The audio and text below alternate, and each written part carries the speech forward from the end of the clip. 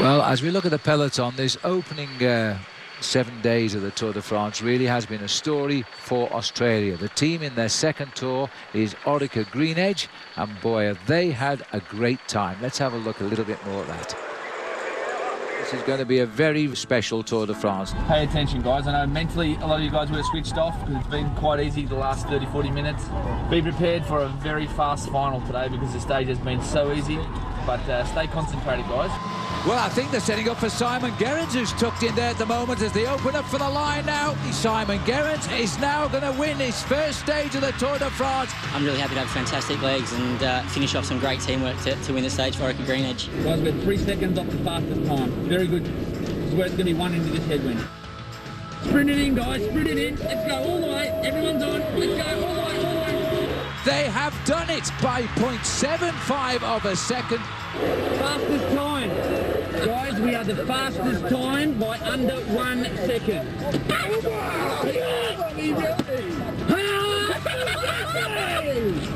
And the next Maillot Jaune will be an Australian, Simon Gerrans. I think what really showed today is how close we all are as a team. We all give 100% for each other. To take the yellow jersey and be the leader of the Tour de France is something pretty special.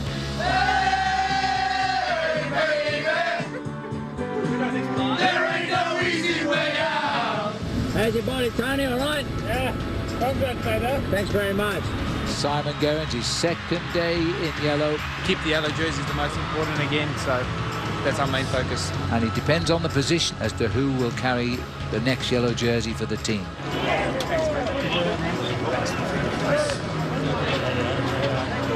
Hey, that's marksmanship sort of thing. That's what I've said. That's what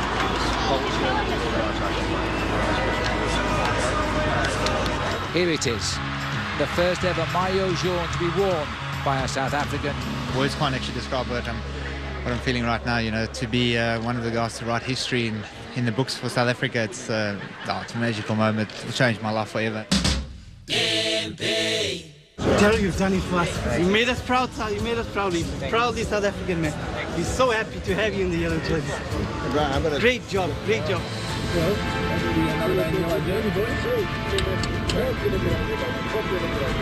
But for now, it's all about Daryl Impey here as he comes up for his second yellow jersey. That was a great feeling. It felt like I was floating today. It has been an incredible start for Orica Green Edge at this 100th edition of the Tour de France.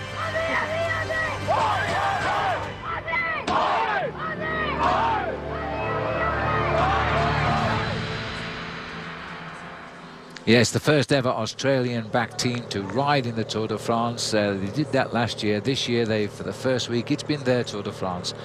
The two sporting directors in the car there, reduced to screams and tears, were two former riders of the Tour themselves, Neil Stevens in there, as well as Matt White. Well, today is another day, of course, and I think they probably aren't expecting to continue into the second week of the Tour quite as well as in the first week, but we'll see. Because Daryl Impey has said this morning he hopes that the yellow jersey will give him wings to fly up these mountains.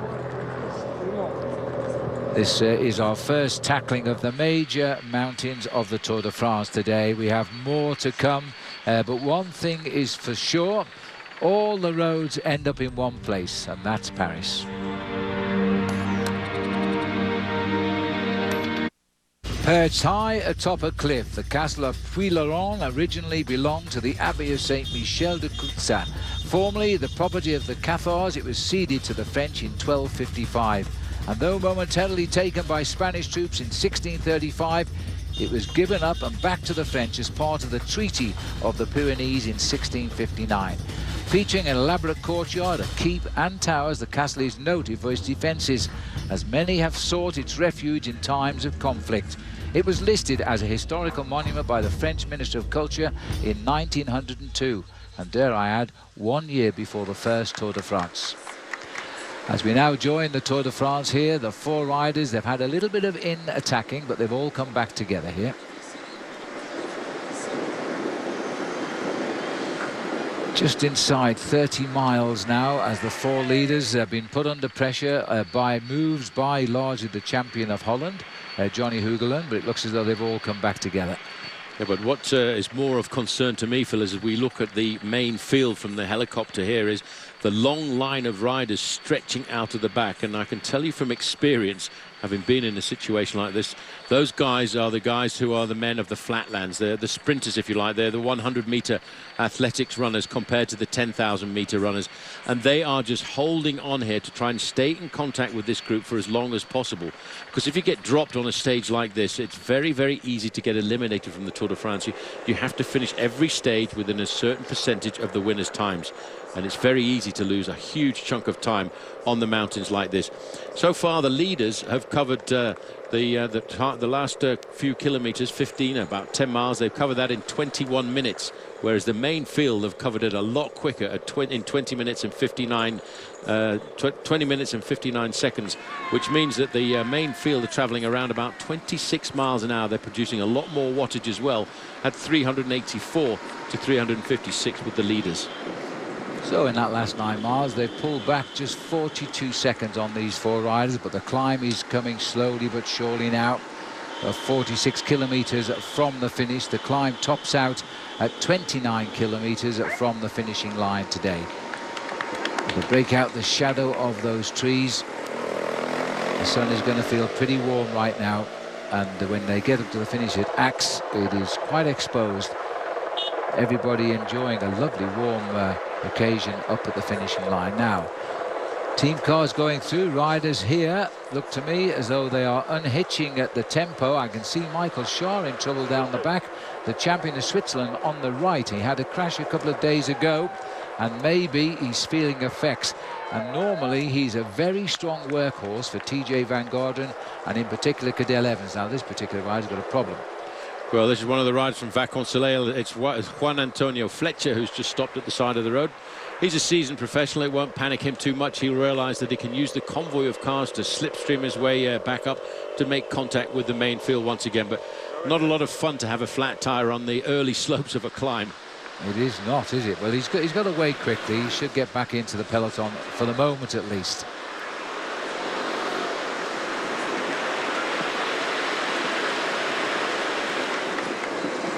These are the leaders here. And at the front is Christophe Riblon there. I think we can show you something there, because this happened moments ago. Christophe Riblon on the front looking back at Johnny Hugelin, nobody helping him. He's saying, look, come and give me a hand, do something. Well, in fact, this infighting is costing them their lead. It's coming down quite quickly now. 1 minute 19 is the gap. Riblon's done most of the work in this breakaway. He's done most of the pushing at the front, 38%. They say if you ride in the slipstream of the other riders, you're saving 30% of your energy. Hugelin's been the second big worker there, and Mollard just behind him, and Marine, the first time in the Tour, he's to be doing the least. But one thing is for sure, this breakaway is not going to win the race today. So as we continue on here, we've seen a great opening week by the Australian Orica Green Edge team. This man yesterday took the lead in the King of the Mountains. You see, everybody has reason to dream. Sherman was explaining earlier, a born climber can keep a steady rhythm and then kick it up a notch, and the non-born climbers can't match those accelerations. Well, that's the tactic of Team Sky. You see, Team Sky, we noticed last year, what they would try and do was basically would be to asphyxiate the climbers by setting such a steady tempo at the front that the climbers were put into a kind of oxygen debt. But a pure climber like Quintana here, he's at home in these mountains. As you said, Phil, he comes from the region of Boyacá in Colombia. He was already born at 3,000 meters. That means that when he used to go training, he used to climb from 3,000 to 4,000 meters. He's not even got out of bed at this kind of pace currently. Well, there's the face and Robert Gessing saying goodbye, I can't handle that. As we pass the flags of Norway, this is a mount from Colombia here. Nice little drink, and he gets all of the applause. This is Vogler, who's now been dropped here. He's even behind now the yellow jersey. So he tried, but he cracked. Well, he did, but this was a stage that he thought, with his deficit of 16 seconds in the overall standings, they'd give him some freedom. But that was discounting the renaissance of a brand new Colombian climber coming to the fore. Witnessing in this 100th edition of the Tour de France, a rare talent emerging, you're right. That's Team Sky. They're just not panicking yet as they try to guide Chris Froome to yellow. Well, there's the yellow jersey. It's a sad sight when you lead the Tour de France, but he's finding the other face of the Tour today.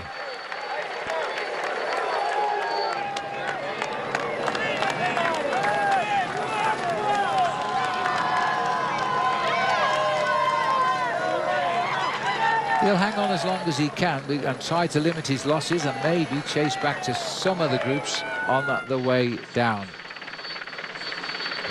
Now there he is, Nairo Quintana, this man from Colombia. He's 23 years of age, this rider. He's had 9 wins since he turned professional, and he only turned pro last year. He won the Tour de l'Avenir in 2010, and that's the amateur version of the Tour de France. It's only over 2 weeks. This year he won the Vuelta of Pays Basque, the Tour of the Low Countries, and he won it after he won stage 4 of that race. Now let's see, he's racing now for a white jersey. He's 3rd place in the young riders standing, but if he keeps on like this, he's going to be in white or maybe even yellow tonight, because at the moment the Sky team are not reacting to this attack. Let's go back to see what Steve Perino's got. Steve. Well, we're currently immediately next to Ryder Hesjedal.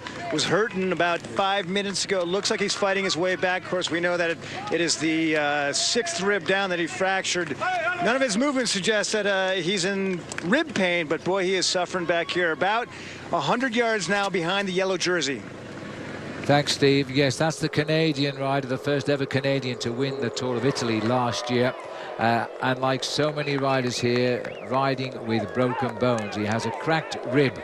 Nothing they can do about it, and he's trying desperately to stay in the Tour de France. That's what's most important. Look at this, the catch is coming. Here it is Christophe Riblon now, and look at the smooth pedaling 23-year-old just crossing the mountain towards the leader. This is an incredible performance by Nairo Quintana, and now Riblon's seen him. Well, we're definitely seeing the emergence now, taking a bottle casually, as you like. I think this man had ridden 10 tours. Robert Kessing has gone back to the peloton now, blown away, and that leaves just 2 riders up front now, and they're shortly, and I suggest momentarily, are going to be together. Here they come, and it's happened with 5 kilometers or 3 miles still to climb. Well, if you look at the face of the Colombian rider in 2nd position, soon to be in 1st position here, he's not showing any emotion at all. He's a phenomenal rider. Looks across at the Frenchman and says, come on, let's keep going together. But the question mark to me is, can the Frenchman stay with this Colombian rider once he starts to make the big accelerations? Well, did you see the face on him? Poker doesn't enter into it. He just pointed to his back wheel. Sit there. Wait for me. Do as you're told. 47 seconds, the gap to the peloton.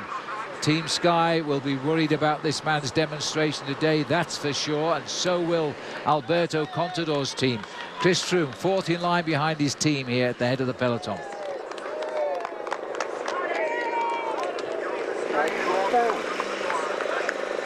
Because this man is riding his own private Tour de France at the moment, and he's gone. He's opened up the gap. He has gone away. He's now on his way. We were just going to take it to a break, but how can we? This man is making a break of his own now as he now leads the Tour de France towards the summit. If he gets the gap, he's got to go down the other side and then back up the other side to the finishing line. He could be the next leader of the Tour de France. And believe me, that was not anticipated before the start today. Christophe Riblon, who's led for most of the day and led over this mountain the last time we climbed it in 2010, has now been dropped by the new find in the world of professional cycling, the 23-year-old Nairo Quintana. Free to fly now, and he's got just over 4 kilometers to the top of this mountain.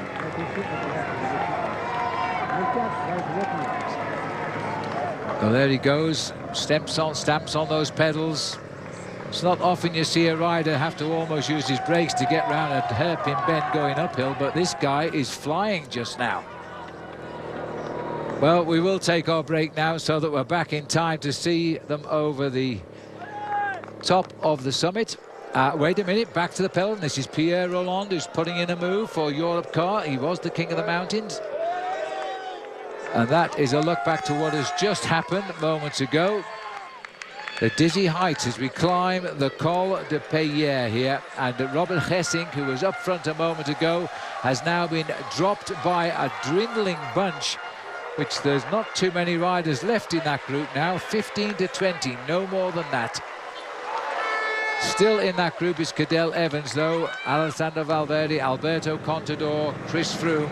They haven't been dropped yet, but they are on the defensive as this man heads to the summit.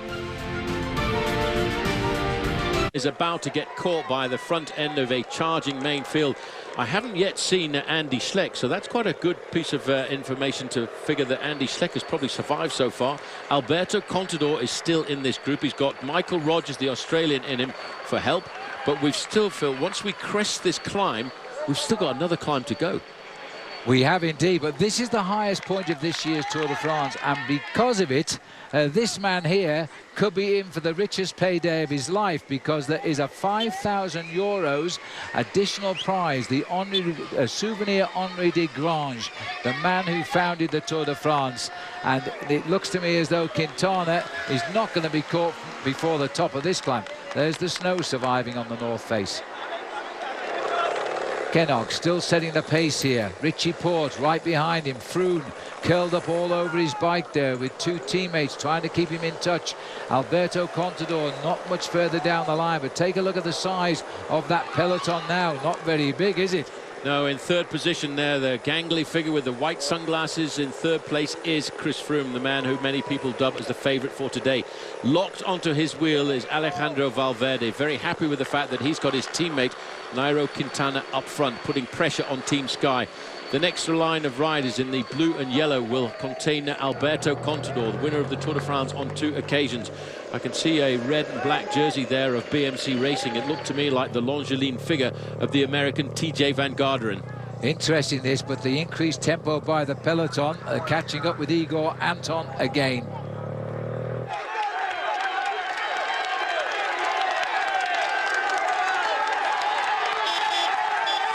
Well, as we look here at the leader going up to the cheers of the crowd, this is to the rear of the race here. That's Andreas Klöden in trouble, and it looks to me as though we have another problem here, because that is TJ Van Garderen, number 39. This is moments ago, has been dropped by that peloton on the climb. So only Cadel Evans, I think, is left there now for Team BMC. Look at the crowd on the Tour de France today. This is the first big mountain, the biggest of them all, and they've come here to witness a new find in cycling in Nairo Quintana. Let's go inside the race with Steve. We are just approaching TJ Van Garderen. I can tell you about one switchback below is the yellow jersey, which is about 2 switchbacks below Sky, and they're literally right over my head. It is so steep here. Well, the pacemaking is absolutely sensational by this youngster, Peter Kennog, in his first Tour de France, as he drags up the favourite, Chris Froome, towards the summit here.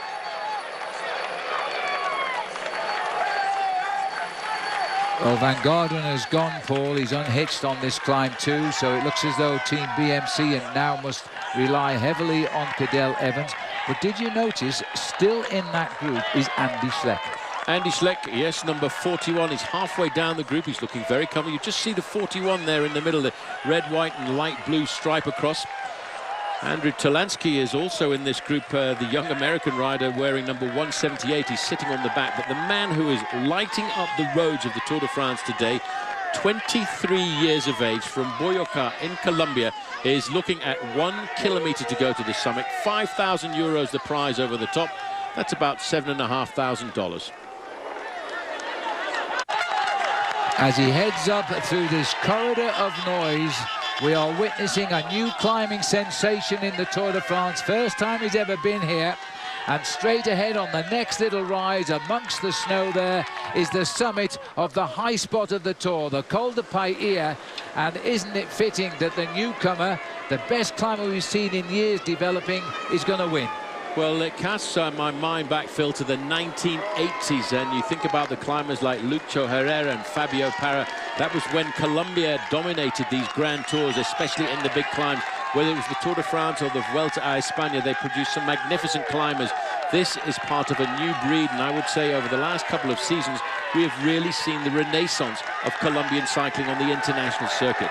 And with this victory alone on the top of this first climb, the 25 points will give him the lead in the King of the Mountains, and who would dispute that today?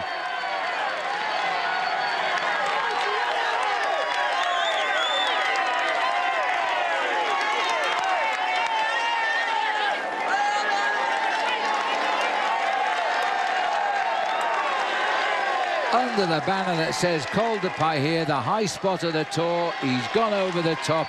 His face telling us he's hardly out of breath. This is Pierre Rolland, who's still staying clear of the peloton. That's a good second place, and in fact, having just awarded the King of the Mountains lead with Rolland taking 20 points for second, he will hold on to the lead briefly. What will happen on the next climb, though? Well, it'll all go down to the final climb, and the final climb as a first category climb will have its points doubled. There's 20 points for the final climb of the day, which is a first category climb. But this man has just gone over the summit, 30 seconds adrift. Now look down into the valley before that is below. That is where we have to dive down to right now before starting the final climb of the day. Igor Anton, is he going to hold them off just to get third place? I think he will. And then Peter Kenard, who's done an absolutely sensational round of pacemaking before Team Sky comes up to the summit as well. So third place there for Igor Anton. Still no serious response there for the Team Sky riders. I would make that 1 minute and 3 seconds over the summit.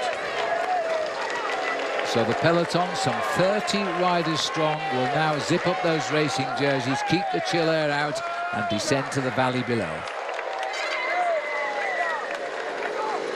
Tremendous piece of riding there, as we've seen. This is Jean-Christophe Perrault, number 81, as we go up with the leader now, getting into his streamline position. Expect speeds up to 60 miles an hour down here as we start the descent inside the race again with Steve Perino. Well, Phil, that's exactly my question. Right now I'm behind TJ Van Garderen. How fast can you go if you are mixed up inside the caravan and not out in front like our leaders right now? I mean, it is a mess in here. You have maybe 20 feet of road.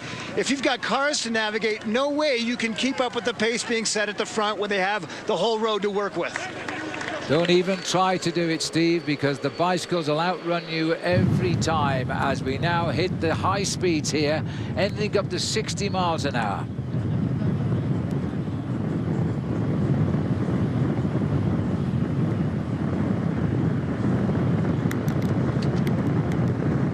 Now the big chase is on Paul. The Sky team are going to have to try and close that gap down a bit. They've given him a minute start in the run now for the finish at Aix-Trois-Domaines.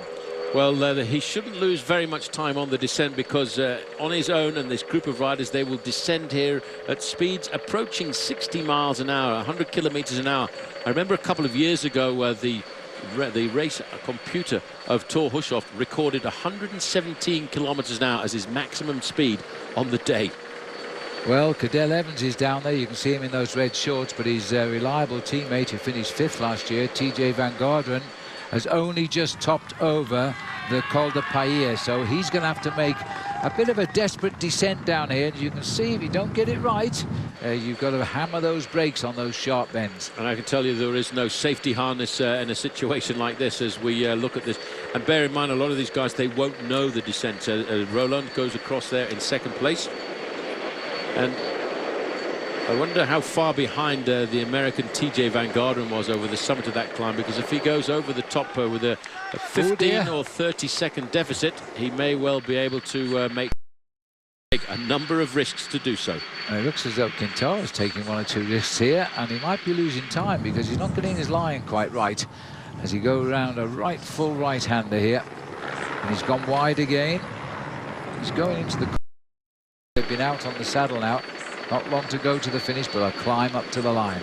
Well, the other disadvantage he has is descent. He's a very lightly built rider. He's only... That's about 130 pounds compared to 70 kilos for some of the other guys.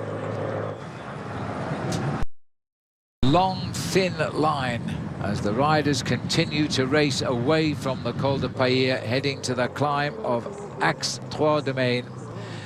Tomorrow is an horrendous day, let me remind you about that, and tomorrow morning it comes to you, note the early time, 6:30 Eastern time. And what will we see of this man tomorrow? Or is his young body giving it all on the road today? And who cares about tomorrow? One thing's for sure, this man is heading to the finish, which is across the valley. This is how he moved clear, and then he topped out on the mountain. So Nairo Quintana races on. We'll be back in a moment. He's still in front, but he's looking a bit shaky on the way down. Certainly not the same man as he was on the way up. There is a chase by about 30 riders, and the gap is coming down. Every time he makes a mistake on these bends, he loses a couple of seconds, and he's at it again here. 20 kilometers to go, 12 miles to the finish, but I'm afraid it's not all downhill. We're finishing back up a mountain today, and the gap is down to 47 seconds. Well, this is Pierre Rolland here, who is currently back in the lead in the King of the Mountains competition with his second place finish over the climb, and one climb still to come. He's the big French hope. He's trying to push on. He's not a bad descender, Pierre Rolland. He should be eating into that advantage of Quintana, but look at this. The Sky team from the United Kingdom are still being led down the charge by one of their young first-timers, Peter Kennog, and it's the way they are descending that he's eating into the lead of the Colombian. Well, this is Thibaut Pinot, 23 years of age. He's having a little bit of a hard time himself going around these corners. Going downhill is another part of winning the Tour de France, which is extremely important. It's a technique that you can either learn or you'll never pick up. Yes, well, Thibaut Pinot is off the back of that big peloton. Let's go back to Steve Perino. Well, right now still with TJ Van Garderen. He's now in a group of 8 as they chase on. And Paul, I hope you're correct in that the guys that know what they're doing keep doing what they know, because this descent, we've hit speed 61 miles an hour, and I did get my, oh man, that was close. As I said, it gets a little congested on the road. We just had a rider slide between my moto and the Europe car, and he survived, we survived, and we continue on. Well, you take it easy now, Steve. Unfortunately, we can't have a camera with Steve Perino as he descends down that mountain, but quite clearly riders are taking risks to rejoin the race before the last climb begins today. Pinot here needs to get back. Well, a little bit of a surprise that Pinot, but he's taking a few risks on the way down this mountain, and he might well bridge the gap before we start the last climb of the day. The last climb of the day, not as hard as the one we've come over. It's approximately 5 miles, the climb to the finish today. It's got some pretty steep gradients in it, though, once we start to get onto it. Yes, it might only be 8 kilometers, 5 miles long, but as we start, it starts off at a 9.2% gradient. Once they get halfway through the climb, they go to 10.5% gradient. I would think there's a lot of discussion going on with Team Sky to try and figure out what's happening, but you see they've not been rattled. They've kept themselves together as a solid block for as long as possible. Peter Kennog there continues to drive on, a World Team Pursuit champion on the track last year. And we're watching here the new roadman from Colombia, Quintana. He's beginning to run off that mountain now as he continues down towards the bottom, and there's still no signs of anybody joining him. It's a long way down this mountain. We lose height continually, as we did continually climb for a long time before we actually got to the official mountain. It's a long, steady drop now right down into the valley before we climb out. We don't really get off the climb and descent till we get into the town of Aix itself, and then it's all climb out. Pierre Rolland trying desperately to reach Quintana. Well, because of the very technical nature of this descent, for the moment he's out of sight, but he's certainly not out of mind. They realize that as soon as we get into the valley and into the Aix-les-Thermes town itself, they will have a chance to see him in their sights, because 40 seconds corresponds to around about 600 meters, so that's not really very far. They would like to try and pull him back before the start of the next climb, because once he gets onto those gradients, it really comes into his domain. These boys are not now holding anything back here. They're using what they've got left with just 10 miles to run, 16 kilometers. Pierre Rolland is probably 30 seconds back. The peloton are not much further behind, because here they come now. and there's a lot of fight in this peloton. It's the one man, one of the young men, the newcomers to the Sky team in the Tour de France, Peter Kennog, who is still driving on. Once we get to the next climb, I suspect it'll only be left to Richie Porte to marry up with Chris Froome. This is Nicholas Roach here, trying to get back now, the son of Stephen Roach, winner of the Tour de France in 1987. He's been dropped as well, but he might get up to that group. Well, a quick look at the dam here. This is the Ulur Dam, and formed into a lake back in 1946. Peloton at 37 seconds. It's yo-yoing. They are closing in. This incredible chase by the 24-year-old Kennog, as they are doing their job well. They are closing in, bringing back into play here Alberto Contador as well as Chris Froome. Cadel Evans is here, but his team seems to have imploded today. One by one they've been dispatched off the back, and we're heading towards the next climb of the day. It took Quintana 46 minutes and 55 seconds to climb the 15 kilometers of the Col de Paillere today. Well, the first day in the mountains is always a very good indicator, Phil, of how the big contenders are going to be and how they're going to perform, and that's why they all want to do something. Last year, after the first mountain stage, Bradley Wiggins was in first position overall. Back in 2011, Cadel Evans was in third place overall after the first mountain stage. 2010, Andy Schleck was in second, and in 2009, Alberto Contador was in second. So it's an indicator that the contenders who want to win this race after 3 weeks of racing want to be in a good position coming out of the first mountain stage of the Tour. Good chase back here, Paul, by Nicholas Roach. He's getting onto the tail again. He really took some risks. He's flown down there, but he has made contact again. Well, on these kind of technical descents that we're looking at here, if you're a good descender, you're a man who knows how to take the good lines around the corner, like a good motorbike rider if you like, you can pull back a good minute on a descent of a climb like this, and that's exactly what Nicholas Roach is trying to do at the back. While on the other hand, Quintana, although he went up very, very quickly, he's lost a couple of seconds in a number of these corners on the descent, and he's now only hovering at around about 35 seconds ahead of the group of major contenders behind him, with the Frenchman Pierre Rolland only 24 seconds adrift. Yes, he's lost approximately 30 seconds since he started the descent to the peloton, being led all of the way by Peter Kennog. They're now saying on the radio it's 35, we're showing 34, and so as they continue to come down, now this goes on for a little bit further yet, as we continue to race right down itself. Well, actually, Term, when we get it down into there, is a place that's been around for a long time. In fact, it was first noticed in the Roman times, which is the Latin for water. And there are 80 hot springs in this thermal town which gush out of the village, and it became very much a very popular thermal resort in the 18th century. Now, I've got a feeling, Paul, just look at Kennog here. He's going so quick now. He's leaving behind Richie Porte and Chris Froome on this descent. 22 seconds to Rolland, 34 to the peloton. We could have the whole bunch start the last climb together. Quite possibly, and whether or not the young Colombian rider Quintana has come up with too much youthful enthusiasm on the first big climb of the Tour de France is a question that will be asked in Peter's time. But bear in mind that his teammate Alejandro Valverde has been sitting on the wheel of Chris Froome nice and easily, allowing the Team Sky riders to do all of the pacemaking. To sit in the wheel of a rider in front of you like that, you can save up to 30% of your energy. Just try driving your car down a motorway and get behind a big truck, and you'll find that you'll actually have a much better fuel consumption. A little bit dangerous to do, but it's a way of proving the point. Zubeldia is the rider at the back here. He's contacted he's the last man on that peloton just now, as we've gone back up to the front runner here. Tries to stick his knee out and balance his bike as he gets round. Quick flick to the left, and then he rides on as fast as he can. He certainly is not waiting for anybody. His plan is to get to that last climb and disappear up it to the finish.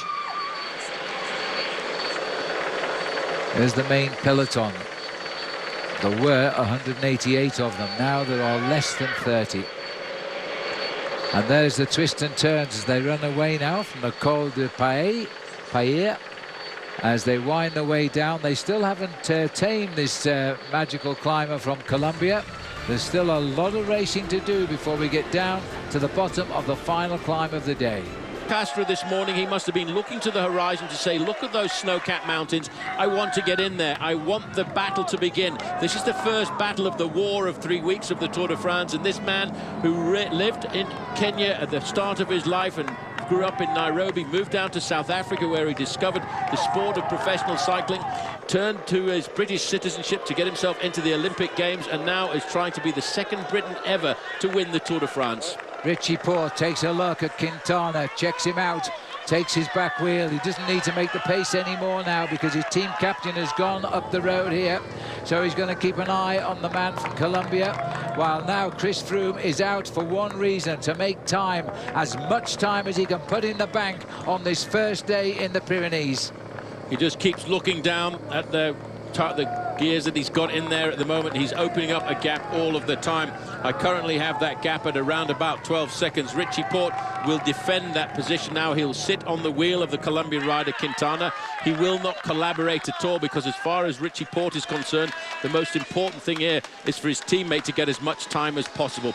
Cadel Evans, number 31 there. Andy Schleck, number 41. They have been discarded. Well, no, that's Didier just going by there, but Cadel Evans on the back foot this afternoon as well. Through 5 kilometres still to go to the top here. Cadel Evans suffering badly there now. His whole team imploding today, including Cadel on this final climb up to the finish in Axe Trois Domaines. And look at this now, Richie Porte is sensing he's cooked the rider from Colombia. He's going to see if he's got anything left. It's age, I'm afraid. Richie Porte himself being talked about as a future winner of the Tour de France, but not this year. His job is to help Chris Froome this time, but why not finish second? He's going clear. Well, if he holds that position on the run, look at the position of Alberto Contador. This is not the fluid climber that we saw win the Tour de France on a couple of occasions, or the Giro d'Italia. He is not in a good position here at the moment, not riding well. He won the Tour in 07 and 09. He's out of the saddle. He's having to stick onto the wheel of his teammate there, Kreuziger. Now, Chris Froome free to fly now and make as much time as he can here. He's very ungainly on the bike. He's not the best man with a nice position, but he's certainly an effective man when he gets on the climb. This is Cadel Evans losing contact here with Pierre Roland and with Andy Schleck further on up the road. And so he's going further back at the moment. Big time being conceded. Not Andy Schleck, but Didier Laurent. Zubeldia, that was. There is Andy Schleck. Andy Schleck knows his body. He knows that he's not riding at his best form. He's just pacing himself there. This man now, it's all down to him. Totally eliminated the Tour de France today on 4 kilometres still to go. Well, Phil, just cast your mind back 12 months. This man worked as a lieutenant for Bradley Wiggins. He guided Bradley Wiggins through the mountains, but in the back of his mind, all he wanted to do was attack. He wanted to attack the mountains and see what damage he can do. Today, he's allowed to do that. He's the leader of the team. He wears number 1. This team is the team that dominated the Tour de France last year. And I wonder if Richie Porte can ride across the cap to his own teammate. What a phenomenal performance that would be. If he saw him coming, I guarantee Froome would wait for him and they'd ride away together. Richie Porte has just waited till he was sure everybody was about finished before he moved forward to endanger his team captain. That's what you've got to do at the moment. If you look at Kreuziger here and Contador, now all they can see is try and conserve a little bit of energy and save time, because Laurens ten Dam is on the back wheel, and normally Laurens ten Dam, the Dutchman, wouldn't be able to hang on to Kreuziger and Alberto Contador. Well, it's about 12 seconds the difference between Chris Froome here looking over his shoulder to see his teammate Richie Porte, who's in turn looking over his shoulder to see how far back everybody else is in the bike race here this afternoon. 3.6 kilometres to go, 2 miles to the top of this climb. This incredibly tough bicycle race. These riders are totally committed. Alejandro Valverde here. As he continues through, we've got just one leader, chased by his teammate now, chased by Quintana. Little acceleration here. Now this looks to me as though Laurens ten Dam has just jumped away from Alberto Contador. Alberto Contador, if you just look at his position, he's sitting right on the front of his saddle. That's an indication he's not got much power left in those legs of his this afternoon. He is on the defensive. He's just happy to sit on the wheel of his teammate Roman Kreuziger. Well, that's amazing to see, but Contador, not the man that he was for sure, go further back down the road. And look at the man who won the Tour de France a couple of years ago, Cadel Evans, 31. Pierre Rolland, best French finisher, best young rider in the past, all shattered on the climbs, the first 2 climbs of the Pyrenees. And tomorrow, by the way, there are 4 major mountains along the way, and Chris Froome is going to have to defend the yellow jersey. Well, the mountains are always very, very complicated to understand because we've got a limited number of motorbike cameras out on there, and the pictures brought to us by French television, the host broadcaster, but I can explain to you roughly what's going on. Chris Froome is the overall leader on the road currently. He's got a 31-second advantage over his own teammate, and that is Richie Porte of Tasmania, Australia. Then there's another 10 seconds back to Alejandro Valverde. He is lying in 3rd place on the road, and then the group of Alberto Contador is hovering at outside the 1-minute margin. Contador is losing huge chunks of time. And now Froome is free to ride here. Let's not forget that those 2 boys riding in 1st and 2nd owe the race to Peter Kennog, their young teammate today, who chased down all of the riders who got away and then fell away, and the 2 top men on the team are showing us why. Froome, the captain, leads the way. The lieutenant is Richie Porte from Australia. He's not that far behind Chris Froome. Between the 2 of them, they could be going 1st and 2nd tonight. This is Richie Porte, 2.8 kilometers, not far out, 3 kilometers on the banner to the finishing line. 1.8 miles. Well, this is Alejandro Valverde, 1:21. He's in 3rd place on the road, and he was hoping this year that he would ride himself up into a position to try and climb onto the podium in Paris. He also goes under 3 kilometers to go to the top of the climb. The King of the Mountains point, by the way, is 1.5 kilometers before the finish of the actual race in earnest, because the last 1.5 kilometers, thankfully for these riders, Phil, is reasonably flat.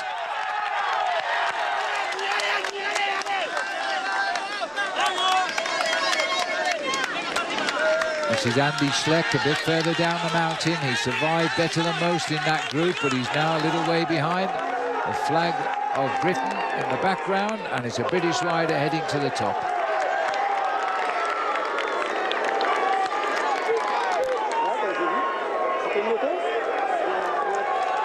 He's so full of fight. He's just driving on that bike. He's not struggling in the least. He's suffering in silence, but it's all for the good. Amazing thing about this rider, Phil, when he started off his international career, he actually represented Kenya in the Commonwealth Games. He rocked up there and convinced them to let him participate in the Commonwealth Games for Kenya. He rode the mountain bike race, he rode the individual time trial, and then he rode the road race as well. He is such a rider with so many different abilities in the body that he's got, but now he's really come to the pinnacle of his career.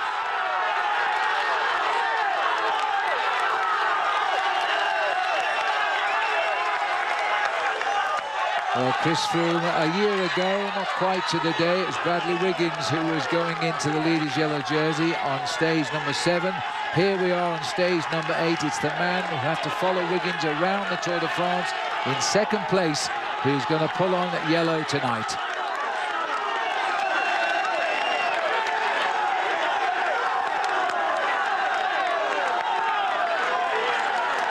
And this, in fact, is Bout Mollema at the back here, 164.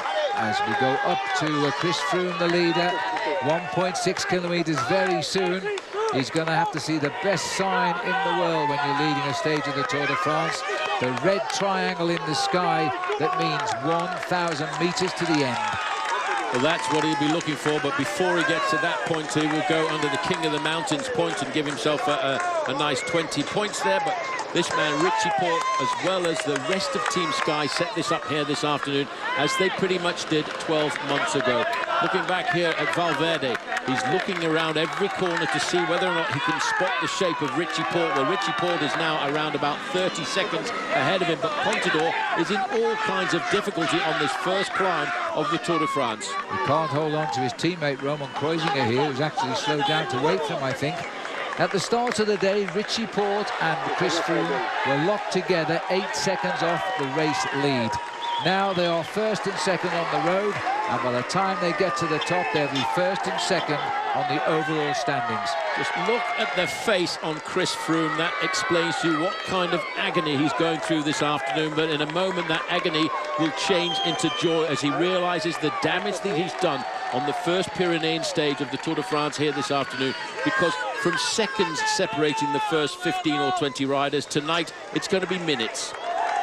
And remember that Richie Porte has saved nothing to get the springboard working for Chris Froome, yet here he is, consolidating his second place on the mountain. Kreuziger here, just cajoling Alberto Contador to try and follow his wheel and conserve time. 1 kilometre to that's the summit, but it's very close to the last kilometre. That's where the points are given for the climb. And there is the kite in the archway, and now Chris Froome will see it. 1,000 metres to a yellow jersey. And he will not lay down arms until he gets to the finishing line, because it's so important to get as much time as possible. The Tour de France can be decided by seconds, but for Chris Froome, he's on the flattest part of this mountain here this afternoon. He's getting it up into the biggest gear that he's got. He's getting into a time trial position, keeps looking around those corners saying, where is this line? When is this agony going to finish here this afternoon? He's in the middle of those handlebars, taking it around this left-hand bend. Every time he pedals, he gets that little bit closer to the victory and the yellow jersey at the end of the day. When Bradley Wiggins took the lead, it was Chris Froome who won the stage last year, La Planche des Belles Filles. And now he's going to do it for himself. He's going to win the stage and take the yellow jersey on stage number 8 of the Tour de France. It's 400 metres to go. He's driving on. He knows that every second counts. He won't let himself slow down till he hits the line, as he's now just around the corner from yellow.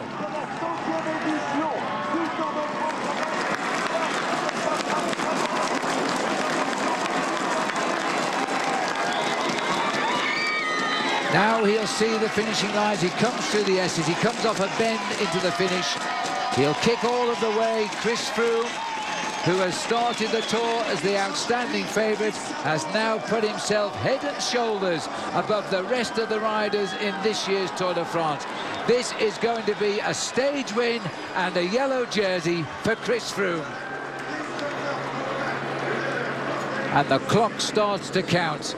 How many seconds will it be to his teammate Richie Porte, who can then also expect to be sitting second overall tonight? Well, Richie Porte, the winner in dominant fashion in the early part of this year of Paris-Nice, did the job as a teammate, and then when he saw everybody else around him was faltering, he too said, well, I'm off to get myself a place in the overall standings too.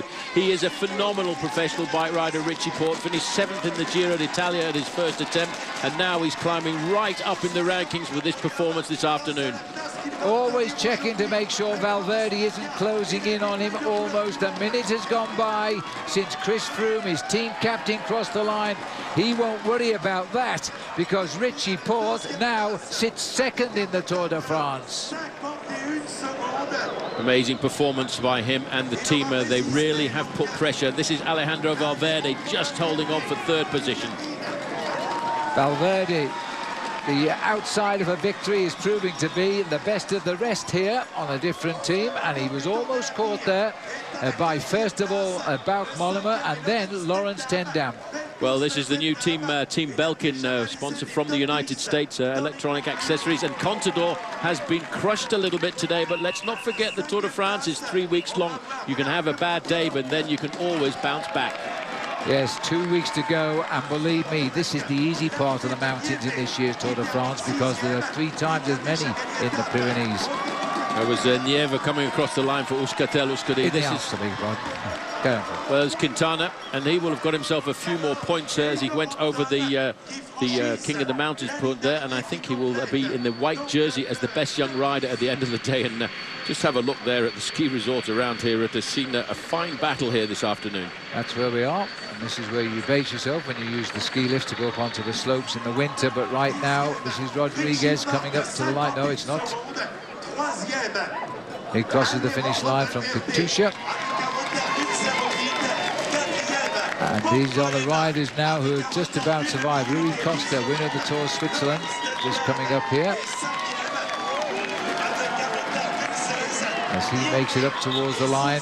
Look at the time gap. It's 2.5 minutes since Chris Froome crossed the finishing line now. Andrew Talansky coming in with Dan Martin just ahead of him there. They've conceded 2:36, something like that. Yeah, the other rider in there for Astana was Jakob Fuglsang, and he's going to adopt the role of leader now after the abandon of Jani Brakovic. Well, what an amazing Tour de France stage that was. Aymar Zubeldia making his way up. 6th in the Tour de France last year. He comes in something like 3 minutes plus behind, 3:06. One out, this is Kwiatkowski, the white jersey. He'll lose the white jersey. Andy Schleck's kept him in his sights as he comes round the corner as well. Michael Kwiatkowski, been a solid leader in this white jersey throughout since we started. But it'll go to Nairo Quintana now as he hits up the line there. Andy Schleck coming in. Well, he's tried hard today to relive the good old days. He's crossed about 3.5 minutes off. Pierre Roland tried to play his cards and cracked in the end, and conceding by the end almost 4 minutes. So there's no way now Pierre can win the Tour de France for France. Everybody coming home one by one. This is Nicholas Roach coming home. He did a fantastic chase down the mountain to get back into that big pack. And at the end of the day, he's done a better climb up here to the finish. Still no sign of Cadel Evans. Here he is as we speak about him, but he's conceding a Tour losing 4 minutes 13 seconds there. And unfortunately, TJ Van Garderen, he's going to lose even more. It is an amazing Tour de France this year that everybody just pushed themselves to the limit today.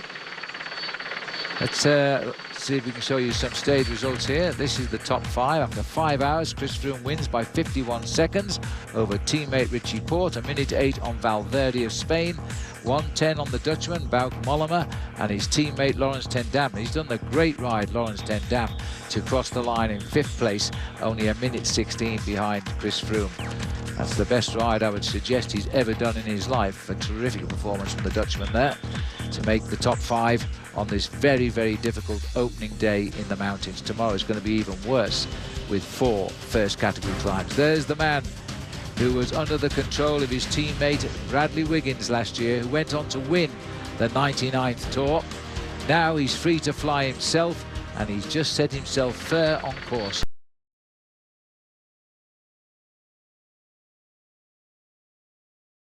Absolute heavyweight championship slugfest on Mont Ventoux. Right now we check in with 2 of the very best in the business. They've never been dropped on a climb, Phil Liggett and Paul Sherwin.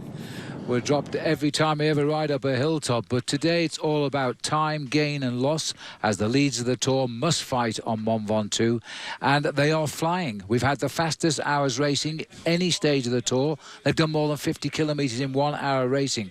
Let's have a look at the Geico map, Paul. We've gone through all of the small hills so far, but of course the big brute is at the end. That's what this stage is all about. It's a very, very long stage at 242 kilometres. That's 150 miles of racing, leaving Givors behind. A few small climbs in the early part of the race, but that's not anything that these guys will be worried about at all. I think the toughest thing is, Phil, throughout the whole of the last 100 kilometres or so of this race, you look across to your side and you will always see in the distance Mont Ventoux. It sticks up in the Provence region here, and you can see it from miles and miles around. Yeah. There's the profile. Fast and furious out of the gun, over 50 miles covered in the first 2 hours of the race, and then it's all about that final climb of the day. That's when the time gaps will become very, very big.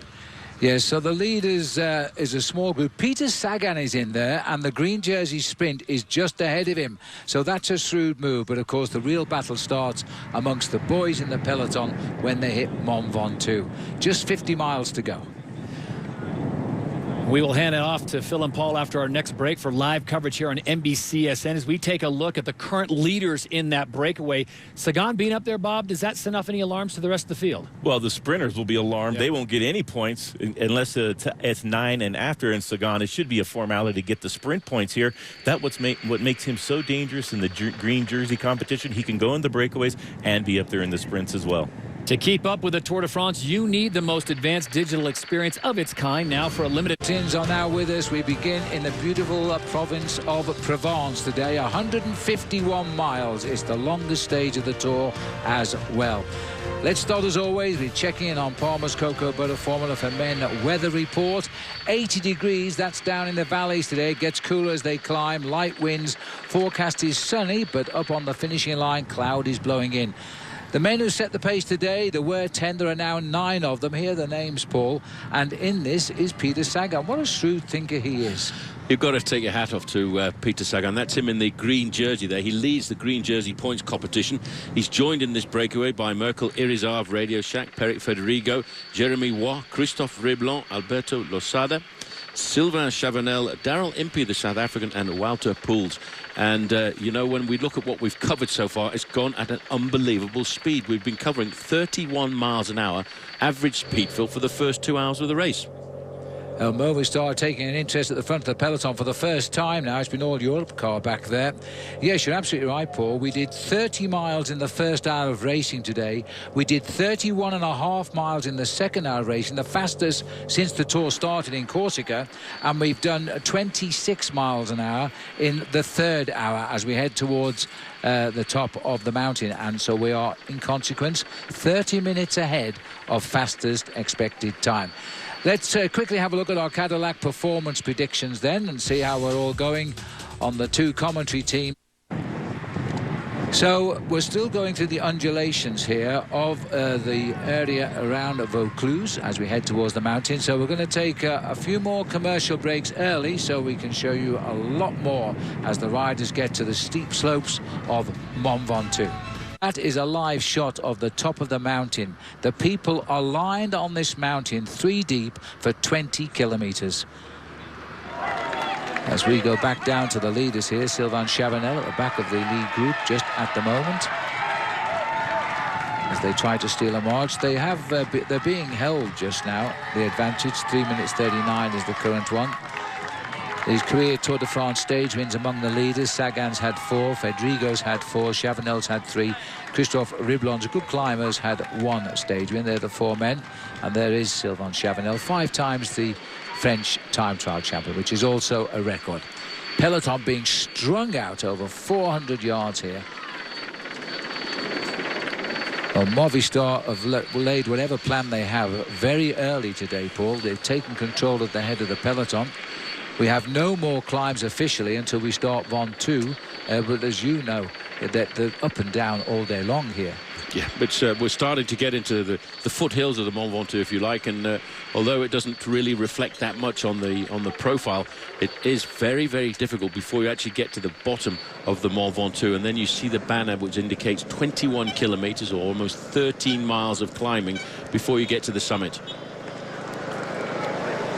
Well, that shot we saw earlier of Alberto Contador at the back of the race, apparently he dropped off and he changed his bike, took a new bike. Now, I wonder if that's significant. Maybe a different set of gears on it. I don't think he had a problem.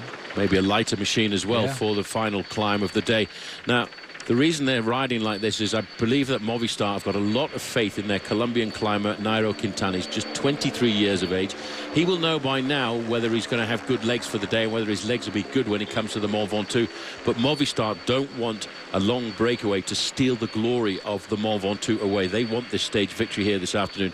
In the past, we have seen a couple of breakaways succeed and survive to the finish of Mont Ventoux, especially when Richard Virenque won a couple of years ago and when Manuel Garate won the last time we came here. But this, I think, today they want a big showdown on a big day because it's Bastille Day, French's big holiday. They need a stage win as well. 15 kilometers, the leaders have covered it in 20 minutes and 18 seconds, while the main field have eaten in a bit of their advantage. They've covered it in 19:59. The difference in the speeds between the two groups, 27.5 miles an hour for the leaders and 27.9 miles an hour for the main field. In the wattage, well, you can see the main peloton are developing a much bigger wattage than the breakaway group. Our helicopter spinning around the Randon Tower here, which is the symbol of the city of Nyon, built around 1280 by the Baron of Montauban. So, as we just look down on that beautiful city of Nyon. We're going to take another break because we want you to see as much as we can of the final 20 kilometres on Mont Ventoux itself. Looking here at Entrechaux, these rocky shelters outcropped all over Provence, provided shelters going way back in time. The race is unchanged. We've still got those 9 leaders. They're not far away from the green jersey sprint, as the peloton here riding approximately 3 kilometres behind, not closing in at all at the moment, still being dominated by Movistar. Far right is Chris Froome in his yellow jersey, the leader of the Tour de France. Andy Schleck's Radio Shack team moving up on the left as we go back up to the leaders, and 1,000 metres to go to the sprint. Andre Greipel is going to miss out today. He'll try to clean up from the rest. There are some places left in the peloton, but there are 9 up here. And maximum points for Sagan on the right. He's looking across saying, "You're going to challenge me or not?" Went to the front, Peter Sagan. He gave the eye to all the riders to let him know, yes, I'm in the breakaway, and in 600 metres time, the 20 points are reserved for me. I wonder if Sylvain Chavanel will try and challenge Peter Sagan, because he's a teammate of Mark Cavendish. But, you know, this man is so versatile. The rider sitting in the back there wearing number 11. He's capable of going into the breakaway. He won in the early part of this year a very, very good one-day race called the Ghent-Wevelgem. It's a one-day classic in Belgium. And everybody expected him to wait to try and win the race in the sprint, because he was the fastest rider in the sprint. And he said, no way. He took off and won it on his own, and then pulled a wheelie as he was crossing the finish line. He's an absolute character. He's 400 metres from it now. He's going to stalk up the outside. I don't think anybody dare take him on in the sprint. Indeed, if they did. Chavanel is taking his wheel, conserving points perhaps for Cavendish, but if he tries to outsprint Peter Sagan, he might get a shock. It might be interesting, but he's sitting right on his wheel. Sagan waiting for the last moment. You know what? I think Sylvain Chavanel might well just have a little crack at this, Phil. He's got plenty of supporters here, and of course he would take the points away from it. Would only be 1 point, but he's not going to do that. No. As he hits the line, 20 points for Peter Sagan. When we look back in a week's time at the finish of the Tour de France, you might find that gave him the unassailable lead. He's there on the lower last 5 kilometres, briefly, of Mont Ventoux. The leaders are still clear, but the race behind now being animated by Sky. Well, as we start to look around the peloton, Paul, clearly now they are on the climb, but this is not the climb of Ventoux. There will be a descent into the town of Bédoin before we hit the slopes of Mont Ventoux itself. Yeah, so they'll have a slight downhill, Phil, and I think what you'll then see is we'll line ourselves up for the 21 kilometre to go sign at the side of the road, and psychologically, if you're not a climber, that's not a lot of fun. Cavendish here knows the inevitable is going to happen sooner or later, so why not make it sooner? This is a false little climb before we descend again, but already the speed set by Sky has split the field up. Those boys are going back into what we call the autobus. This is Ryder Hesjedal, the Canadian who has a cracked rib, and he's had a very painful tour, letting go very early on the climb today. Yes, I think a lot of guys here, Phil, are just going to take a little bit of a back seat. Well, just sitting up there, it looks like it's Jack Bauer, the Canadian, in the blue jersey of Garmin Sharp. He's also going back in his first Tour de France. There's the flag for Canada on the right. Phil, I don't suppose this would be the right time to tell these guys going off the bat that we haven't actually started the final climb of the day. This is Exactly. just the hors d'oeuvre. This is. There will actually be a short descent into Bédoin, but Sky have decided to stamp the rhythm out and thin the peloton out, and it is working.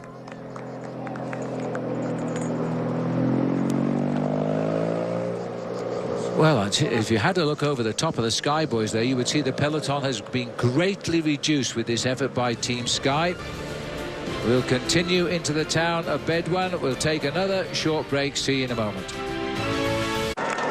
Well, as we continue, it's 1 minute 20 now, and there's a change of leadership at the front of the pace as we look at the pictures here now. We've got Sky has started dropping the men, but the yellow jersey of Chris Froome still has Richie Porte around him, and I think also Peter Kenyuk. Interesting to see that Philippe Gilbert is still in this group. Cadel Evans is still there, but they've lost the services of TJ Van Garderen. He has been dropped. Well, they're putting serious pressure on this race once again. That was Jan Bakeland going away there from the Belgian on the Radio Shack squad, but you can see the damage that's being done at the rear end of the field. Now, the big challenge of the day is for our cameras to show us where everybody is with this crowd on the road here. There's not much road left for racing on. Just looking down on the track here at the moment. This is Rui Costa, just gone through picture. Pacemaking being set now by, it looks like, Tony Martin on the front just at the moment. The time trialist doing what he can. Well, he's doing that for his own teammate there, because sitting right on his wheel was Michael Kwiatkowski. He's the leader of the Best Young Rider competition, but just 34 seconds ahead of Nairo Quintana. And this is the back jersey here of Sylvain Chavanel as he pumps the pedal. He's still ahead of all the chaos behind. This is Irizar and Riblon. They're the next two riders on the climb. Remember, they're from the original breakaway. Now, looking down, number 1, Christopher Froome now, and is going to be challenged. Number 121 is Alejandro Valverde, the man that had the bad luck. He sits behind Froome at the moment. But behind him was number 91, and that's Alberto Contador. This group is really getting slimmed out as we get through the tree line, as we start to continue forward. Well, Irizar is sat up here. 107, was it? No, this is somebody. This is Bakelandt.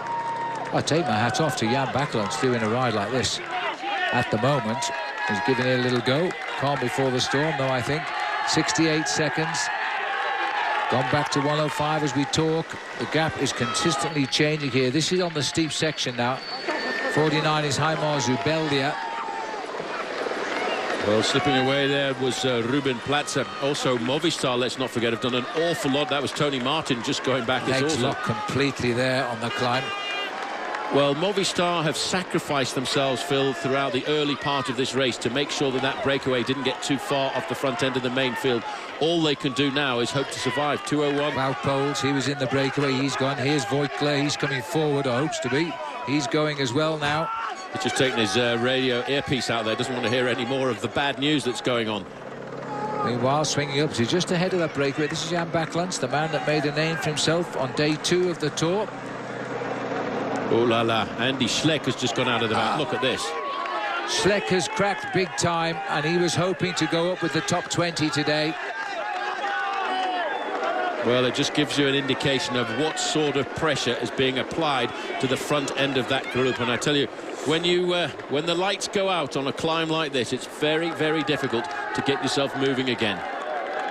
Very, very difficult. Andy Schleck into the cobbles there, and in all sorts of trouble, and there's still an awful long way to go to the summit.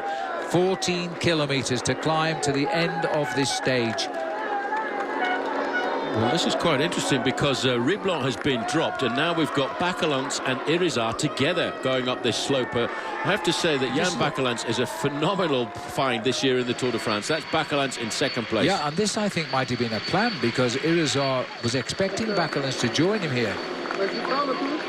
Now, this is the leader on the road at the moment. We're on possibly the steepest climb. It gets a little bit steeper towards the finish. Over 10% the gradient now. Peter Velits now setting the tempo on the front for Kwiatkowski. Still got 2 teammates alongside him, number 3 Peter Kenya, and then number 6 Richie Porte. Chris Froome just sitting, he's on the defensive for the moment. Now there's another move coming from Euskaltel. Now Euskaltel, Euskadi, they won't be marked riders just for the moment. If he's got a little bit of a move here. This time it looks as though the peloton are getting control under the tempo of Peter Velits on Omega Pharma Quickstep, trying to keep their young rider in that white jersey. Well, Andrew Talansky's in this group somewhere. We've heard his number mentioned over race radio.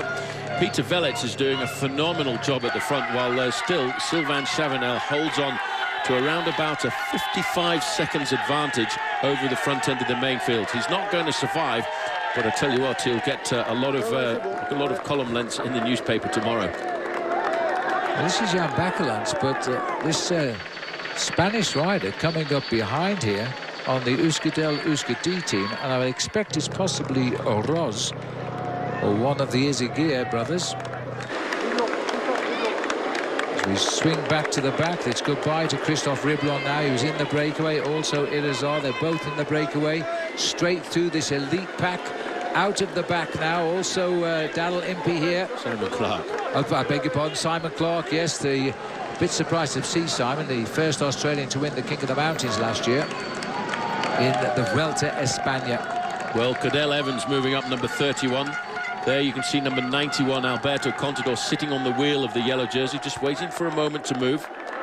It's Dan Martin also riding just a little bit off the pace of the yellow jersey, but on another good ride. He won the second day of the Pyrenees, remember. Let's not forget the young Irishman is in 11th place in the overall standings, looking for 5:52, and a lot of those riders only separated by mere seconds. Still all the cheers for a Frenchman on Bastille Day. Look how low his gears are now for Sylvain Chavanel. This is a phenomenal performance here by Bacalans. It's at Nieva. He was a rider who rode exceptionally well throughout the Pyrenean stages. He's a youngster on the way up. First Tour de France for him. Well, he won't be a markman just at the moment as he continues up this climb. Well, he has the lone leader has a 26 seconds advantage over Mikel Nieva. And in fact, they're opening up around about a 30-second advantage over the yellow jersey group. 16 minutes 50 seconds down, Nieva, as he starts his attack to recoup a little bit of his lost time. But you know, over the next week, if he rides well in these mountains, he could have a nice climb up the overall classification. But to take my hat off to Sylvain Chavanel here. Great time trialist, great workhorse, trying to win on his birthday in the opening week of the Tour, setting the tempo up Mont Ventoux today. Well, there's 12 kilometres to go to the summit. That's still going to take them, Phil, close to 35 or 40 minutes of climbing still left to go. And we haven't yet gone out of the tree line. Here's Quintana. This is the move. Now look at the look round. Velis looks round to see is anybody going to counter this move, because now we've got Nairo Quintana. Quintana's made his move. He's gone a long way from the summit, Paul. And there is absolutely no response in the main field. This guy has got an incredible tempo on the climbs. He comes, as I said, from the region of Boyacá in Colombia. He was born at the altitude of 3,000 meters or 10,000 feet, and he has no fear of climbs like this. Sylvain Chavanel's been caught. He's been passed by Nieva here, and Jan Bacalans is struggling. In fact, he can't hold Mikel Nieva. Now let's see if Quintana can cross this gap. They obviously just couldn't react to that because they saw him make the move and he's gone early. Well, Phil, the question is not let's see if he can get across the gap, it's how quickly is he going to get across the gap, because this youngster at 23 years of age, I think, is the next climbing star of the future. He's looking for 5 minutes and 18 seconds to become the next leader of the Tour de France. Just watching Garcia drop off the back now. It's Philippe Gilbert, the world champion, but he's not a great climber up these hills. Also losing ground. He's lasted quite well, I think, on the climb today. Yes, but they'll all be wondering how fast is Nairo Quintana going to be coming across the gap. This is a very, very difficult climb. There's still 40 minutes of climbing, I estimate, to go till we get up towards the finishing line. There is Quintana in the distance, just catching and passing Sylvain Chavanel, and he doesn't even look as if he's breathing. His face never gives any impression of how his body feels. He just sits there and pedals. He is a peddler of charm, that's for sure. As he continues to cut through the riders ahead, he's very short. He got to cause concern. Little bit of a gamble being done by everybody else now.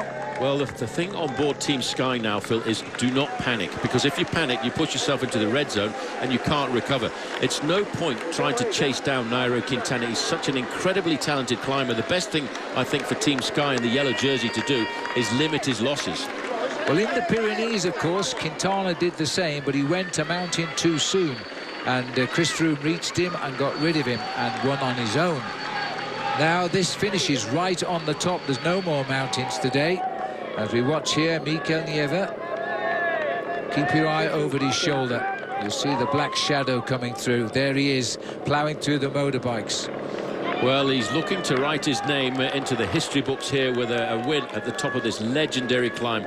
He looks so easy and so comfortable on that machine of his. He's sat very high up. That's the way climbers very often do. They don't get down into a low-profile position. Chavanel's cracked. Peter Kenyuk pacing Port and then the yellow jersey. 3 skies against a flying Colombian. Sitting behind the yellow jersey is Alejandro Valverde. He lost himself 10 minutes in one stage and plummeted from 2nd overall down to 17th place overall. He is so happy with this situation, and they could be turning the books around. I'm not sure that Quintana can take back 5 minutes on a stage like this, but who knows when we get up to the top of this climb. He's left the space to do it, Paul. 7 miles and 12 kilometres to climb. There he is. He's now through the field. He's now blazing the trail here up Mont Ventoux. We turn into the barren landscapes with about 5 kilometres to climb.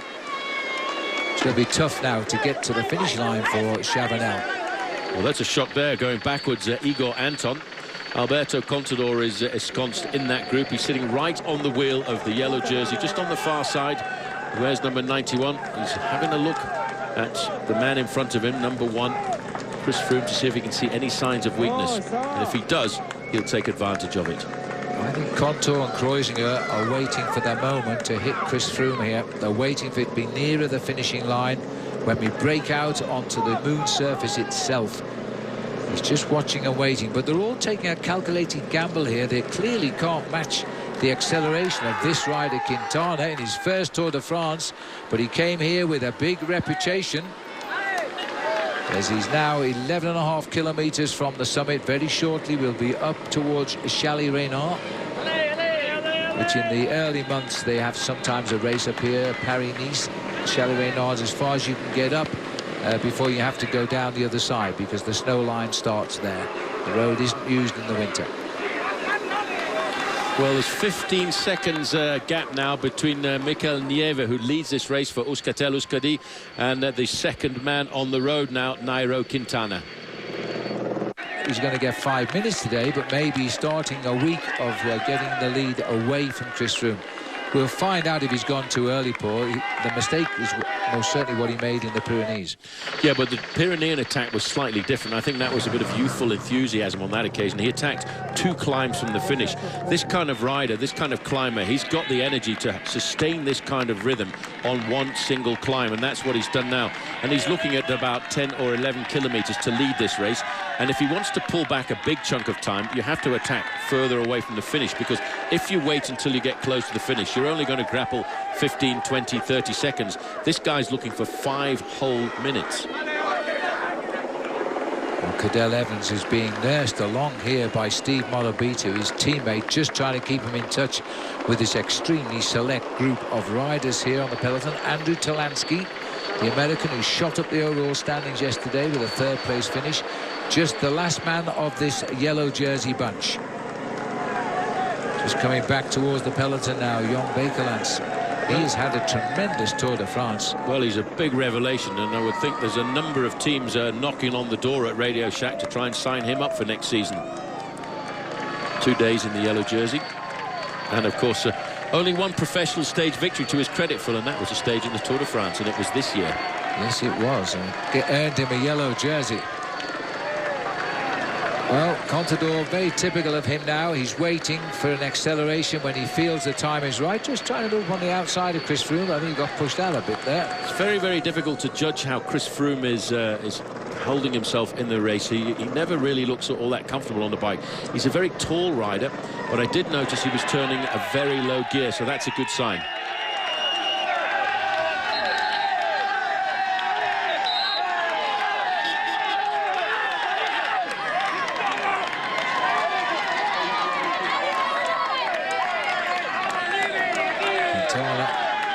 Continuing up the climb there, 10 kilometres to go for Quintana.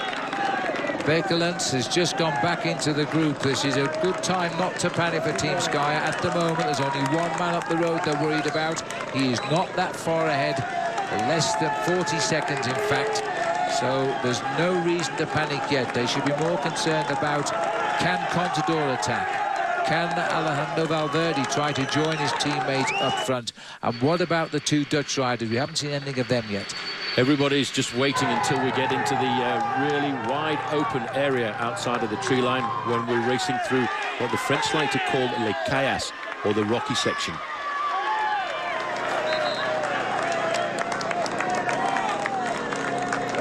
Under the 10 kilometres to go, Bakelants safely back in the pack. as they snatch their food bags at 10 kilometres to go. That's interesting, and I'm not sure that's legal.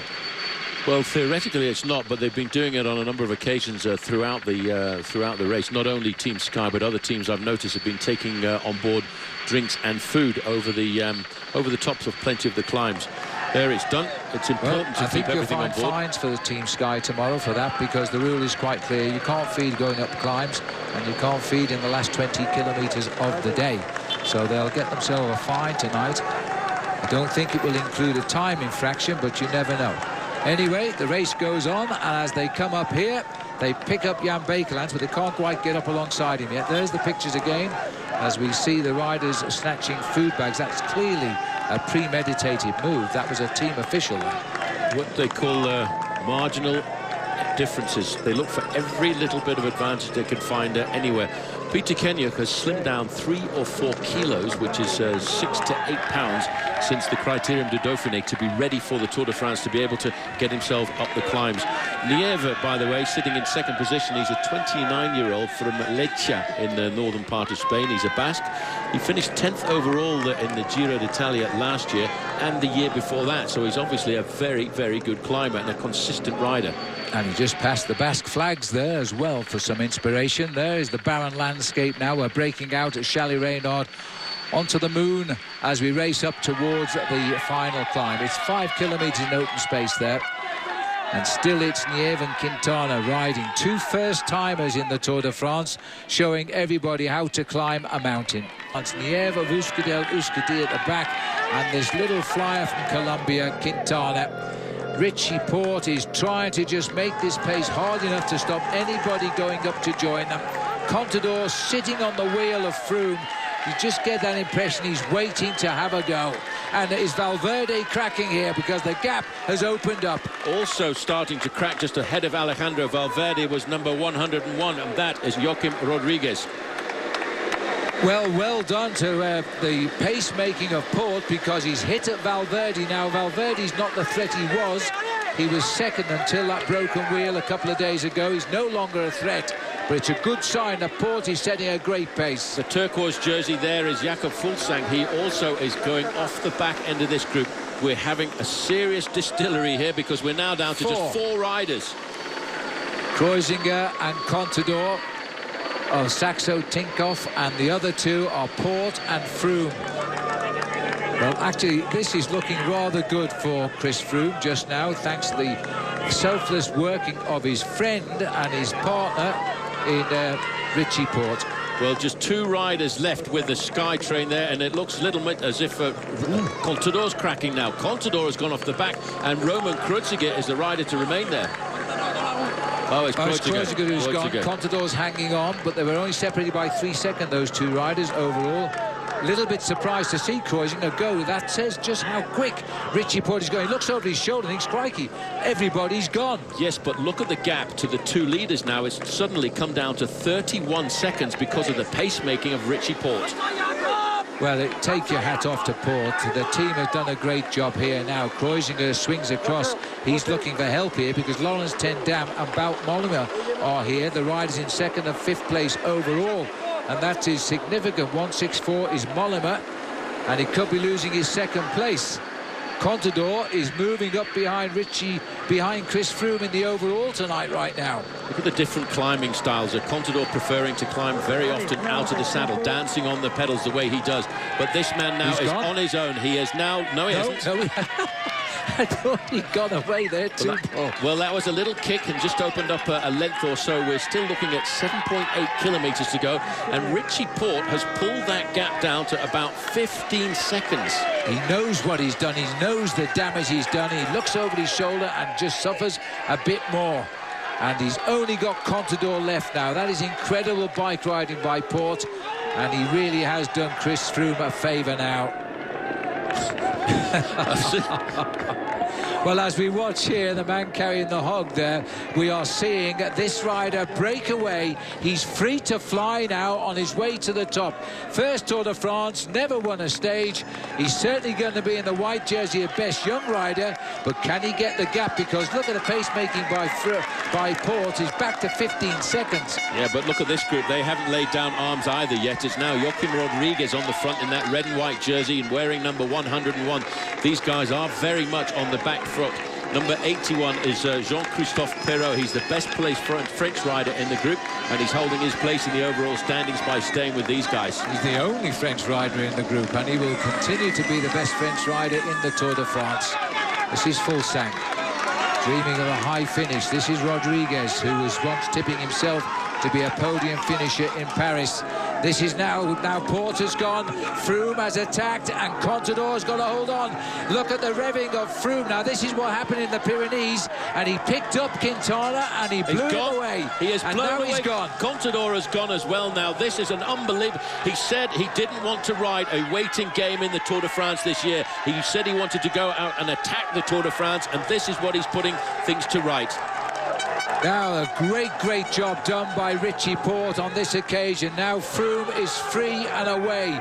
He's off in search of the rider from Colombia, Quintana, who is still up the road. Contador has cracked. The whole team has blown away. Phil, there are still 7 kilometres to go to the summit of this climb.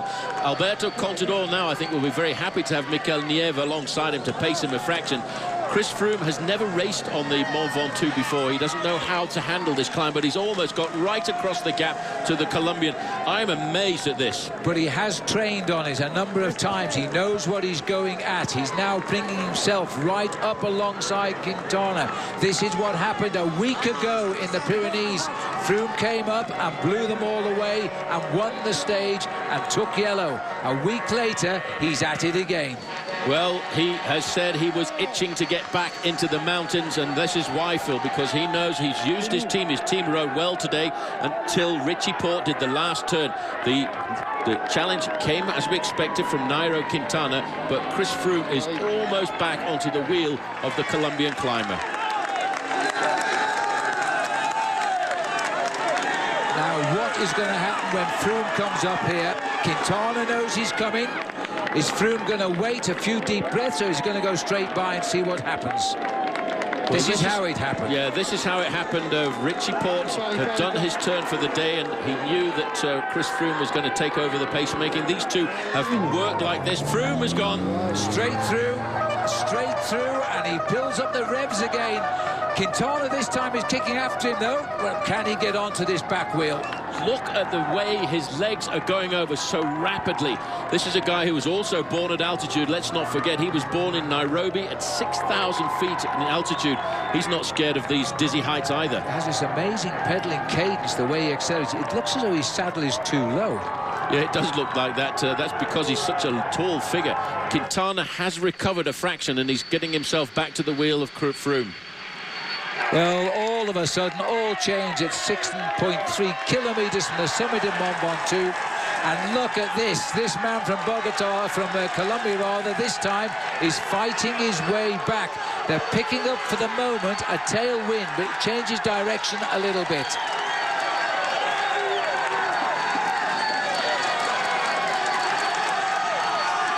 A British-Columbia tandem on Mont Ventoux.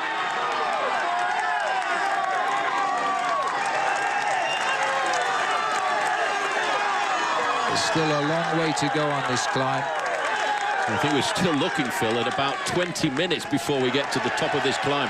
Contador and Nieve and second and third and fourth place. This crowd is amazing.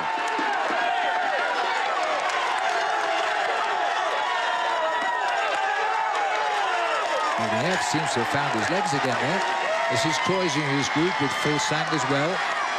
Also with Bout Mollema, who was second overall, but will he be second tonight?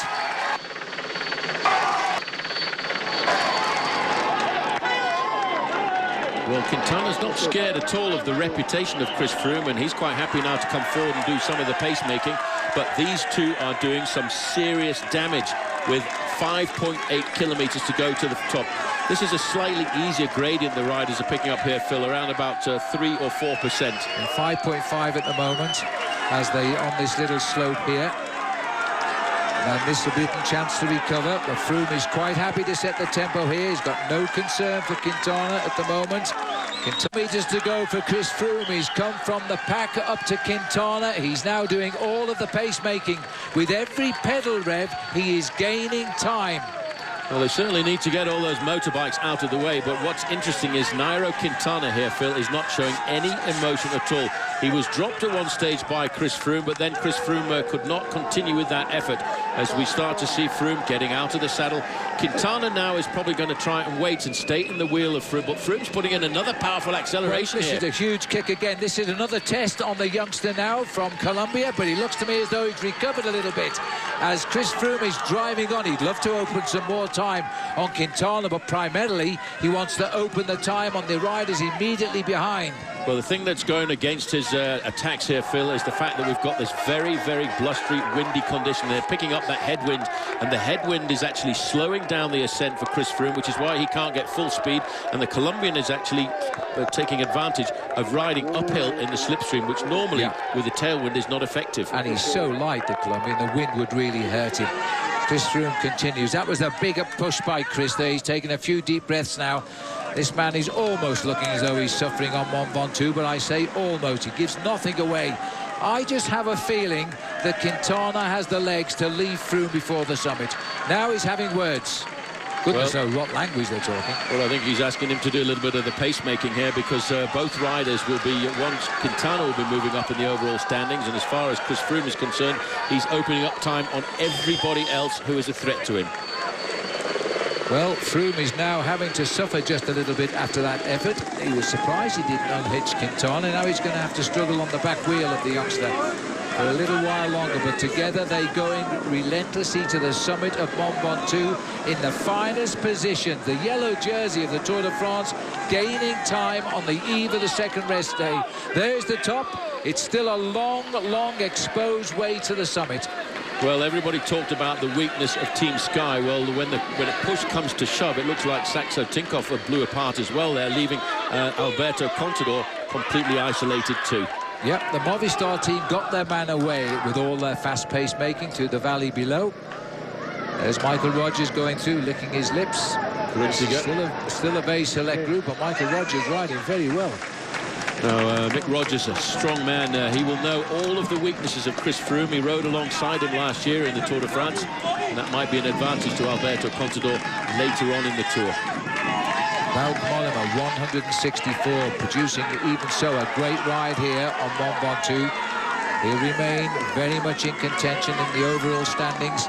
But this is Froome versus Quintana. They're separated overall by just 5 minutes after 15 days of the Tour de France. Quintana loves to climb mountains, but Froome has proved today he can control this youngster. Well, Froome is 35 seconds now ahead of Contador and Nieve. Well, 4 kilometres to go. It's 42 seconds between these two groups. And still look at the puffing and blowing of Chris Froome, but he knows with every pedal rev he's gaining a second here, a second there. It's almost 45 seconds back to the group containing Contador now. Well, Movistar did the job out on the plains. That they rode on the front for a good 60 kilometres to make sure that early morning breakaway didn't get a large advantage, so that we could have a big showdown on the slopes of the Mont Ventoux. And right now it's smiling on them, because their man Nairo Quintana, the man they had banked on to get into the breakaway, is leading this race with Chris Froome. But has he got the acceleration to beat Chris Froome at the end of this stage?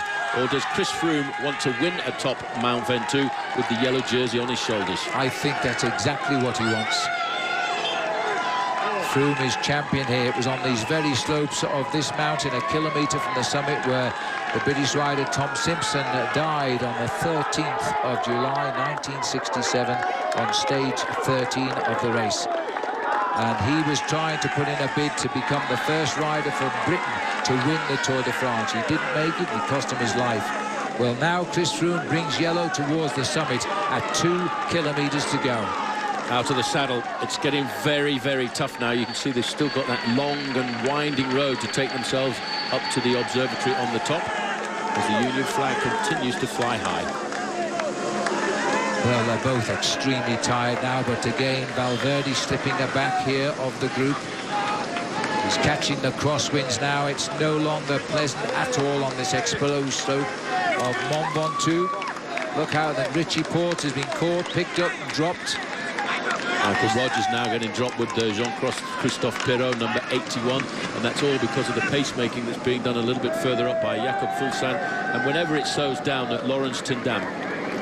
One rider who's in here, Paul, who's riding extremely well, is the Belgian rider Bart de Klerk. He's still in this group. Yeah, he struggled a little bit and then managed to get his second wind and managed to ride back up to make contact with that group of leaders.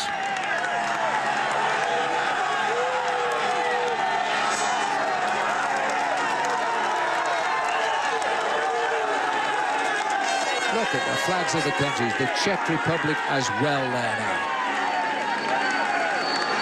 This will be an uphill sprint of about 10%.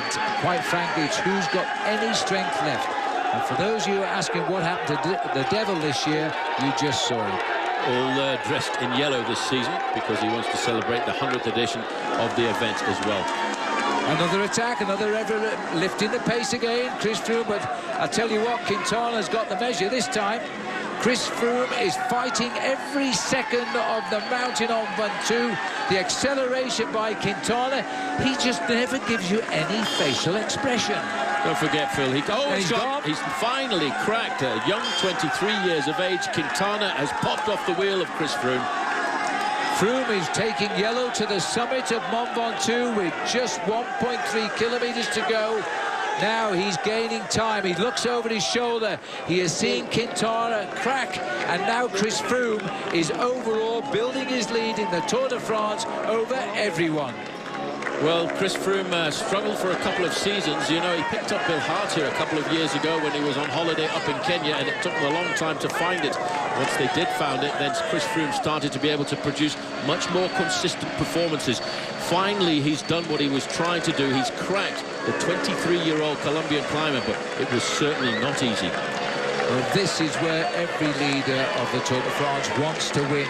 On Mont Ventoux, the fabled mountain of Provence. You see it for 100 kilometers, whichever way you approach it. And now he sees 1 kilometer to the summit. Chris Froome has been under pressure. He's shed them all. He caught the young pretender. He's blown him away. And there he now comes under 1 kilometer to go. He's far enough ahead to take a fine second place. Yes, but, you know, Quintana will learn. This is his first participation at the Tour de France. He's 23 years of age. Froome is at the prime age to be a top professional cyclist. He's 28 years old, and over the last couple of seasons, he's learned an awful lot about himself. And Richie Porte, too, will be the man he'll be the first to thank for setting this up. For 7 days, Richie Froome has led the Tour de France. An 8th yellow jersey awaits him and an increased overall lead. Yes, he conceded 69 seconds a couple of days ago when the crosswind split the field and he was left in the chase group. Contador made ground on unfamiliar territory. But on familiar territory, Contador has lost ground. Well, just briefly there, I noticed Bauke Mollema was getting a lot of help from his teammate Laurens ten Dam. There's 15 seconds separating this man in the yellow jersey, Chris Froome, born in Nairobi, educated in Johannesburg, South Africa, now representing Great Britain. You know, it's amazing, really. You see the wind is slightly turning. He will actually, once he's topped the climb, which is just ahead of him, he turns to the right, and for a matter of 200 metres, he'll get a tailwind to cross the line, which is at the steepest 10% gradient. Chris Froome tops out, and he gets himself 50 points here, which means he will lead the King of the Mountains tonight, as well as the Tour de France. His gap now, Phil, back to Alberto Contador is 1 minute and 15 seconds, but Alberto Contador himself will be moving up into second place overall tonight, ahead of Bauke Mollema. The British flag on the right of the road. Now the chase group as Rodriguez tries to move away on the left of our picture. 1 kilometre to go for them. No reaction. He's a specialist in the last-minute attack on a steep climb. Well, an attempt of a reaction there coming from Roman Kreuziger, but yes, this man from Spain, Rodriguez, he has got a very good acceleration in these climbs.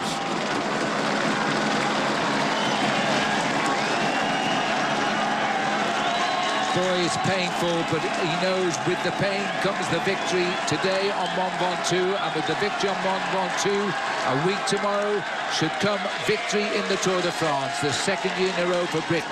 Might be a little bit early, but today everything has gone so well. He's increased his overall lead tonight. Chris Froome will shortly flick to our left. Here it comes as he turns for the finishing line. Drop back down to the road at the moment. This is Perrault, best Frenchman still. Through the pain, but it's all to the good. Here he goes. Now he'll see the finish, and it's up a hill. Where else would it be? As he comes round the corner, picks up the tailwind, climbs and crawls and grabs his way towards the line. Chris Froome has toppled all of the men of the Tour de France today. His team set it up for him. He had the ability to finish it. Froome gets his third historical stage win in the Tour and increases his overall lead tonight. Well, the man we're looking at here is the man we'll be talking about in years to come when we go into the big mountain passes, because at 23 years of age, this is a phenomenal performance by Nairo Quintana. He's lost a little bit of time on Chris Froome, but he's gained time on almost everybody else, and he'll be also moving up well in the overall standings tonight. And look at the average speed of this stage. Although there's only one mountain down towards the end, 41 kilometers an hour, 29 seconds lost by Quintana. The question is, how much has everybody else lost? Yes, only one man could beat that rider from Colombia. Now, this is the group, and look at this. Nieme's been caught by Rodriguez here, as Rodriguez does his traditional flash up the last few meters of a steep climb, grits his teeth. He's best of the rest, really, here, and is improving his overall position. Where is Contador? Contador was in the front just a few moments ago with Mikel Nieve. He must have really cracked in the final kilometers as Rodriguez and Nieve line up for this final corner. Well, Nieve's got him on the line here, or is Rodriguez going to find it? You're right, Paul, he's completely, it's just a bit from sight. It must be just before the finish of the actual climb, but Nieve, who has really attacked very low down on this mountain and has hung on to finish in third place today, or is Rodriguez going to try? No, it's going to be Nieve Rodriguez. Alberto Contador, Phil, is coming up here and he's being caught by his own teammates. There is Roman Kreuziger. Contador really went to pieces in those last kilometers. He's gone back to his teammates. They're split by 3 seconds. They're sprinting side by side. They'll both get the same time, so they're still split by 3 seconds as Kreuziger beats Contador to the line and Fulsang comes in behind him. It looked like Bouk Mollema coming over. No, it's Laurens Tendam is the next rider to come in. That's an incredible ride by Laurens Tendam. He's the real find. We've never seen him ride like this. Now he's hoping to defend his 5th place in the overall standings. So that's Perrault coming up now. He'll be certainly by far and away the best Frenchman in this race. And Bart de Klerk behind, another new find in this year's Tour de France. A high finish for him on top of Mont Ventoux as well. Dan Martin has struggled through. Remember, he won day 2 in the Pyrenees. This is going to be a very rewarding climb by Dan Martin. Michael Rogers up front first of all. Valverde just behind. Then comes Dan Martin. It's always time that counts, not position. And Martin will accelerate a little bit up the overall tonight. Yes, well, they certainly have rocked it upside down. There's Richie Porte. That was the man who set up the victory for Team Sky and proved that after one bad day in the Pyrenees, his Tour de France was not over, because he's still got a V8 under that bonnet. Well done, Richie Porte. He really set Chris Froome up today. What a tremendous situation that was.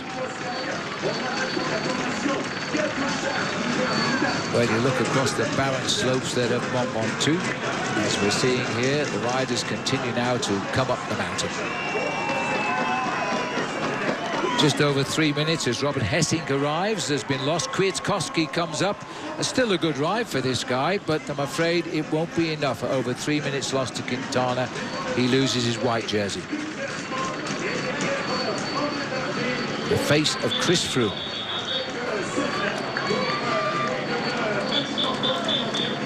as he punches the sky. He won in the Pyrenees. He's won on the first day as we enter into the Alps. Let's have a look then at the stage result. First of all, it's they've all come over probably with split times today. Froome wins by 29 seconds over Quintana, a minute 23 on Nievi, who doesn't matter anyway in the real picture. Neither does Rodriguez. Kreuziger did, though. He's lost a minute 40, fifth place, and that'll be the same as Contador's lost a minute 40. Took a minute 9 back in the win, and he's lost a minute 40 on his favourite playground of the mountains, as they continue now to cross over the finishing line here. What a brute of a climb that is. Many people say, which is the harder of the two, Alpe d'Huez or Mont Ventoux? And everybody says it's Mont Ventoux, except there's 2 climbs of Alpe d'Huez in a couple of days' time. This is how the incredible pedalling acceleration of a very ungainly cyclist in Chris Froome managed to shake everybody. And then once he's away, here's the Michelob Ultra overall standings. Chris Froome now is 4 minutes 14 ahead of Bout Mollema, who protected his second place. Contador held his third place at 4:25. Kreuziger, those 3 seconds remain, fourth. Lawrence ten Dam in fifth. No change in the end of the top 5. Quintana's moved up to 6th, though. Fulsang is in 7th. Rodriguez 8th, and the top Frenchman remains Jean-Christophe Perrault, although he slipped a place. Andrew Talansky had a great ride today after his tiring ride yesterday. 13th for him in his first tour, just 12:32, almost back to what he was at the start of yesterday's stage. Valverde up to 15th. Sylvain Chavanel, our man that started the move, he was in the breakaway all day. He's coming home.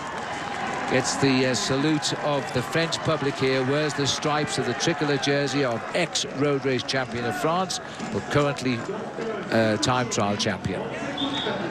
Great day out, very aggressive ride by him, and he's made the summit. French will appreciate the effort he put in today on Bastille Day to fly the flag to the top. Got mixed up in the battle, though, that perhaps he wasn't really expecting. Looks as though he's ridden sensibly up this last few kilometres since he was caught. Saved the effort. Rest day tomorrow for everybody, of course. We'll bring you our usual prime-time show tomorrow night, as well as tonight. Don't forget to tune in. It's been a dramatic day in the Tour de France.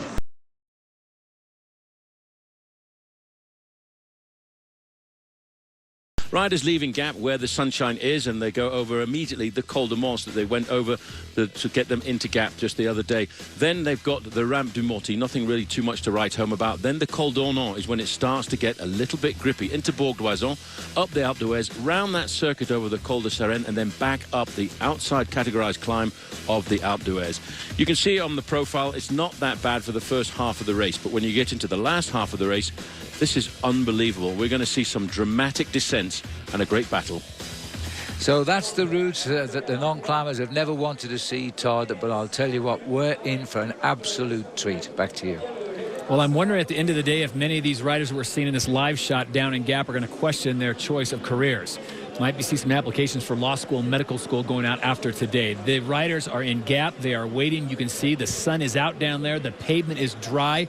Bob, if you're on the line on a day like today, stage 18 of the 100th edition of the Tour de France, and you're about ready to head up one of the most iconic climbs, not once but twice, what's going through your mind? I'll tell you, every rider in that peloton has a tremendous amount of anticipation for the climbs to come, and this is a very special mountain. This is the cathedral of the climbers, and you can bet that Alberto Contador there is ready for a big day of racing. This is the perfect amphitheater of pain, so when you're on the start line, it's nice for the morale when the sun's out, right? It gives you a chance to look forward to it.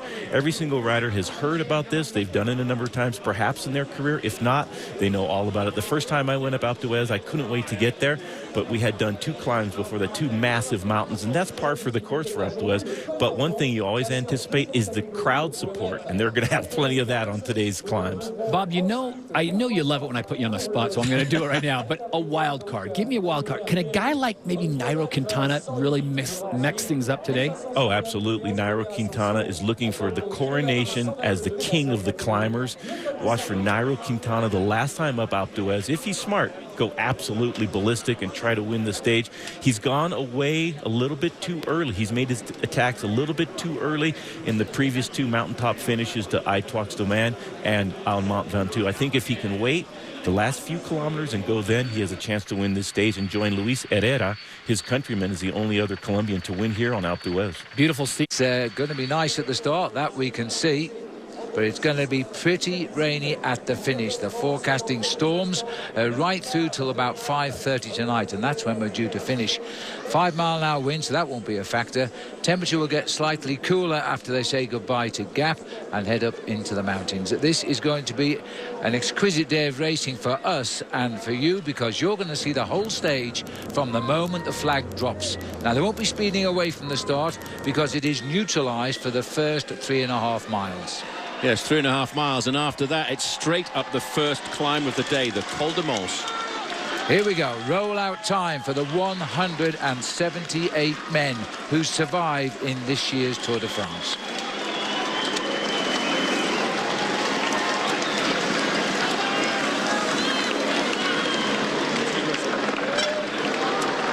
Christian Prudhomme just sitting in the back seat of the car. He is the race director of the Tour de France, as all of the leaders' jerseys always start on the front row, and the white flag will fly until Mr. Prudhomme decides it's time to pull it in. You will see a board on the side of the road that says kilometre 0, and then it starts counting up. Well, Paul, we have seen rain falling pretty heavily this morning here on the top of Alpe d'Huez. Rumours are always emanating amongst the Tour caravan. No, they're going to take the second lap out. They're going to take the time at the top of Alpe d'Huez first time through. What do you think will happen? We've still no news, because we've been told they are making decision live on the road at the time. I have a feeling, Phil, just looking at the weather conditions from the commentary box here, that they will go ahead with the whole of this stage. Yeah. The riders, I think, a majority of the riders won't want to let down the fans either. Let's not forget that there are a lot of people on the Col de Sarenne who have been there for 3 days. They've camped out. These guys want to put a show on today, and if certain riders want to make risks on the descent, then I think we'll just let them go. And I believe that if Chris Froome started the bottom of the Alpe d'Huez with a minute or 2 minutes deficit the final time on Alberto Contador, he could quite easily pull himself back into the race. Just looking down there, those guys put quite a show on as well there as we say goodbye to Gap, where we've been basically based for 3 days, and hello to the 100th edition of the Tour de France. There is Nairo Quintana. He's a young man. He's impressed beyond belief in this race. He still has a possibility of a podium in Paris in white. 23 years of age. Just looking at the back of the main field, Phil, number 151, the British national champion. He's a great sprinter, but like many of the sprinters, today is a day that they will all fear. They will have all calculated the elimination times today to know how much time they have got in hand to get themselves inside the elimination time to stay in the race and survive for the next 2 mountain stages. The town of Gap here, which is down the valley road of the Durance River, is probably no more than 70 miles away from where they will finish today, and yet look at the difference in the weather. Warm, sunny conditions. Up here on the Alpe, the clouds are blowing through. For the moment it's dry. The rain has gone away, and the riders will climb all the way up to the Alpe, turning right just short of the finishing line, descending the Col de Sarenne, which is narrow, twisty and very dangerous, with unguarded railings on the side where the plunge is over 600 feet if they go off that road. That's why it's dangerous. They'll go back to the valley to Bourg d'Oisans, and they'll climb up the Alpe again, but this time they'll veer left and come up to the finish line. It is an iconic day in the Tour de France, and this, don't forget, the centennial Tour de France, and no French stage winner yet. Maybe Arthur Vichot, champion of France, number 79. He's ridden pretty well over the last couple of weeks, but not too much success so far in the Tour. It's the 3rd Tour de France this year. Jens Voigt on the front here is always a man who will look for the breakaways, and always a man who's prepared to put the hammer down. And every time there's been a small flurry of activity, the Dutchman Johnny Hoogelen has always managed to get into this early break, and he's looking to try and establish a move, but they're not quite yet letting him go. Everybody interested.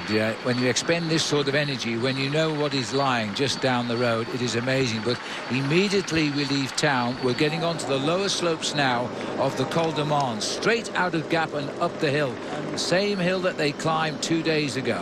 I just don't know where this man gets his enthusiasm from. 41 years of age, Jens Voigt. Also just coming along, there's a number of riders trying to come along from Team Saxo. Now Saxo took over the lead in the team competition yesterday, so they need to make sure that if any of these breaks go clear, they've got at least one rider present. I see Simon Clark of Orica Greenedge also getting in there. Simon Clark still nurturing thoughts of winning the King of the Mountains title. Well, today he's got to be grabbing points. There's plenty up for grabs. You see how that break, once they've got so many riders into the group, there's no organisation in it now, so they're starting to slow off a little bit more. I wonder if there's any possibility of a move by that man today, number 41, Andy Schleck. He's a great climber, and I thought he rode a very, very good individual time trial yesterday. Andy Schleck's been quite critical about the course as well, about the descent, saying yes, cycling is a spectacle, and so is climbing and descending mountains. But what happens when you go down a mountain and there's 200 meters unfenced wall on the side which you can plunge off? And he asked the question. This is Simon Clark now pushing on. I think it is at the front of the race. David Miller in the blue. Well, David Miller, part of the American Garmin Sharp team, and said that they are not concerned at all about the overall standings. They just want to make this race dramatic. They want to go out there and throw everything they can to the main field today to make the race as exciting and aggressive as possible. Looking at here is a very, very good climber, but look at the responses coming from the back. Yes, and this is why I think when we saw the fast start, they chased every breakaway down as the riders down in the overall classification tried to get away from the bunch. But they chased them down because I think Team Saxo Bank, their plan today is to hit Chris Froome from the very beginning of the stage. Jesus Hernandez, third career Tour de France for him. And this is the curly climb up the Col de Mans. So we came down it towards the finish a couple of days ago now. Yes, well, it's a very nasty climb right at the start of the race. 6.6 kilometers long. That's just 4 miles. 6.2% the average gradient. The scary thing is 159 kilometers or 100 miles to go from the top. Riders already suffering at the back of the race here because just slipping back. Svein Tuft, he is second from last in the overall standings. He rode a lot in the front of the race for the first week for Team Orica Greenedge, but I think after he had a crash a couple of days ago on the run into Gap, I think since then he's been struggling to find his legs. As they go round the rim here of the Col, just inside 3 miles from the summit. So let's have our first visit to Steve Perino, TireRack.com, inside the race. What have you got for us, Steve? Phil, I just wanted to follow up and see if the rumors about it possibly getting reduced to one climb today were true. One of the French reporters this morning told me he talked to the director, Pescia, and he said absolutely not. So I just checked with one of the directors at the front of the race, where I am now, Francois Lemarchand. He said anyone that told you that we will not have a complete race today is wrong. And he said, if in fact it is sunny at the top, we might just do it 3 times. Don't tell the rider, Steve, or if at least send them a letter and get well clear if I were you. Well, it does look, and I must say, Paul, at the moment we're looking at brilliant pictures, clear skies, and it's not too bad on top of the Alpe Iver. Now look at this, Paul. These boys being dropped at the moment 2 miles from the top of the first climb. How on earth are they going to get through the day? Well, the big problem is the elimination time. One of the first riders dropped there was Christophe Lemaivel, who's finished high up in the overall standings of the Tour de France. Past, yeah. But he's not having a great day today. And if you get dropped so early on, you realise you are staring elimination right in the face. Well, it's going to be a big, hard day for the boys in black here of Team Sky. They're now trying to bring the peloton up to the attacking Jesus Hernandez, riding his third Tour de France. He's finished the previous 2 in 2010 and 11. Didn't ride the Tour de France last year. So the messenger's gone up from Chris Froome's Team Sky as they try to hold this one together on the first climb. On it, trying to move up a little bit because he senses things are happening early on. And the rider there from Française des Jeux, just tucked in at the back of the breakaway, is Arnold Janson, who was right up in the time trial yesterday, stretching his legs again. Now, the boys in Blackpool trying to look after Chris Froome early on. And Chris Froome's already under pressure here as Saxo are sensing another move. Well, this is Michael Rogers now having a go, and they're really trying to put Chris Froome into isolation very early on in this race, right from the gun. But as Peter Kenyuk is on the front, he's setting the tempo, and what he's trying to do is calm down the attacks, but they're coming thick and fast. Rui Costa's just accelerated his way, the winner into Gap 2 days ago. And it looks like Chris Froome again has had to take decisions himself here. That's Peter Kenyuk, the other rider in black, who was marshalling affairs. But at the moment, they've lost control of this peloton. It is completely disintegrated. It certainly is. That was Mick Rogers trying to put the pressure on a little bit. We've still got a small group trying to form off the front end of the main field. But this is a very difficult start. I mean, Phil, we've only done like 12 kilometres so far. Well, about 2 and a bit kilometres from the summit of the Col de Mans, and then we start to go down a little bit and run into the valleys. But they're already trying to shape this race, and these are not the boys trying to get into the early morning breakaway and have a good day out. These are the heads of the Tour de France, already deciding the only way to beat Chris Froome is to hit him from the gun. Well, they know they've only really got 3 days left if they want to turn the overall standings upside down. What it's doing here is decanting a lot of the weaker riders out of the main field, and Chris Froome is having to do all of the chase making himself. Constant attacking, and Froome is now the only man left with Sky. Deja vu from the second day in the Pyrenees, as we're seeing now Chris Froome closing the gap himself. Phil, he's too nervous. I really don't know why he's chasing down Mick Rogers, because that's Mick Rogers there. Yeah. And he shouldn't really chase all of these moves down personally. He should wait and keep his teammates with him so they go over the top of the climb with 4 or 5 guys, and then I think he can organise and make the chase. But he's going to go through very, very nervous days, I think, over the next 3 days. Arnaud Johnson at the front here, finding a good pair of legs. Remember, French still searching for the first stage win in their centennial edition of the Tour.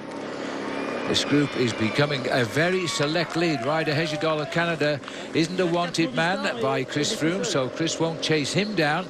But already, Paul, this group contains no other Sky riders. Yeah, but the big question there, Phil, is that where's number 91, Alberto Contador, in person, who is second overall at the start of the day, is actually missing from that group. He's also on the back foot.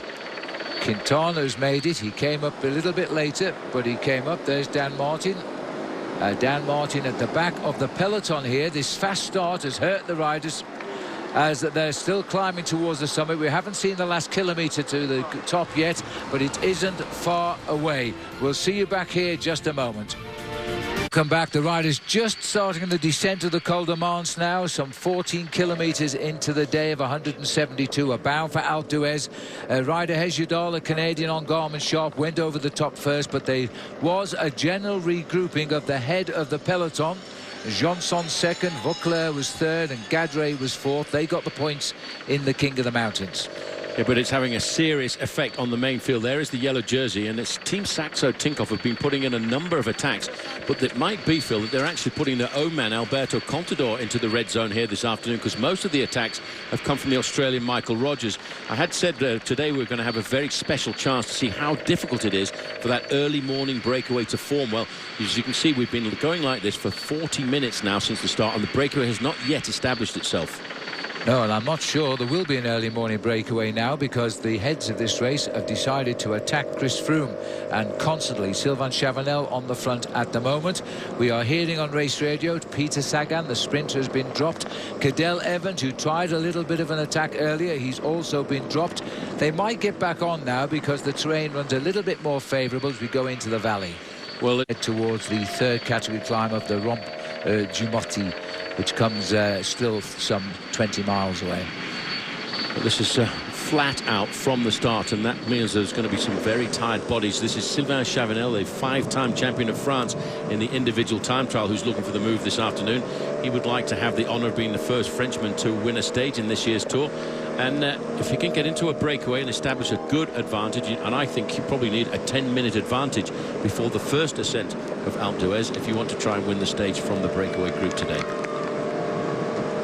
So we should see now a general regrouping. All right, well, it's goodbye to Gap now as the riders head up the valley here, bound for Alpe d'Huez. There should be a coming together over the next few miles of the riders from the Col de Mans. We'll take another break, but remember, the last climb of Alpe d'Huez today is commercial free.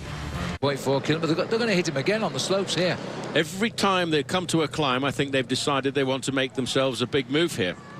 Well, that's amazing as they go. But quickly switch up to see who goes over the front. Tommy Danielson go from Christophe Riblon. That's the order over the top. But really, we want to be back with that move that we've just seen coming from Saxo Bank. And here it is. Well, it's another plan by Saxo Bank. Every time the road has gone up, this has been the breakaway move, as we've got two riders Roach in the is one of clear. them. This is going to be the plan all day. What they want to do. Paulinho and Nicholas Roach. Two very tough bike riders. Paulinho is the rider in first position now. Now watch, this was obviously pre-planned because these two riders, wheel in wheel, have decided to attack as soon as they found a gradient. What they're wanting to do here, Phil, is put these two riders a little bit further up the road so that later on, when possibly we get to the Col d'Ornon, we see a move coming from Alberto Contador, who would be then able to bridge across to a move like this for his teammates. Well, that would be the most obvious reasoning, absolutely, as we see them now start on the climb. This is only a small little ramp of a couple of kilometres, but they've used it to get away from the peloton. And there won't be any reaction from Chris Froome just at this moment. But bear in mind how good these two riders are, Phil. Nicholas Roach for many years, in fact, was a contender to finish high in the overall standings. The profile about today, it's all about the end. We're just at the moment on the third category climb after 45 kilometres covered. But what they're trying to do is establish an advantage, these two riders from the same team, before the next climb of the day, the Col d'Ornon. So as we look here at Geraint Thomas setting the pace behind that escaping group of two, let's go back inside the race now with Steve Perino. Steve. Well, Phil, I just checked in with the director of Sky, Nicholas Portal, to find out exactly how the truce came to be when Chris Froome was the first one to sit up and let the chase go. And he said there seemed to be fairly a consensual agreement to do that. I asked him why he was chasing, that is, Chris Froome, Mick Rogers earlier in the day. As Paul pointed out, he wasn't quite sure. He said even though Mick Rogers is about 10 minutes out, they still consider him a threat. 5 minutes today, 5 minutes tomorrow. You give it an inch, they'll take a mile. Additionally, I noticed that Belkin and Sky were talking for about 2 minutes back here about 3 minutes ago. I asked, do you have a friend in Belkin today? And he said, I think maybe we do.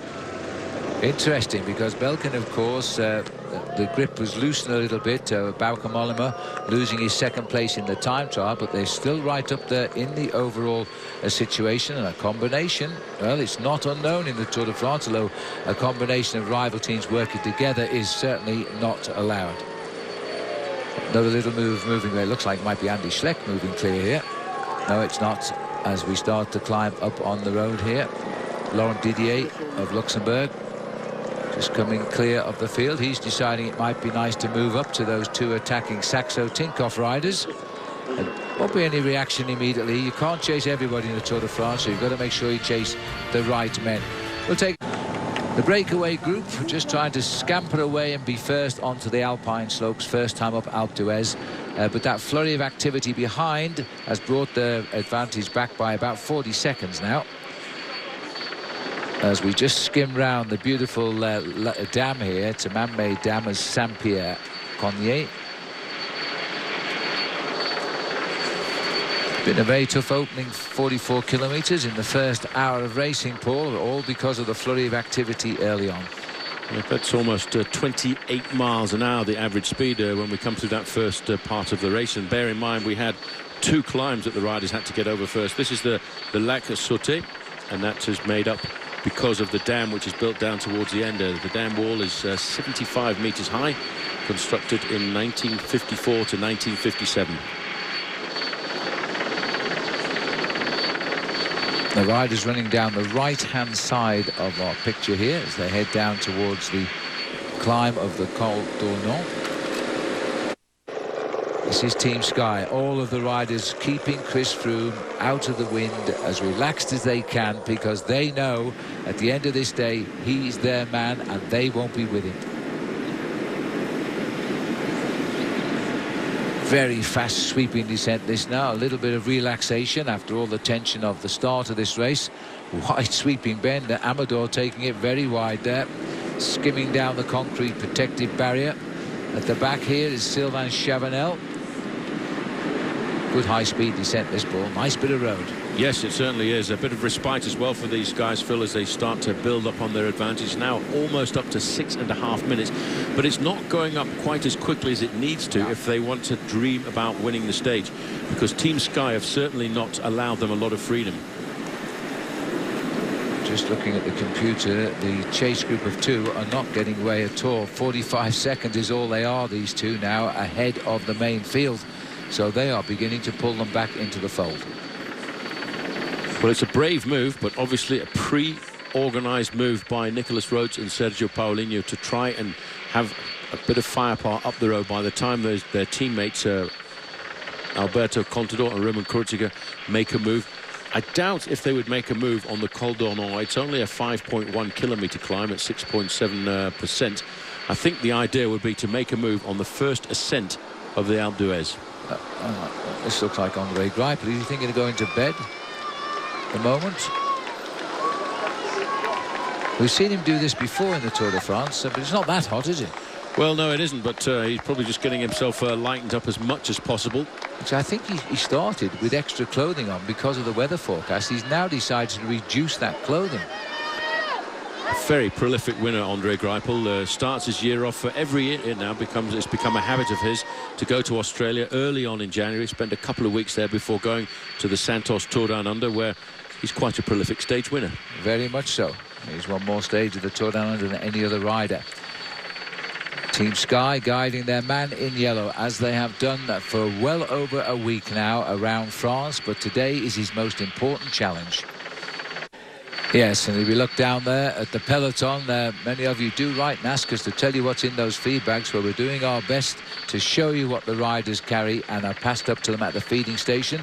We are approaching the feeding station. We're not quite there yet with these 9 leaders, and once we get through the feed, which comes at 73 kilometres into the race today.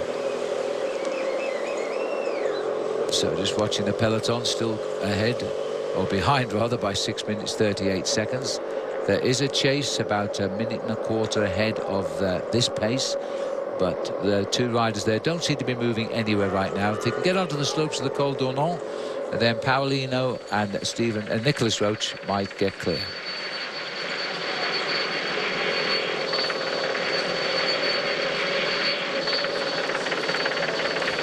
Looking down on the speeding figures of the riders in the Tour de France, there's now 175 riders left in the race. We lost already today the youngest rider in the race as he decided to pack in before we get to the 2 slopes of Alpe d'Huez today. Still got the 9 riders out front. They've been out front since the 17th kilometre, and we're heading now for the feeding station at 73 kilometres.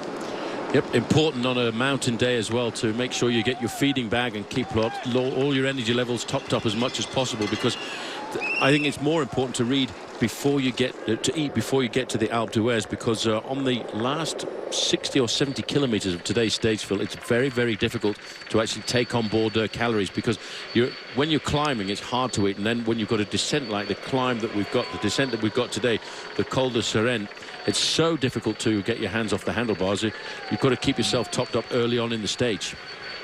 Very, very dangerous descent, and we hope it is in the dry, because it would be totally treacherous in the wet. Riders have been steadily disrobing since in the last half hour or so, taking off extra clothing they put on.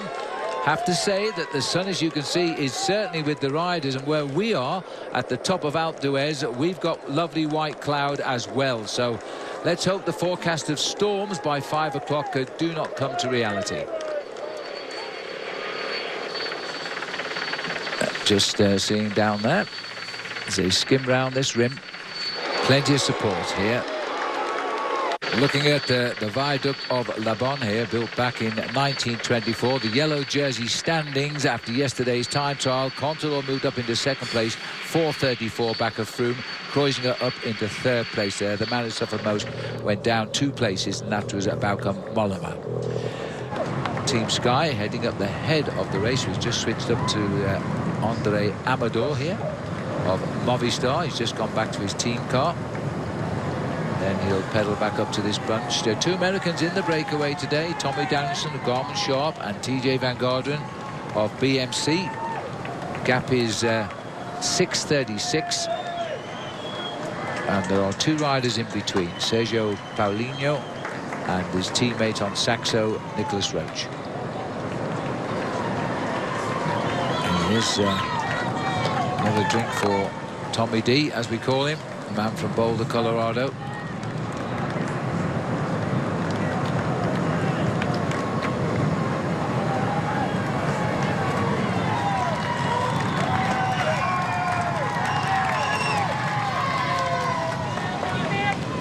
Cheers from the crowd there as they pass through. There is Team Sky.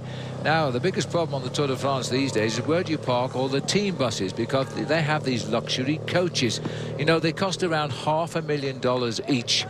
So here's an insight view as to what's inside these beautiful machines. Welcome to Team Sky Bus. The team bus for the riders is really important. It's like their own house for, like in a Grand Tour for 4 weeks. The amount of time they will spend in the bus is impressive. Here we are. This is like one seat, a rider seat, and the rider owns this space around him.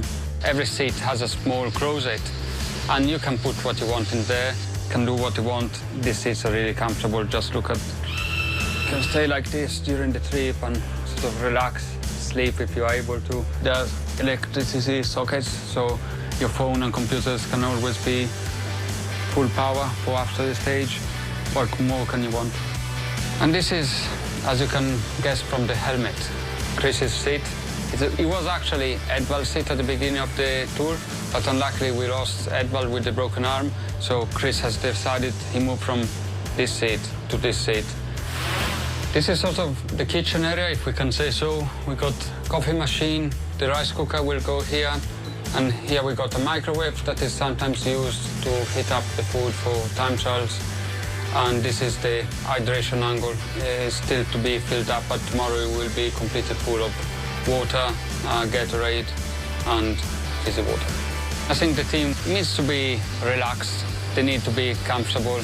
And I think the team was really happy when the first had a feedback of riders saying, it's like being home. I feel the bus as my home. The only trouble is, of course, they have to come out of that bus and ride in the Tour de France, and they're certainly doing it very well at the moment. 5 feet, by the way. Sorry? That's 5 feet, by the way. Just 5 feet, yeah. Put it into old money.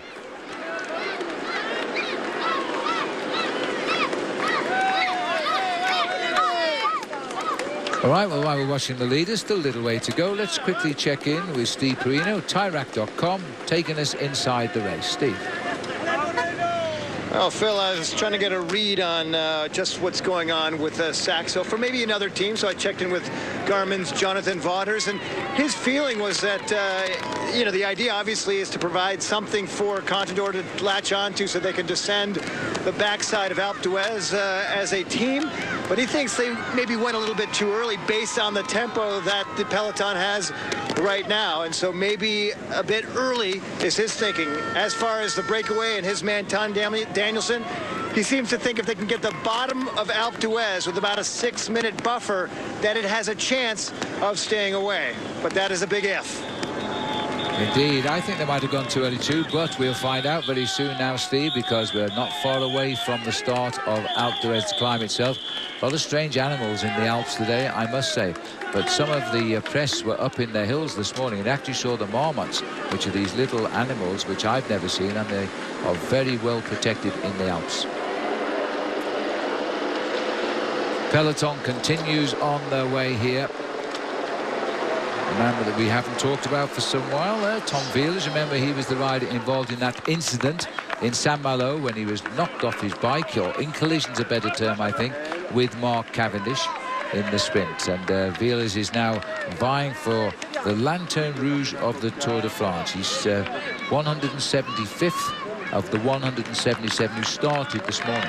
There's only 175 left now. Well, just behind him, the man who was the last man in the overall standings, and that is the Canadian rider, Sven Tuft, 8 times champion of Canada in the individual time trial. He's only 11 seconds ahead of Mulyav, the rider from Astana. Yeah, they've had quite a dice for that last position for a week now. But even so, they have jobs to do in the Tour de France and help their team leaders, so their own position is not so important. Lars Bohm just checking over his shoulder here. Just ahead is the summit. Now, there's nobody really scoring in the King of the Mountains. Tommy Danielson, it looks as though, in fact, Sylvain Chavanel is going to take it away from Tommy Danielson here. I was about to say, Tommy Danielson is quite well placed in it. He's not. Well, I think Jonathan's going to go for it. Well, Jonathan is also featuring in the body of the classification. A few more points won't hurt him here, and Janson gets it ahead of Chavanel. I might have mentioned to you, Phil, a little bit earlier that Tour de France actually went over Alpe d'Huez twice in one event before. That was back in 1979. The first time it was a long stage to get to Alpe d'Huez, won by Joachim Agostinho. The second time it actually came over this very same climb. It started at the bottom in Bourg d'Oisans, did a loop around the valley, came back over the Col d'Ornon, and then climbed Alpe d'Huez again. But never before had anybody ever had a thought of doing it twice the same day. Janson gets 5 points for that victory there, which has given him now 14 points. And has moved him up into the top 17 in the King of the Mountains, but that's all, I'm afraid. Still playing carrots for the team. It's going to happen on Alpe d'Huez now, because these boys will start a very fast valley descent down into the bottom, where we have this delightful town of Bourg d'Oisans. And many of you who have seen the Alpe d'Huez over the years, you know that once in that town, the way the tour goes, there's only one way out, and that's up the hill of the Alp itself. About 6 minutes down for these two as they've gone over the top. Still a little bit further. They're going to be timed at 6:04 behind the leaders. Yes, they're about 2 minutes in front of the main field. This was not necessarily a pre-decided plan, but it was a gut instinct feeling. The man in second position, Sergio Paulinho, had Nicolas Roach on his wheel. They attacked the field on the Rampe de Morty, the second climb of the day. And the idea is to have some reinforcements for the attack, which is surely going to come later on from Alberto Contador and from Roman Kreuziger. Nice view of the peloton there as they come up into the last 400 metres of the climb. So they're not that far behind Roach and Paulinho. Evidence there of a rock slide during the winter. As the riders continue their way to the top of the Col d'Ornon. Well, they've survived that one. Saxo deciding this wasn't the place, probably because of the fairly long drop down into Bourg d'Oisans, and then is a very short approach to the start of Alpe d'Huez. I think the moves will start to come, Phil, once we get onto Alpe d'Huez, and the first thing will be to try and isolate Chris Froome, to eliminate as many of his teammates as possible. I would think once again you will see the last man standing will be Richie Porte. Number 131, this is the rider from Cofidis, Reim Taaramäe. He's the champion of Estonia, which is why he has a slightly different coloured jersey. And yesterday in the time trial, Phil, because the road was so technical on the way down, he kept catching the motorbike in front of him. Yeah. The police outrider, each rider has a police outrider motorbike guiding him down and keeping the road completely clear. And he kept consistently coming up behind him. The guy couldn't get out quick enough down the hills. Two chasers, and the peloton have just topped at the top of the Col d'Ornon. So they are over the top now. No attacks, but there will be the next time we get onto a climb, because we will be on to the climb of the Alpe d'Huez. We'll take a break. When we come back, we'll take the riders up the first climb of the Alpe. They're just going under the last kilometre for the sprint here now. TJ Van Garderen has gone in this breakaway. So too as Moreno Moser. He's number 17, sat at the back. Looking over his shoulder there is on Chavanel, Sylvain Chavanel. Nice little group. It happened so quickly, and these five have just decided to turn it up. Well, I would suggest maybe the initiative of the man in first position there, Lars Boom. He's a very good cyclocross rider, very agile on the bike, and knows how to go around corners very, very fast indeed. Just by the way, racing on Team Belkin is pretty much a family affair, because Lars Boom's dad just happens to be a mechanic on the Belkin squad, and his uncle, Jesper, is the chef at the Tour de France. This might be an interesting move, you know, Paul, especially by TJ Van Garderen. He's a good climber, and he's going to see the Alps. These boys are going for the sprint, which is worth €1,500. And it looks as though they're going to just clean up. It looks like the time trialing mode there for Sylvain Chavanel. Is anybody going to take it off him as he sets the pace of Christophe Riblon?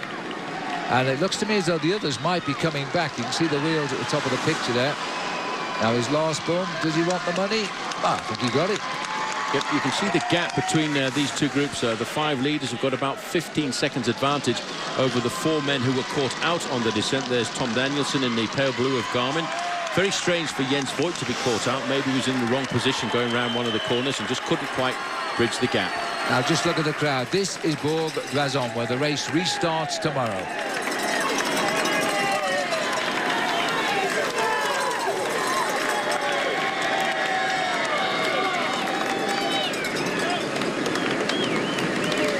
Now, as you know, Paul, you've been here. I don't know how you felt when you knew you were approaching the Alpe d'Huez, but these boys are going to flick onto the Alpe d'Huez very, very shortly, and then we're on the first of 2 climbs. It's 62 kilometres to go from here to the finish line, Phil, and most of that is uphill or down dale. A very, very difficult descent away from the Col de Sorène, which is actually very high at 1,999 metres in altitude. As you can see, these guys are getting themselves ready to get that first wall in front of them. Now, let's see what happens as they hit the slopes here. They get just to confirm, by the way, Lars Boom did get that sprint ahead of Chavanel and Christophe Riblon, the ride at the back, number 89. Still to arrive there, though. There are still points available, and so I expect to see us switch back and see if Peter Sagan can get the 12th place points on the line. There's the sign. 12.3 kilometres to the top on this occasion of the climb of Alpe d'Huez, lap 1.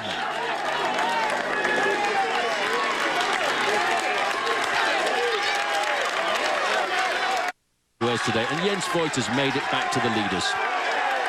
You'll probably see our cameraman show you the 21 turns. We start at 21, we finish at number 1 at the top. Each one tells you the height you are currently at. It names a famous cyclist as well. And this is a massive climb, 12.3 kilometres this time up, even further to the finish line the next time up. And we'll top out at the top this time. There'll still be 50 kilometres to race. Never happened before in the history of the Tour de France. Tommy Danielson has got some points as well in the King of the Mountains. The Devil is on the right. Those of you who asked where he is this year, so he's changed his colour to yellow, celebrating the centennial edition of the Tour de France. These are the 2 chasers losing ground all of just over a minute ahead of the field. For the moment, less than that now. Some 40 seconds ahead of the group of all of the riders in the Tour de France. Action's about to break big time, Paul.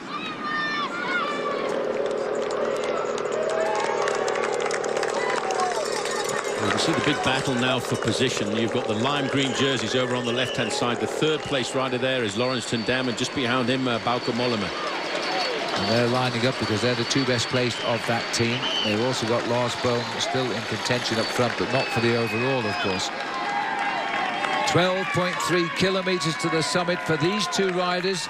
Nicholas Roach there, number 97, and is at Irish Corner. Stephen Roach, all of the boys in green waiting to welcome it, including his dad, Stephen Roach, who won the Tour de France back in 1987. Well, that's it, says Stephen Roach. A little tap from Sergio Paolino. Says, I'll take over from here, and he's gone. Well, I think Nicholas Roach has spent force there. You know, he's used an awful lot of energy in between these 2 mountains, and he's going to leave it up to Sergio Paolino to be the last man standing when Alberto Contador makes a little bit of a move. But look at the speed in the main field as everybody looks to find the right position to be in. 7:35 is the disadvantage of the pelotons. They go on to the Alpe, but all of the men who matter in this year's Tour de France are in this group now as they start the climb. 21 corners to the top, and this is not the finish this time. For the first time in the history of the Tour de France, we'll come down and do it all again. I can't believe it. Big acceleration now coming from the American TJ Van Garderen. He's starting to enjoy his Tour de France for the first time. He was 5th overall in the Tour de France last year and the best young rider. But this year, it's not been quite the same. He's joined now by Christophe Riblon, and they're putting time between themselves and everybody else. But Phil, bear in mind, he's got to be very, very careful. We're still looking at 40 miles to go to the finish, and we've still got to go around and come back and climb Alpe d'Huez again. Yes, what a 40 miles, my goodness me. But Riblon is a good climber, as you said, Paul. He won the climb in the Pyrenees at Axe Trois Domaines in 2010. TJ Van Garderen may not have won a stage of the Tour de France, but he's shown us he is a very, very good climber. I think that's the obvious selection by those 2 riders. Now we'll see how they handle 2 climbs to the Alps. At the moment, Team Sky are handling the head of the peloton. Now, with the second climb to come, plus the climb of the Col de Sorène and the descent, surely they're not going to rip the legs off everybody on this first ascent. I don't think that will be the way it will happen, Phil. I think we will see a decanting. The sprinters will get left behind, the heavier riders and the riders from the flatlands will get left behind. Maybe Cadel Evans will get left behind as well. Yeah, number 31 there, Cadel Evans. He's been yo-yoing at the back. I think mentally he's not very strong at this moment in the Tour de France. The man blazing the lonely trail at the front, TJ Van Gardens. The crowd now, they've waited 3 days, so they're going to explode as well. He's putting a bit of pressure onto Christophe Riblon there, and I'm not sure whether or not Riblon is going to be able to stay with the young American. I would say his face says he won't, but is that Jens Voigt trying to cast them up back there? That is Jens Voigt. Jens Voigt is lying in 3rd place on the road, and all of a sudden Riblon, I think, has popped. Well, he made his effort and he cracked. This is Blail Kadri also here in a spot of bother, and this is back in the main field. David Miller slipping backwards. Andre Greipel, who got himself some points in the points competition. All of these guys now are switching across to survival mode. As one by one, these riders are unhitching, and it looks as though TJ Van Garderen has decided he can stay away for the best part of 60 kilometres, because that's what he's setting himself now as he gets onto the slopes of Alpe d'Huez. Now, Paul, climbers like to climb at their own speed. They don't really want intruders of other riders dictating to them, do they? No, definitely not. In a race like this, the most important thing is to ride at your own pace, as Nicholas Roach is about to get picked up by the Sky train. Sky have been put under pressure by this little move by Team Saxo Tinkoff, but they haven't yet crumbled. They're being allowed to dictate their own pace on the front end of the peloton, and meanwhile the yellow jersey is sitting there protected by his men. The one guy who's keeping a very close eye on the yellow jersey today is Nairo Quintana, just on his left-hand side in that white jersey. I think Quintana needs to bide his time on a day like today, and I don't think we'll see a major attack come till we get towards the summit of the Alpe d'Huez the first time around. Andy Schleck for that competition.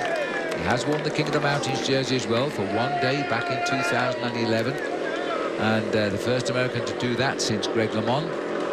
But right now he's looking like the old TJ. That is the picture of Alpe d'Huez. I often refer to it as a piece of discarded string on the side of the Alps. It is an amazing climb. 21 hairpin bends. This year the riders will have to face 42 because they've got to do it on 2 occasions. And actually, you just meant to mention Greg LeMond, Phil. Well, as I was walking to the commentary position just a few moments before we started to come on air, I actually bumped into Greg LeMond, and he rode up Alpe d'Huez a little while ago with his former teammate Bernard Hinault. Wow, repeating history when Hinault won in a photo finish from Greg LeMond. LeMond won the Tour, of course, 1986. Cavendish at the back and just doing pretty well, if you ask me, right now. He's got a big bunch of riders around him. Winner of a stage of the Tour de France there, number 158, Matteo Trentin. These 2 riders will stay alongside Mark Cavendish and try and nurse him through the mountains. The big rider in front was Gert Stegemans. You see the people from their helicopter. They go as far as the eye can see. Tens of thousands of them. They closed the road up to the Alps 3 days ago because they were afraid they could not cope with the amount of people going up the Alp. Well, now the 2 men from the flatlands from Team Sky have disappeared, and that's not a major surprise at all. Ian Stannard been washed away, so too has Geraint Thomas. It's now Konstantin Sivtsov on the front, followed by David Lopez, followed by Peter Kenyon of the Isle of Man, and behind him you've got Richie Porte, and behind him the yellow jersey. That is Trentin, who has won 1 stage on that long breakaway we had the other day. And, of course, his teammate, Mark Cavendish, who's already scored twice this year. He's pushed his total up to 25 historical stage wins now. Flags of Norway down there, Germany. This very international climb now, as it has become over the 20 years or so we've used it fairly frequently. It's a very difficult thing. Many of these riders got a little bit of an hors d'oeuvre of the Alpe d'Huez and the descent that they'll be facing away from the Col de Sarenne, because they actually raced over it in the month of June in the Criterium du Dauphiné, which a lot of riders use as their last event before the Tour de France in their final preparation. And I noticed that Pierre Rolland, the last rider to win on Alpe d'Huez back in 2011, he was actually riding on the shoulder of Chris Froome. I wonder if he's nurturing thoughts of being first Frenchman to get a victory. Well, I'm sure he is, and you'll see how it goes. This is Rudy Mollard, number 138 from Cofidis. He also losing a little bit of ground. Up there amongst the front runners, Quintana in white is sitting on the wheel of the man in yellow. It looks to me as though they're trying to control the pace of this climb because it is the first ascent. Even at this stage of the climb, you don't normally see a big bunch. That's what we've got at the moment, as Sky try to hold off the attacks as long as possible. Well, Siftoff's doing a great job of work here, and he's trying to do his best to stay in contact with this group for as long as possible. They want to have as many men around Chris Froome as they can for as long as they can into the race, because if he has a mechanical incident, as we saw the other day when we're dropping down into gap, he needed to have somebody alongside him. And as they say in a lot of games, the MVP, the most valuable player for him is always Richie Porte. Johnson, Amador, Bone and Danielson. This is Paulinho. Behind him now, the relentless pressure by Sky, bringing him back, beginning to say what folly it was for these two riders to dangle off the front for so long. Well, he'll be back in the main field, but the question is, has he look? There's a little bit of a move coming on the outside. You can now start to see the shape of Alberto Contador to attack, you know, Saxo after the work of these two riders. You've got to be very careful. You've got to attack at the right moment. Slovakian flag over on the right-hand side. And this is sad side. Cadel Evans, a winner of the Tour de France a couple of years ago. He just can't find his legs this time around. He lost an awful lot of time in the time trial yesterday. He's now off the back of the race, and this is the first climb. Nicholas Roach has also gone down as well. Yep, well, a lot of energy left there. Stephen Roach earlier in the day was on Irish corner. You've got Dutch corner, Irish corner, and very soon it looks, Phil, as if we might even have South African corner. The flag was there, wasn't it? This is a very sensible first ascent here. They're not attacking each other.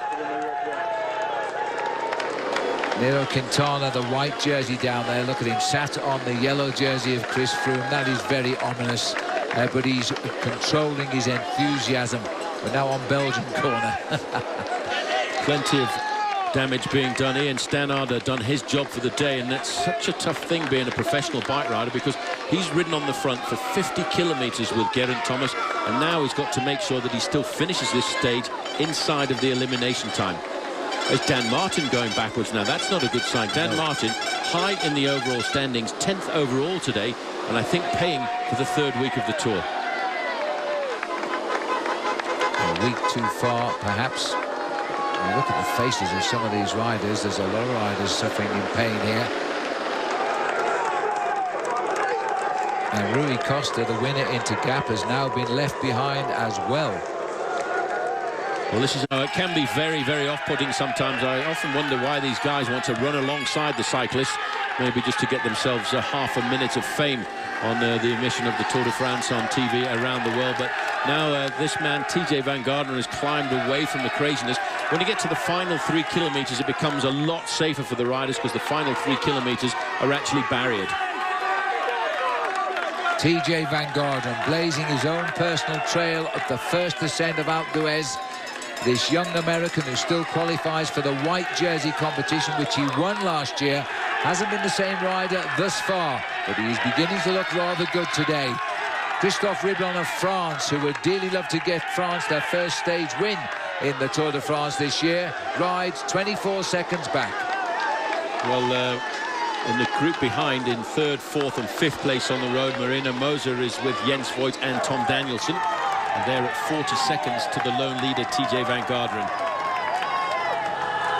Thomas Voeckler moving to the front now.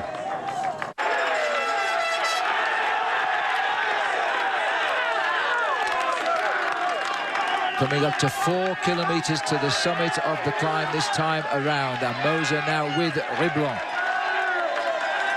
Well, they're very luckily now, Phil, into the barricaded part of the course. And nice and safe. The sound will not be quite as deafening in their ears as the race is really becoming quite hot. The chase behind TJ Van Garderen. This is Thomas Voeckler and Pierre Rolland in the group behind, and he's trying to set up a move for his man Pierre Rolland to try and win the stage as he did back in 2011. But they've still got a very long, hard chase to pull back TJ Van Garderen, who's actually extended his lead a fraction over the yellow jersey group of 8 minutes and 15 seconds. But when we get up to the summit of Alpe d'Huez the first time, we don't actually go up to the finishing line. The riders come to the roundabout at the bottom of the finishing straight and turn to the right to go and find the long little road to take them to the Col de Sarenne, and they start that long descent into the valley below and then come back. Garderen is about to get caught now by the two chasers. Moser is the first one. He won the Strada Bianca in Italy in the early part of the season, helped by his mate Peter Sagan. 22 years of age, the young Italian there, has dragged Christophe Riblon back into the race this afternoon. But I have to say, Phil, that if these two riders stay with TJ Van Garderen, it might be an advantage for him on the descent. Not the first part of the descent, but once they get to 5 kilometers or so down, because it's then the kind of descent where you can actually work together and they can build and hold on to their advantage over the yellow jersey group. Looks over his shoulder, TJ. He scored 1 point so far in the King of the Mountains, and there's 25 at stake here for the first man. Schleck has decided to accelerate here as he leaves the village of Wes, and this could be a good move by Andy. He's 23 minutes behind, so there'll be no reaction from Sky yet. This is the move. This is how he made it from about 7th or 8th position. He indicated to us yesterday, Phil, that he had really good legs. He rode probably the best individual time trial I've seen him ride in many, many years. He wants to do something in the Alps, and I think this is something for him to be able to say to his detractors, Andy Schleck is not finished, Andy Schleck is back. Yeah, Schleck has chosen a good time there, I think, to make a move, because just coming up towards the summit, and he's the one that's been critical about this dangerous descent, and I think maybe also he wants to see it on his own, in his own power. And Moser is going for the top of the first climb of the Alp here as he starts to go, and he drops the other two.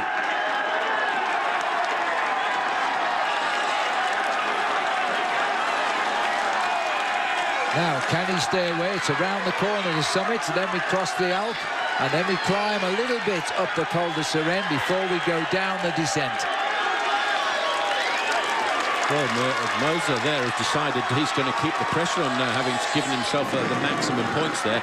Now, TJ Van Garderen needs to work a little bit with Christophe Riblon to pull themselves back up to the Italian and start the descent. They're going to ride all the way through the town of Alpe d'Huez, go past the airport, and then they've got another nasty little kick up to the summit of the Col de Seren, and then this climb that everybody has been talking about, and you get a chance to see just how tricky it is. So Moser gets the 25 points, Riblon gets 20, Van Garderen 18 over the top. 3 riders over. Well, as we're crossing the void now towards the Col de Seren. These 3 riders up here are Christophe Riblon, TJ Van Garderen, Marino Moser. Moser was the first man to cross the top of the climb, followed by Riblon and TJ on Alpe d'Huez. Now we're crossing the void here to the short and snappy climb of the Col de Seren, and then the long descent. Back on the top of Alpe d'Huez, the big peloton of about 20 riders still together here are picking up Tommy Voigtler. There is the end of the first ascent of Alpe d'Huez. It won't be there, it'll be further up next time at the finish line. And Voigtler has been wiped out now as they go through 8¼ minutes after TJ Van Garderen's 3-man group went through this point. So that's been a great ride by TJ, because he's actually gained time on this group up the mountain.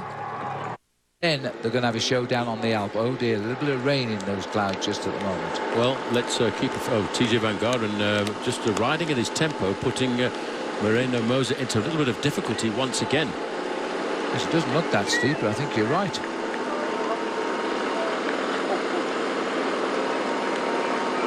"42 kilometers left to ride. It's only 26 miles. It's not very far, but the terrain is so terrible.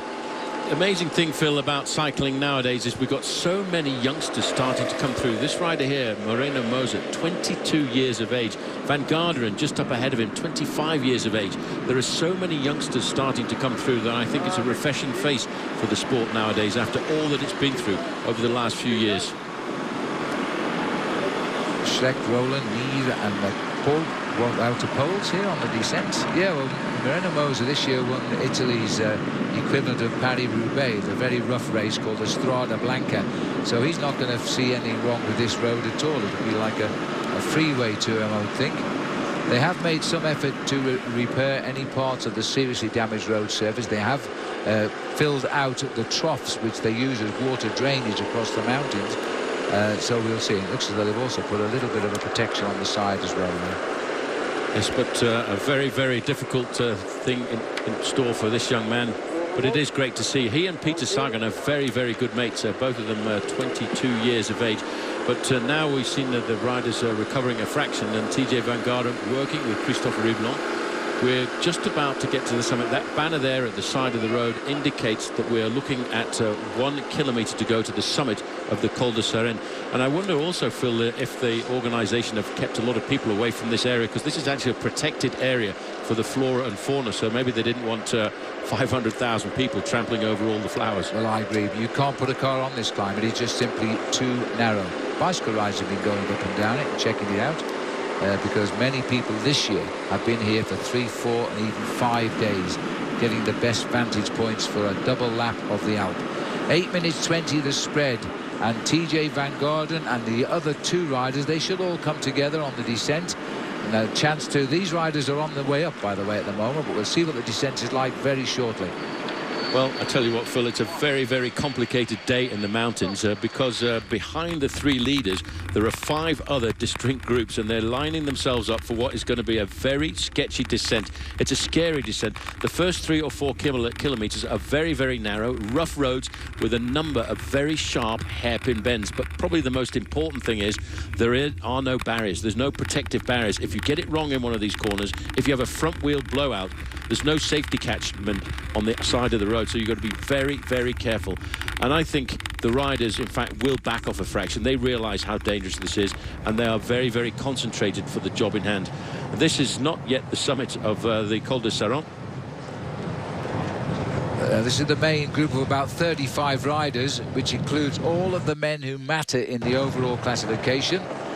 They've done their own way of neutralising the race because of this dangerous descent. They've decided to call it a showdown on the second ascent of Alpe d'Huez. Then it'll go one-on-one. TJ Van Garderen, Christophe Reblon. Reblon, a stage winner in the past in the Pyrenees. TJ, a white jersey winner of the Tour last year. Well, the yellow jersey still very happily got 3 teammates alongside him, but the mountains, Phil, it's always complicated. You've got the 2 leaders, TJ Van Garderen and Reblon. 1 rider chasing them now, Moser. Jens Voigt is lying in 4th place on the road. Tommy Danielson from Garmin Sharp is in 5th place on the road. Then you've got a group of 4 riders, the survivors of that early breakaway. Jonazon, Amador, Chavanel and Boom. And they are chased by a group of 4 containing Andy Schleck and Pierre Rolland. Well, we're giving you a forward shot as the riders come up from the back and back into the group here. Cyril Gauthier in there. Well, the reason for that, Phil, is the race organisers have just ordered all of the cameras to go to the back of the groups because they realise that camera bikes cannot go down this descent at the speed that these riders will attack it. Well, the clouds don't look too bad at the moment here. Very shortly we'll be on this descent, which we have built up to be an horrendous devil in the middle of the Alps, but it really is a very difficult descent, believe me. Very shortly we'll be on this descent, which we have built up to be an horrendous devil in the middle of the Alps, but it really is a very difficult descent, believe me. Or coming up to the summit now of the 2nd category climb, and there's just 2 riders contesting the points, attacked by Ryder Hesjedal from the group.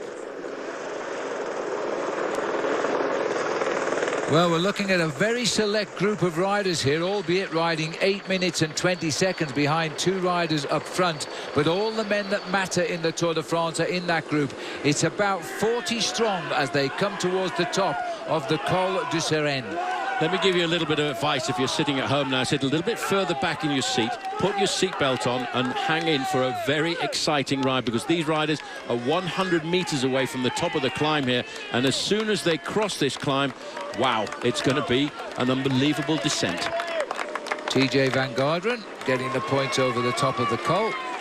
He's moving nicely up the overall classification in the King of the Mountains. Reblon in 2nd place. Now life gets a bit dizzy. Well, there is the yellow jersey group, and still no move has come to challenge the supremacy of Team Sky. Oh, Movistar now are starting to do a little bit of tempo making. They've suddenly realised they've been caught on the back foot here, Phil. They've suddenly realised that if Nairo Quintana wants to win this race, Sky are not going to chase down the breakaway group this afternoon, so we're going to have to get involved with doing the pacemaking. A little bit handicapped, really, because Quintana wants time over the yellow jersey. He should wait until the next climb, I suspect, but he will attack. I'm pretty sure of that. The 2 leaders are on the way down now on the narrow descents and twisting roads, while here, coming up towards the summit of 40 kilometres to go, just 25 miles left for the leaders. who at least they're free to fly down a mountain pool without any hindrance of too many riders around. And it looks as though the Little Prince is also unhitching at the back of the peloton as well. So we're down to about 45 riders now. Well, they've gone up as they've rejoined from the back. Now look at this. The yellow jersey himself is bringing forward his 2 last-minute men, Peter Kennock and also Richie Porte. They're going to stay with him as long as they can. Well, there you get a chance to see what the climb looks like. It's a very difficult climb, 7% the gradient, as David Lopez disappears from the back end of the group. It's a real daredevil descent here this afternoon.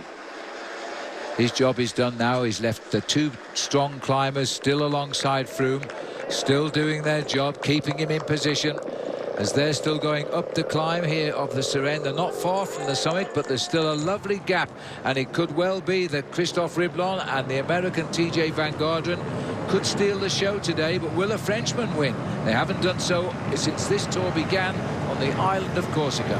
Yes, but the last time the Tour de France came to the Alpe d'Huez, it was a Frenchman who took the victory at the top, and that was Pierre Rolland. He's in a group behind, but he's 7 minutes behind the 2 leaders.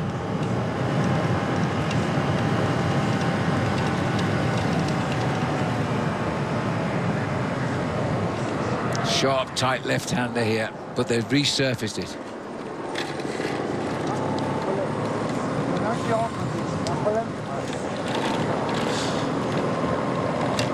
Oh, trouble with the gears here for TJ. What has happened to his gears? Well, it's a very, very rough descent. Yeah. It was coming round that corner. Now, this is bad luck for this man. I wonder if he's got his team car behind him.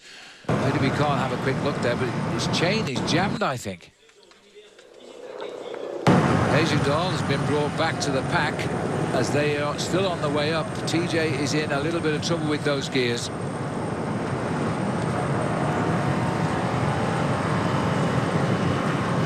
Well, the thing is that, as you see here, that Hejerdal's been caught. In fact, coming back here is Moreno Moser, and it looks to me as though TJ Van Garderen cannot pedal, and he's got no chance now of anybody. He's trying to stop. His hand is up, exactly what we didn't want to see. If you're in a problem on the descent, when's he going to get any assistance on this road? Well, he was away in the breakaway of 3, so it's quite possible that he still had his team car up behind him. The team car will have stopped. I hope the team car has stopped as these 2 riders combine their forces at the front. Moreno Moser has recovered on this descent and is catching up with Riblon. Well, Riblon continues to go down. TJ Van Garderen has pulled over on the side of the road, and he is hoping his team car is still in the mix there on the very narrow road. The leaders continue to go down. They've been strengthened again by the arrival of Moser alongside Riblon. Although everybody is still going off at the back of the peloton here, and we're seeing 1 or 2 riders of note now slip away, because Laurens ten Dam, number 167, is losing his high overall position, and he's only still going up the 2nd category. Col de Suresnes, ten Dam 7th overall tonight. Yes, well, last night, rather. Just in front of him, his teammate is waiting for him, and that's Robert Gesink, while still Team Sky are able to control the rider. Hejerdal back in the fold. Peter Kenyoch, who lost a lot of weight between the Criterium du Dauphiné and the Tour de France to get himself ready for these big mountain stages, is doing a sterling job on this 2nd category, Col de Suresnes. 1 kilometre for the peloton. Laurens ten Dam is feeling the pressure. Now, if he's in trouble here on this particular climb, he's going to be in major trouble on the last climb of the day up to the finish at Alpe d'Huez. Little chase group here. Now, we've got no further update on the demise of TJ Van Garderen, other than the fact his chain is jammed and he's had to stop. We don't know if he's managed to get any assistance at all. We might get shots of him as the peloton begins their charge down. Well, they're doing a pretty impressive move here, because Andy Schleck, they've taken 2 minutes off the overall lead of the leading riders. They're at 6 minutes and 14 seconds. They are the 6th group on the road scattered over this mountain. The original breakaway is still not all been picked up by any manner of means. There's cheers for the man in the polka dot jersey from his fans. And a quick bottle there for Andy Schleck, and in fact Wout Poels wanted one from the same guy. There's the top of the Col de Suresnes from these riders. Schleck goes over the top. just about to pick up Sylvain Chavanel. He's the rider just in front of them as they start the descent with a 6-minute deficit. Well, Chavanel will happily get involved with this group now on the way down. It's a very good descender. Still got the 2 leaders going down this very narrow descent, but so far, apart from the demise of TJ Van Garderen, which seems to be a mechanical, it's handling itself very well indeed. Moser has gone straight back up to Riblon, and he's now setting the trend.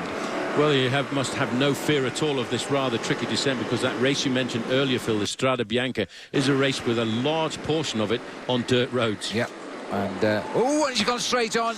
He couldn't get around at all. Christophe Riblon overshot, but fortunately it's just a matter of getting himself back on the road. Well, I'll tell you what went wrong there, Phil. He was badly lined up going into that corner. He was on the inside of the apex. He should have been over on the right-hand side to be able to cut around the corner, but he wasn't able at that speed to enter into the corner at the right angle. Well, he was stopped because he went into marsh there, literally into a bog. He doesn't have wet feet now because he had to run back through it, but at least he's okay. 8 minutes 20 seconds is still the gap. Moser all of a sudden finds himself in the lead. There's the select peloton as they climb up, and they've still got Laurens ten Dam in trouble here. 167. He was in 7th place overall last night, losing ground now. Well, the Col de Sirène is proving to be quite a nightmare on the way up as well as on the way down. Coming up to the top of the Col de Sirène now, we have the yellow jersey group, about 30 riders coming up, but ahead of these riders, still the breakaway, drama on the way down. Christophe Riblon going down the mountain up front has gone off the road. He's okay, but he's got delayed. He's now got to get back up to the lone leader on the road, who is Marino Moser. And the news that William Bonnet, we saw him fall back on the climb of Alpe d'Huez, has abandoned the Tour de France. Now, TJ Van Garderen, who was setting the pace up the front, his gears appear to jam on the Col de Sirène on the descent, and he pulled off on the road, and we don't know if he got any help from his team, subject to the narrow descent, and we haven't seen him since.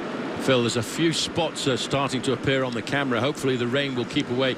The first part of the descent, the first 4 or 5 kilometers, is the most dangerous part. Pierre Rolland is not comfortable on this descent at all, while storming away around the corner there is Andy Schleck. You see the organisation, well, not the town of Alpe d'Huez has actually been back down this climb and repaired a number of the corners to try and make this race as safe as possible.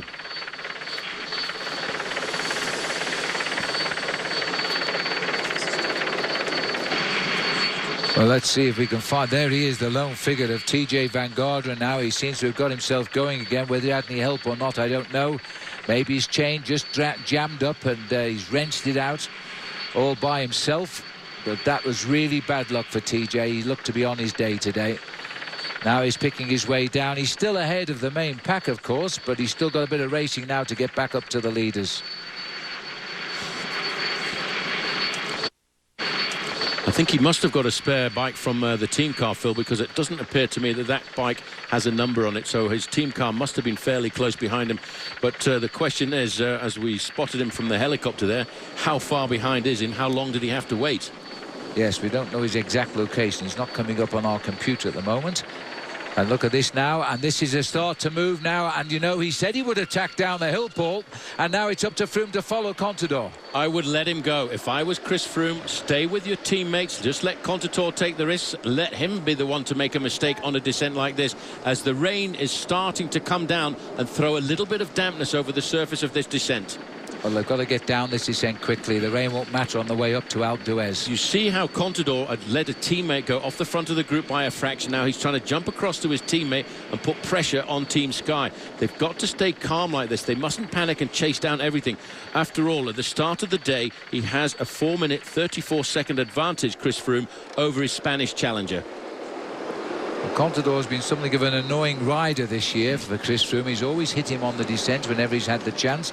You may remember on the Col de Mans descending into Gap, he caused an accident, although they did seem to fall in separate places, but on the same bend. Anyway, the two teammates are willing to try and lead the man in yellow down this very tortuous, narrow descent. Now remember, on this descent a bit further down, was where Christophe Reblon didn't get round the corner and finished up into a rather wet ditch, but he's back in the race now. Well, I think they're being sensible on this occasion. Chris Froome in the past has had the habit of chasing down everything. TJ Van Garderen, Phil, is 42 seconds behind the leaders on the race, so we've still got a chance to reintegrate the front end of the race. Schleck, though, is doing a phenomenal job at 6 minutes. This is the front end of the peloton. The descent that the riders didn't want to see in the Tour de France because they said it was too narrow, it was unguarded, and if the rain came, there would be serious trouble. You hear the brakes going on. There is Contador on the right, using a teammate to try and get rid of Chris Froome on the descent. You cannot afford to let Contador clear to get to the climb itself. Well, Quintana there in the white jersey, you spot him. He's being very, very attentive. I think he's been given the instruction today, Phil, to play a waiting game and hit this race hard at about 5 kilometres to go to the summit of Alpe d'Huez the last time. But 22 years of age, Moreno Moser has gone very, very well down this descent. He's had a couple of bad patches where he got left behind and he's caught back up, and now he's in the lead because of that accident to Christophe Reblon. TJ Van Garderen now is in 3rd place on the road, looking for 42 seconds to the other 2 riders ahead of him. Well, it's up to him to try and chase back. We continue to descend now right down to do it all again, and TJ seemed to be climbing very, very strongly. We've still got Schleck, Roland, Nieve. Chavanel is back with this group now, as we saw him picked up at the top of the climb, and Wouter Poels as well.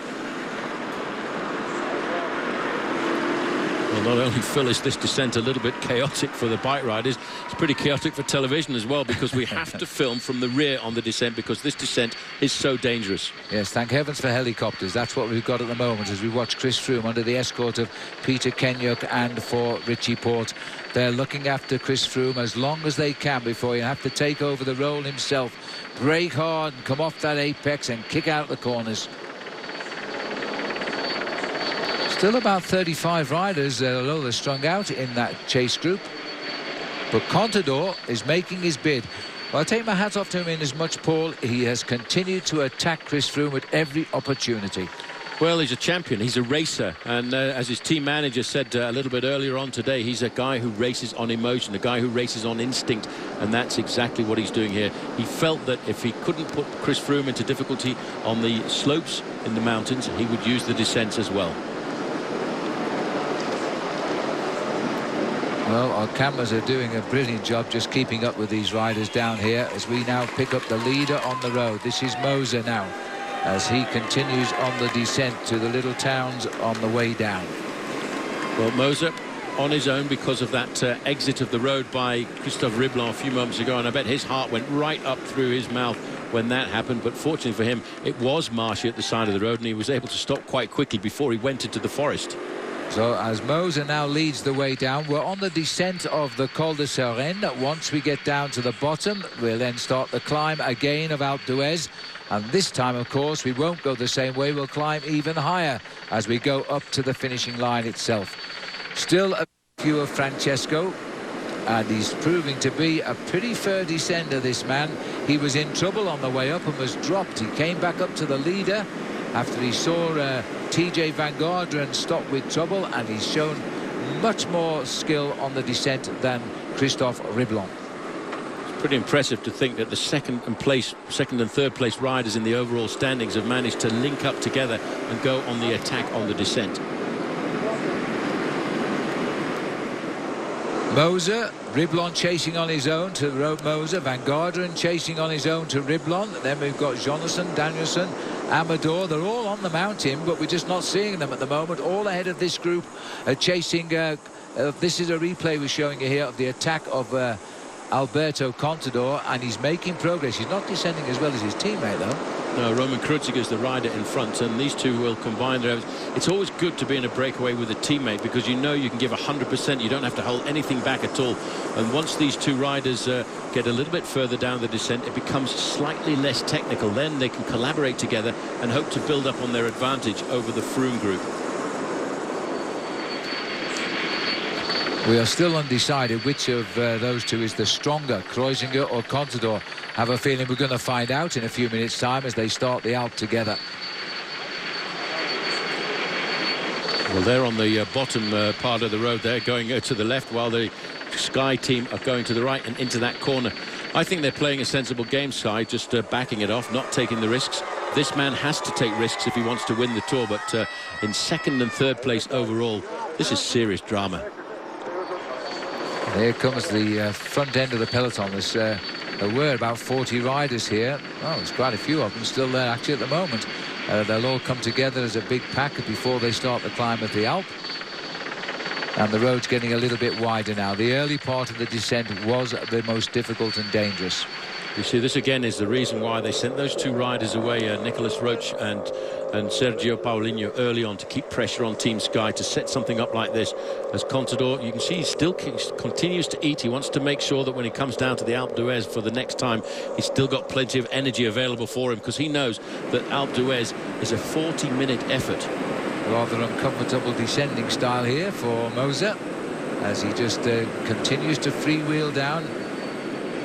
Still needs a little bit of energy for the last climb up to the finish at Alpe d'Huez. Once we get down into La Garde-en-Oisans, that's where we start the climb again up to the top of the mountain. Moser's made his play here. Well, the team advertised the fact. They said, we will attack on the descent of the Suresnes. They made no secret about it. Ruben Plaza. Yeah, Ruben Plaza at the back. He had a bit of a problem, I think, but he's there now. Still a fair way to go, but we're doing a little bit of a kick on the graph, but then he continues the descent. Well, the last Italian to win here, Phil, was back in 1999, and it was Giuseppe Guerini. Do you remember that, when the cameraman walked out into the road? Just trying to think of the cameraman's name. Eric. Eric, the cameraman. Yes, right. And Eric went to his hotel that night to apologise for causing him to crash. Fortunately, as he got up and won the stage, he wasn't too annoyed. Anyway, back together now. Good descent by Christophe Riblon, has put himself back up with Moser, as two of them are now continuing to the basement. 25 kilometres to go for the two leaders. Well, Moser calling his team car up alongside him for a bit of information on what was the position of TJ Van Garderen, and also to take on some last-minute energy drinks. He needs to get that gel on board before he gets to the final slopes of Alpe d'Huez. We actually don't go back into the Grand Bornand. We turn just short of it in the small town of La Ferrière, and then they'll see the banner indicating 13.8 kilometres to go to the summit. The Bourg d'Oisans. We don't want to go to the Grand Bornand today. You said Grand Bornand. Bourg d'Oisans, yeah. We go to the Grand Bornand tomorrow. No, sorry, because, Phil, I was just listening to the race radio there, and they came across and said there will be a test at the finish of the race to check the weight of everybody's bike, which is something they don't very often do, but obviously they're concerned about the fact that we come up Alpe d'Huez on 2 occasions, and they want to make sure that people are not on bikes which are lighter than the minimum requirement, and that is 6.8 kilos. Wow, well, that'll be interesting. What will they do if they find they weigh 6.7 kilos? That'll be very interesting indeed. Anyway, the cameras have picked up TJ Van Garderen now. Is he going to close? They're saying 45 seconds on the computer. The gap, TJ, behind the two leaders. Yeah, 6.8 kilos is around about 14 pounds. So if you've got a bike lighter than that, there could be a referee waiting for you at the finish with a measuring scale. After all that effort, goodness me. Anyway, through the narrow streets now for the elite chase group here of Andy Schleck. They're still a long way behind, Phil, because the last time check we had to this group, the Andy Schleck group, which is actually the 5th group on the road this afternoon, they're at 6 minutes and 20 seconds. Well, they've had to slam the brakes on for that difficult journey through the village, because we're on a full hairpin back now. Wout Poels is taking them around. Schleck goes through on the inside, followed by Nieve and Chavanel. This is the group here. Chavanel caught on the way up the Suresnes. Van Garderen is still chasing, and they're taking his time off now, so we don't know where he is, but we'll see if we can pick him up on this descent down towards the turn back onto the Alpe. We're trying to find our way down to the main road, and we'll continue the descent down towards Ferrière. Contador has got his teammate with him. That's his teammate in first place, Romain Kreuziger, former winner of the Tour of Switzerland, and I have to say rode a very solid individual time trial yesterday to finish in 4th position. Well, these two are not that far ahead of the Schleck group either, the way they've come down here. There's a little spread. There's 7:45 the peloton. Van Garderen now being timed at 30 seconds behind the two front runners. So he is closing up there. but how much energy has he left on the side of the road, Phil, trying to catch up to the two leaders. He looked very comfortable in that group, and he may well have a chance to recover once he starts the slope to the next climb. There's a rider just in front of the two chasers here, the Contador Kreuziger group. These are the two Saxo riders here, 7:25 behind, 22nd. There's the two leaders on the road, and judging by the fact we're pulling back, we should see the red jersey very shortly of TJ Van Garderen. It's still quite a big gap, this. There it is down there. We're way up in the helicopter, but there he is. I think he'll come back. Well, it's 25 to 30 seconds, and he's come to the easier part of the course now. He's coming back onto the main road as he tries to get himself back to the leading group of two, but they will not be hanging around waiting for him. Yeah, he's still fidgeting a bit with those gears. I'm not too sure whether he's completely happy with the situation, but here we are. This is the right-hand turn now back onto the turn off to Les Deux Arbres. That's Amador, who was a rider in the leading break, as he gets picked up by the Saxo tandem here. Now they've got a fair amount of false flat now as they continue down 4 or 5 kilometres. Around the corner, they go over the big dam here at the bottom of Les Deux Arbres, and they drop down, then they've got to climb, and that could be the point which would give TJ Van Garderen an opportunity to reintegrate the front end of the race. But meanwhile, it's still being left up to Richie Porte to do the pacemaking. Chris Froome, the man in the middle. There's the dam wall, and these are the two leaders now. This is Kreuziger, seems to be doing a little bit more of the pacemaking than his teammate Contador. Contador might make his move the minute the slope starts of Alpe d'Huez and before Chris Froome gets back up to him. Well, as I said at the start of the show, Phil, I think Chris Froome today had to not panic. He had to stay nice and calm. The attacks were certain to come. It was almost predicted they were going to come on the descent of the Col de Seren. So I think he's ridden sensibly, Froome, and allowed Contador to go away and not try to stay with him. Now, they're just saying on the race radio they're allowing riders to take drinks just to the foot of the last climb of Alpe d'Huez. So now's the time to take on board all you're going to need to the top. So that's the bottle gone from TJ Van Garderen, and the car is allowed to come to him and give him more. Up until the foot of the Alpe, and then it's all eyes down. Andy Schleck, fabulous really, Phil, to see Andy Schleck coming back. We talked about him a lot in the first week of the Tour. He had a couple of bad days, which is to be expected when you've been away from top-end competition for almost 12 months. But slowly and surely, as we got into the third week of this Tour de France, he's finding himself once again. And I'm sure tonight he's going to be a very, very happy man. Well, let's see how he climbs the last climb up the Alpe, because if he can convert his position here into first at the finish, then we'll know that Andy Schleck is back in the big time. Sylvain Chavanel, he's coming back from the front group. Remember, he was picked up at the top. Under 25 kilometres to go. It's a long time since the leaders went under that banner. 7:45 is the gap for the two front runners over the yellow jersey group at the moment. These two are desperate now to fight for the foot of the Alpe, and Contador will go then. Now, this is Froome. As he continues on, he's just got his two riders. Peter Kenyuk is the man in front. Richie Porte is the man behind.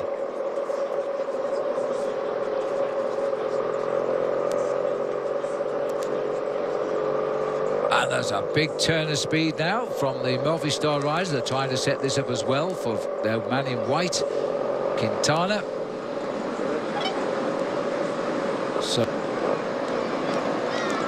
So as the Movistar riders are trying to take control of the chase group containing the yellow jersey, we are winging our way down now as we head up towards the last climb of the Alpe, and this time it really will be the finishing line on top, and we'll bring it to you commercial free when we come back. As we look down the valley now, TJ Van Garderen has just a moment ago contacted the other two riders. There are now 3 riders at the front, and the yellow jersey group is back 7 minutes and 21 seconds, and there's only 10 miles left to go to the finish. This is Alberto Contador again under pressure. He's been picked up. I think he's gone to the back of the group into the cars now. I'm just not too sure. He was picked up about 5 minutes ago along with Roman Kreuziger, and I'm just wondering what on earth he is doing back here. Not a man dropping back for a drink. Contador is in a little bit of trouble here. Second overall in the race, and having to fight back to the group that he was ahead of, and he's got his teammate has dropped back to give him a hand. This is Hernandez, Jesus Hernandez, picking him up and pacing him back up to that bunch. What an amazing race. It's yo-yoing all around the Alps today, this race. That peloton, which is still about 30-35 riders strong, and Contador attacked them on the way down, and he's struggling to hold them on the way up again. Well, with the offering of the Alp in front in this last 16 kilometres of the day, Contador's back in the line. Just about. He comes up to the back wheel there of Peter Velits in the blue, and Velits himself struggling to hold on to the tail. Well, the pressure's really gone on at the front of this line at the moment. It's being done by Team Sky's Peter Kenyuk and the Movistar boys, who are now trying to make a launch pad here for Quintana as they put their strength back on the front, shade of the opening week. Well, Movistar are causing huge problems back there for Contador just at the moment. Van Garderen is back up with the leaders. We've got 3 men up front. And with this sort of a time gap, I'm not sure they won't stay away to the end.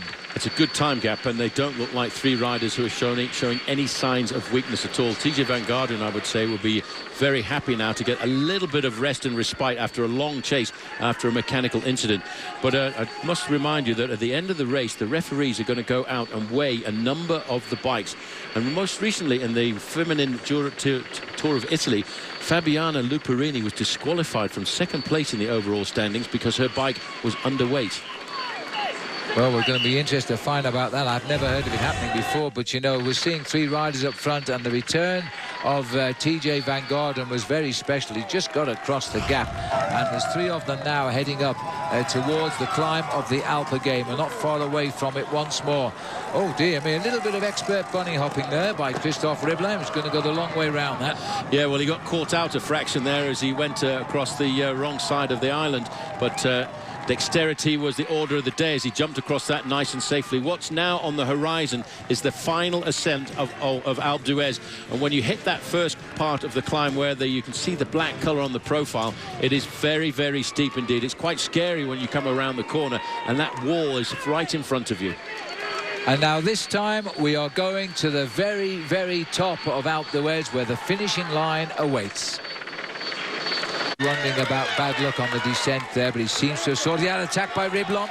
Quick reaction by TJ Van Garderen. Interesting. He's gone right at the bottom of the Alp. The Sex Group 6.5 minutes back. The peloton still 7:20. Well, that's completely opposite to the previous ascent, the previous first kilometres of Alpe d'Huez, because it was Riblon who was in difficulty, and maybe he thought because of the long, hard chase by the American TJ Van Garderen would be put on the defensive, but he's not. He responded immediately. The guy in difficulty is Moreno Moser. Moser's been a little bit suspect the last time up this climb, and it looks like he's cracked early on this one. So, one-on-one, the 2 men who were originally together are back together again. Van Garderen had absolutely no trouble in answering the acceleration of Christophe Riblon, which might have been a tester to get rid of the Italian. There is the Devil in his new all-yellow strip to celebrate the 100th edition of the Tour de France.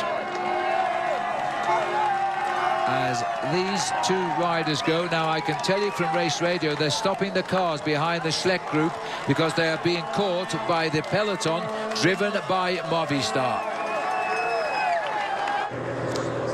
And this is the group containing Contador as they continue up the climb. Let's check in inside the race with Steve Perino. Steve? Well, Phil, when you saw Contador drop off the back earlier, it was because he changed his bike, and it looked like a calculated move because they were going uphill a little bit slower.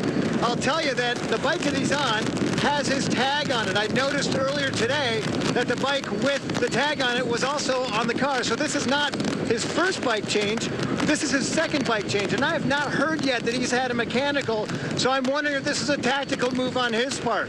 For me, I would say it's a tactical move. He's probably got a different range of gears on this bike for the last ascent up the Alp, and an interesting move. Let's see how he responds to that now. Sylvain Chavanel, Andy Schleck, and Mikel Nieve, they've all been blown away now because they've been brought back by this attacking move by Team Movistar, who are trying to set up a launch pad here for the man in the white jersey.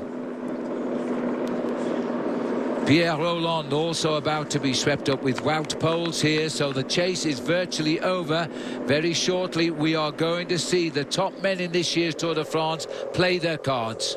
Well, I wonder, Phil, if Team Movistar here have not really waited too long to pick up the pacemaking at the front of this race.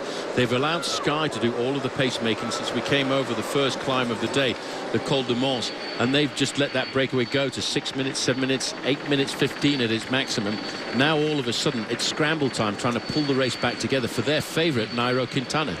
Well, Contador, by the way, he's been back to the team car to change onto a bike, and the bike carries his number, so he may have had 2 bike changes today. But either way, he may also have a different set of gears for the last climb of the Alp. It's quite possible, and we're looking here at the yellow jersey, getting some assistance. Lots of different tactics unfolding from different teams in the race now this afternoon. Just noticed that Michael Kwiatkowski was in there, the champion of Poland. He's high up in the overall standings at 24 years of age. He's in 9th place overall. Little bit of rain appearing on the lens of our camera here. Well, it was suggested 90% chance of rain at 5 o'clock. It's 18 minutes to 5 at the moment, but the danger's over now. They won't mind climbing the Alp in the rain. The question is, how are they going to handle the second ascent of Alpe d'Huez? Just up the road there, you see how the Italian Phil Moreno, last time up the climb, he suffered in the first part. That's where the gradient is its steepest. Once the gradient got a little bit easier, he got into his own rhythm and he managed to catch back up to the leaders. There's Moreno down there in the lime green colours of Cannondale. Very polite and orderly crowd applauding him up the climb there. This is Movistar, the man in white. They're looking at each other, just keep drilling it. And I don't know what... oh, there's somebody standing in the road there. These boys are trying to set this up for the white jersey to attack. A long, thin rider being pulled out by Team Movistar. They've been a great team in this year's Tour de France. Tour de France. And he's got to make up time now as the riders start to crack here. Is it Andy Schleck? That's Jens Voigt. We haven't seen him for ages, but we always knew he was out there somewhere. Well, he's coming up to Moreno Moser. Now, how about that? 41 years of age. TJ Van Garderen, we quickly move to the front here, is trying to lift it up here, but I think Riblon for the moment has got the answer. But look at the face on TJ Van Garderen. That is now concentration. That is now get the job in hand done. He's looking for the gap between himself and Riblon. He knows he put Riblon under pressure last time up the climb, and he wants to get rid of the Frenchman, and he's giving it all out here on the steepest part of the climb. 5:15, the lead over the yellow jersey. That's where we will enact who will win the Tour de France. But here we're looking who might win the stage itself. And Riblon is for France as TJ continues to accelerate. And Riblon now is fighting with himself. Can he hold the wheel? Well, he's put him into difficulty. Laurens ten Dam is in difficulty too at the back end of the race. He started the day high in the overall standings in 7th. But TJ Van Garderen is the man trying to really take this race apart. Well, as the man from Belkin fights to hold on to 7th place overall in the Tour de France, the American now, TJ Van Garderen, is trying to win the most iconic stage of the Tour de France by climbing Alpe d'Huez and reach the summit. Everybody now is in a massive pain as attack follows attack. Well, everybody's waiting for the attack to come to the yellow jersey. Still locked on the wheel of Chris Froome is the white jersey of Nairo Quintana. Alejandro Valverde has had a dig here, but he's trying to ride across the gap on his own. But it's not going to happen as he's falling back to the peloton right now. Just look at the face of TJ Van Garderen here now. This is the man who is absolutely turning his Tour de France around today. He's still got the lead that matters, and he should be able to hang on. Let me remind you that today's commercial-free segment is brought to you by Extreme Endurance. Log on to xendurance.com to watch a segment highlighting their product line. Serpa, the Colombian rider from Lampre there in 2nd position, straight across the gap to the wheel of Alejandro Valverde. Well, that acceleration which we've come to learn in the mountains is absolutely fearsome. The speed these boys are winding their way up to the summit on the 2nd attempt of Alpe d'Huez. Now there's a very select group there. Contador is still there. But most of the other riders have not seen anything of Jakob Fuglsang. Michael Kwiatkowski, he's also in difficulty now. These are the big climbers of the Tour. These are the guys who are going to dominate the next 2 days in the Alps. Igor Anton Try, that's Jose Serpa on the far side in the pink jersey of Lampre. He's a rider who in the past was a winner of the Tour of Langkawi, but the damage is certainly being done at the back. Completely smashed apart at the moment. Bart de Klerk is still there for Lotto, trying to close the gap. As there's the attack by Chris Froome has made it well, but now it is forming a new group. Meanwhile, the man trying to run away with the stage, of course, will be TJ Van Garderen. The gap is still there for the American. Richie Porte is looking back at Chris Froome as well and saying, just where are we going from here? As the riders continue up the climb, and the peloton there, Jakob Fuglsang in the second wave. That light blue jersey.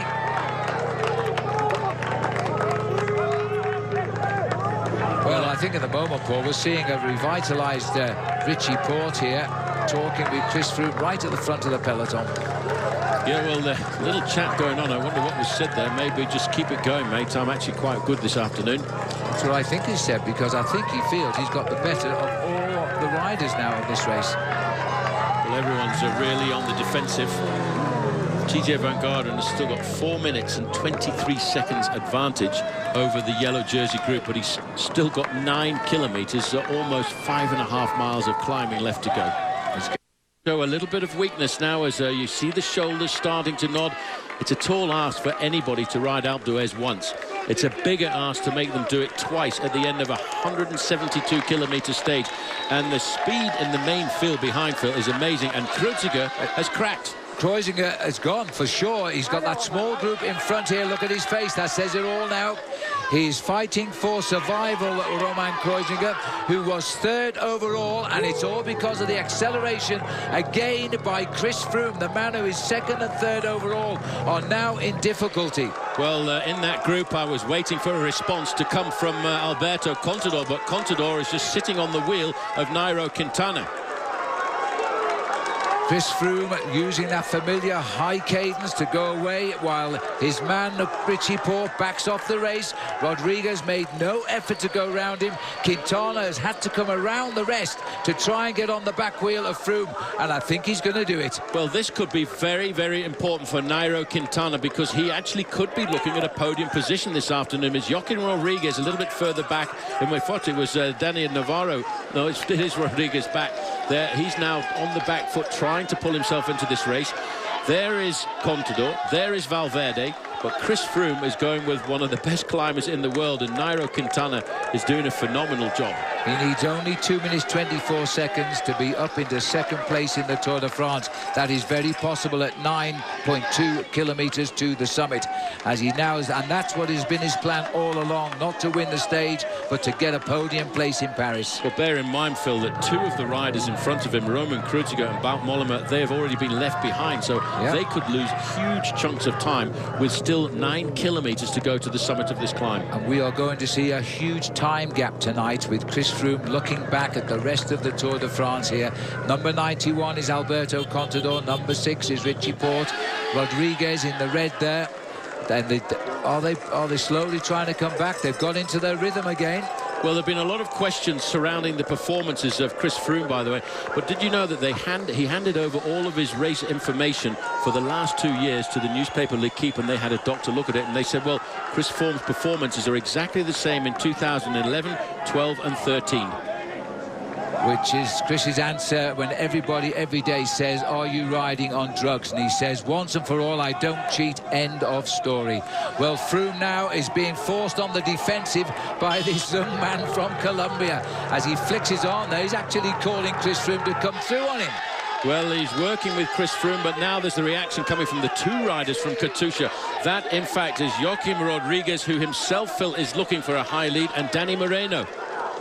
Oh boy, this second climb of Alpe d'Huez.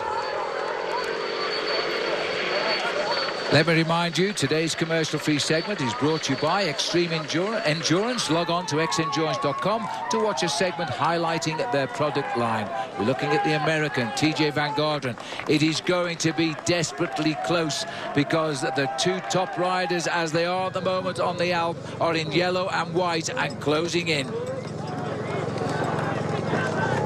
Chris Froome Now, and on the back wheel is Nairo Quintana.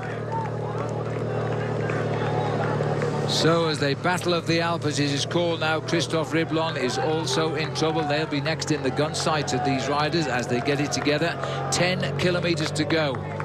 Well, now we've got some riders with Chris Froome who are looking to try and change the podium appearance in Paris at the end of the day, because in there, Nairo Quintana, he starts the day in 6th. He'd love to leap up, but also in there as well is Rodriguez. Contador's played cards today, but he hasn't been able to put those cards and win the hand, and he's now slotting back. Quintana was also trying to move forward. There it is, as he tries to move forward at Chris Froome. I'm not sure Chris has got the answer to this. Quintana now trying to reach TJ Van Garderen. Well, Chris Froome has got the answer to it, Phil, but he's more like a big diesel engine compared to this younger, smaller rider who's got that incredible acceleration over a short period of time. So what Froome does is he allows the Colombian rider to grow, and then he slowly claws his way back up to him. Said earlier, I have no idea why they do that, running alongside the riders. Now let's have a look. It looks to me as though Rodriguez, this is a typical move by Purito, as they call him, and Rodriguez now is looking for time as well. Well, he's looking for a long time. He needs 7 minutes and 21 seconds if he's going to affect the position of Chris Froome, but Quintana has seen that and he's responded now, dragging Chris Froome back in. What a next couple of days we're going to have. He needs 1 minute 2 seconds to be on the podium in Paris, and that's what he's aiming at. I don't think anybody dreams now of catching up with Chris Froome, not at this stage of the Tour de France, but Rodriguez still wants a top 3 in Paris. Well, in fact, Chris Froome can't stay on the wheel of the Colombian now. Quintana's coming across the gap. Well, these boys have used all their ammunition today. They've thrown it at one another. This is still Valverde back there, but look at the gap that's opened up now. The Alpe is declaring its colours and showing us the strongest riders in this year's Tour de France.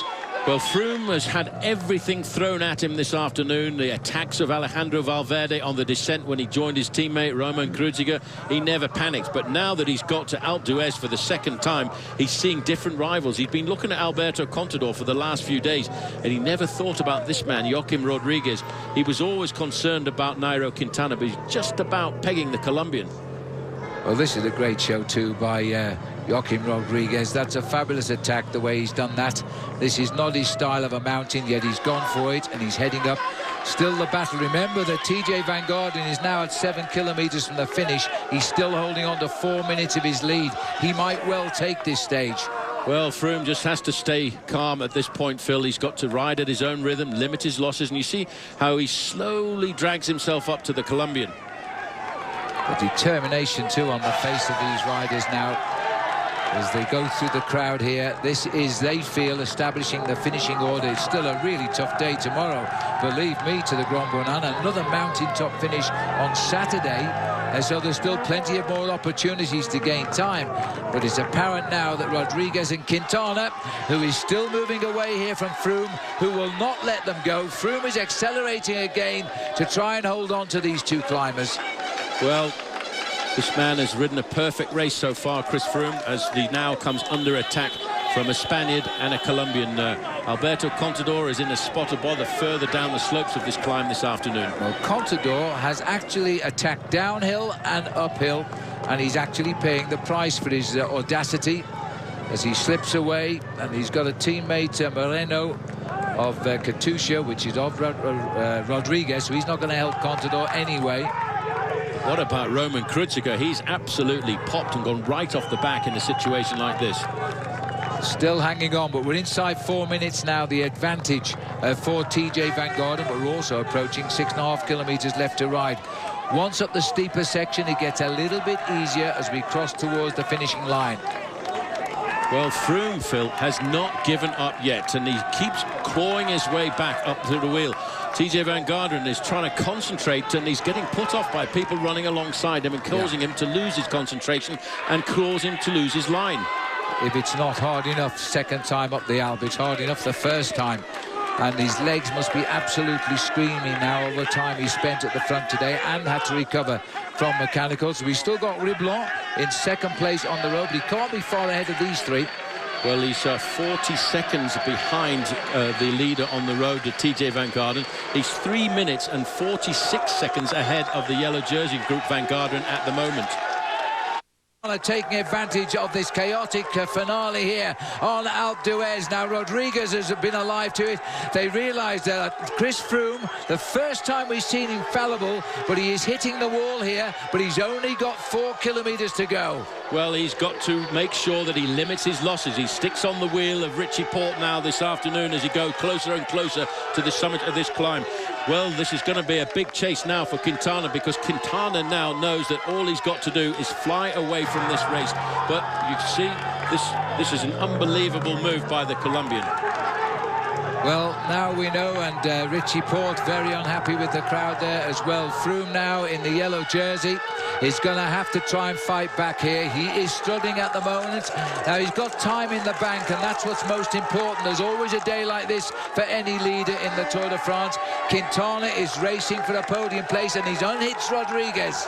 Well, the gap back now from the leader, TJ Van Garderen, to the Colombian, who is now really whipping up this road, is 3 minutes and 21. He's got to take back a minute for every kilometre on the road, as Van Garderen really grimaces at this point. He knows, but if he can just get into the outskirts of the town of Alpe d'Huez, the road gets that little easier for the last 1.5 kilometres. If Van Garderen can just suffer and not blow, he's won the stage today. But if what happens to Van Garderen, like has just happened to Chris Froome, whole different ball game.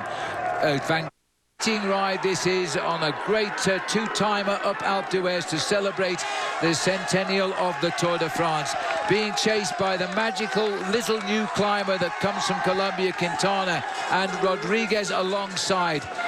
As TJ Van Garderen took the first look over his shoulder, now he knows that Riblon is coming at him.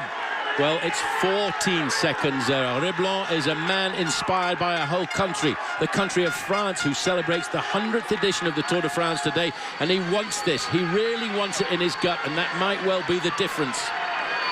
The red versus the white as they come towards the summit of Alpe d'Huez. They climb all the way to the line. The helpers are waiting to catch the riders as they cross the line, because they won't have the strength to even get off their bikes. 3:07 to the yellow jersey of Chris Froome, but this battle will go right to the line now. It's almost as if he's seeing TJ Van Garderen as a magnet. Well, it's 2.4 kilometres to go to the summit. Normally on a flat stage, that'd only be about 2.5 minutes. But here on the summit of a mountain, the mountain of Alpe d'Huez, it's about 5 to 6 minutes of effort still left to go. Van Garderen can feel his legs buckling. He's trying to push that pain barrier a little bit further forward. He knows if he can get into the Alpe d'Huez, the roads will flatten out a bit, and he'll be able to take advantage of the big power he's got as a very good time trialist.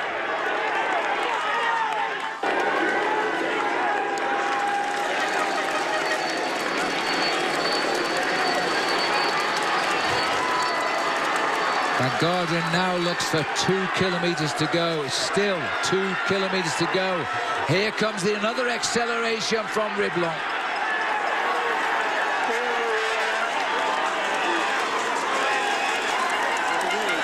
Well, TJ is going to have to make a decision soon, because Riblon is going to pick him up, and then he's going to have to go one-on-one to the line. Well, he's probably paying a little bit for the chase that he put in here to catch up with the leaders. But look at the different pedaling style of Riblon in second position. He's much more energy. He's going to hit him straight away hard. Oh, TJ's got to react to that.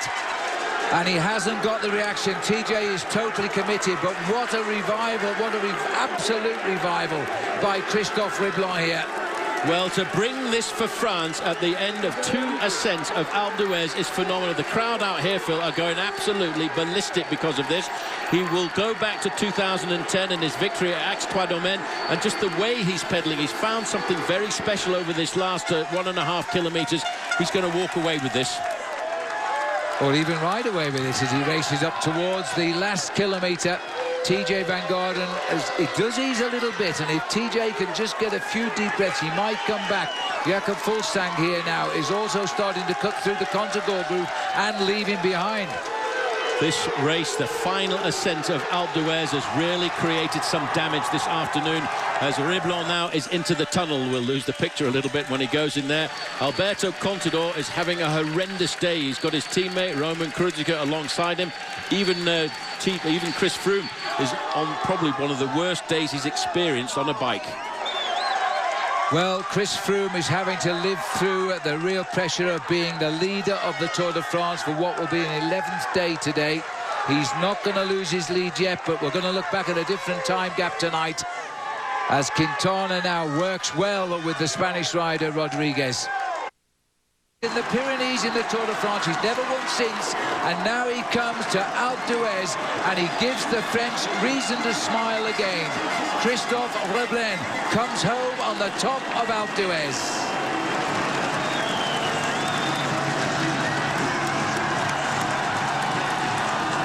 Just listen to the crowd bring him home. France are happy again now in this 100th edition of the Tour de France.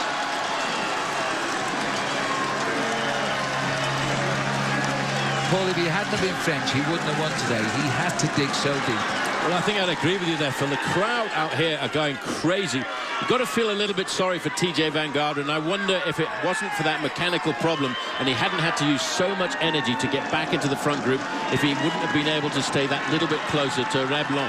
But, you know, he's going to be 25 years of age in August of this year.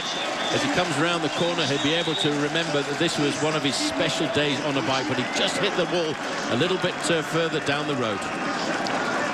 So TJ Van Garderen so close. Remember, he had the mechanical as well. He had to get back up to the leaders after the mechanical problem. It may have cost him that vital little bit of energy that's cost him the stage today. But he's had an absolutely outstanding day in the Alps on the Tour's most difficult day. Not time to remind him there are 2 first category and 2 outside category tomorrow. Look at this.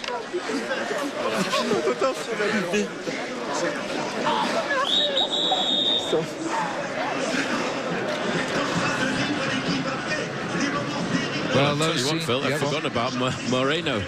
Moreno Mose still managed to hold on. He's going to get himself 3rd place. Another young man going forward in the world of cycling now. He's hung on well for 3rd place. He has yo-yoed. Look, beaten so many times today.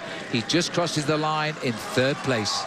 Well, the riders will be fighting out for 4th and 5th. Joaquim Rodriguez and Quintana, they're inside the last 500 metres now. Well, both of these guys, Phil, are looking for time here this afternoon because they want to get onto the podium in Paris.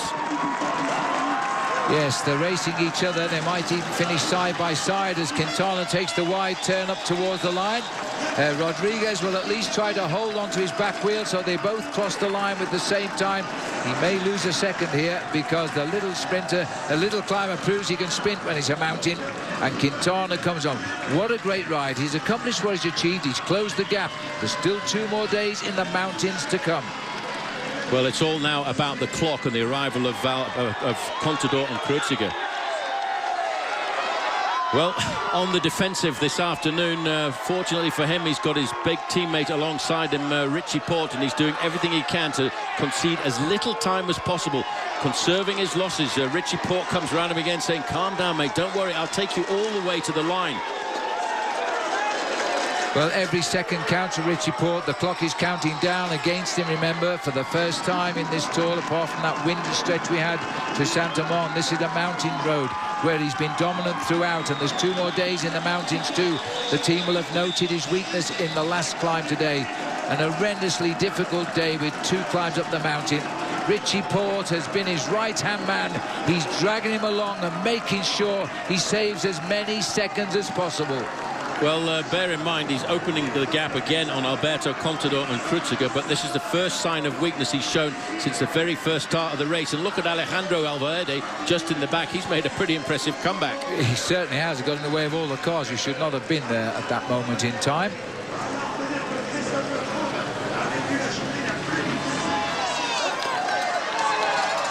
Now, we're just going back here. This, I think, is Alberto Contador here. Is this Contador? This is Contador here, along with Fuglsang. Well, Kreuziger, Phil, is not in this group at all, so he could very easily be losing his third place overall tonight. Well, there's ever-changing face of the Tour de France. Fuglsang here, in the end of the day, started in 8th place, and he'll be a little bit higher today. We haven't seen too much of him all day, but he steadily moved back up towards the leaders. And so we think, with all pens and paper over the table here, that Quintana tonight will be on the podium in Paris if he holds 3rd place, which is where we've calculated he now stands.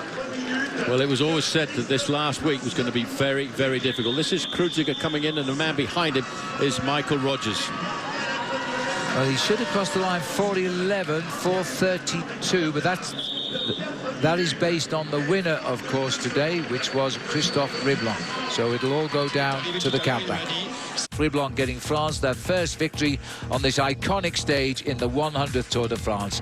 TJ Van Garderen just concedes about a minute per second. Moser 1:27. Quintana, the 4th man of importance for the race for the podium at 2:12. Jacob Rodriguez in 5th place at 2:15. Then Port brings home Chris Froome at 3 minutes 18. Valverde recovered well to almost catch Chris at 3:22. Then Michael Nieve in the King of the Mountains colours at 4:15, and Jakob Fuglsang 10th. Contador 4:15 lost to the winner, remember, and concedes a bit of time to again today, and Kreuziger just behind him in 12th place. It'll be interesting to see how the overall works out tonight, as Christophe Riblon has done it for France. We'll take a break. When we come back, we'll have a look how it all works out in the overall. There will be changes tonight. It's all begun to close up. Presented by Michelob Ultra, Chris Froome tonight has increased his lead. Contador hangs on to 2nd place, 5:11. Quintana is up into 3rd, 5:32. Kreuziger slips to 4th. Joaquim Rodriguez is 5th. The gaps are big to Froome, but look at the gaps to each other. They're close. Bauke Mollema slips to 6th place tonight. Fuglsang is still fighting in there with 7th. Michael Rogers now moves up a little bit in 8th. Kwiatkowski in 9th. And the top 10 completed by Laurens ten Dam, who slides a little bit more, over 14 minutes back now for Laurens ten Dam. So at the end of the day, Contador cracked but held on to his 2nd overall position, and tomorrow is another day, of course, in the high mountains of the Alps. Let's see if he recovers overnight here on Alpe d'Huez.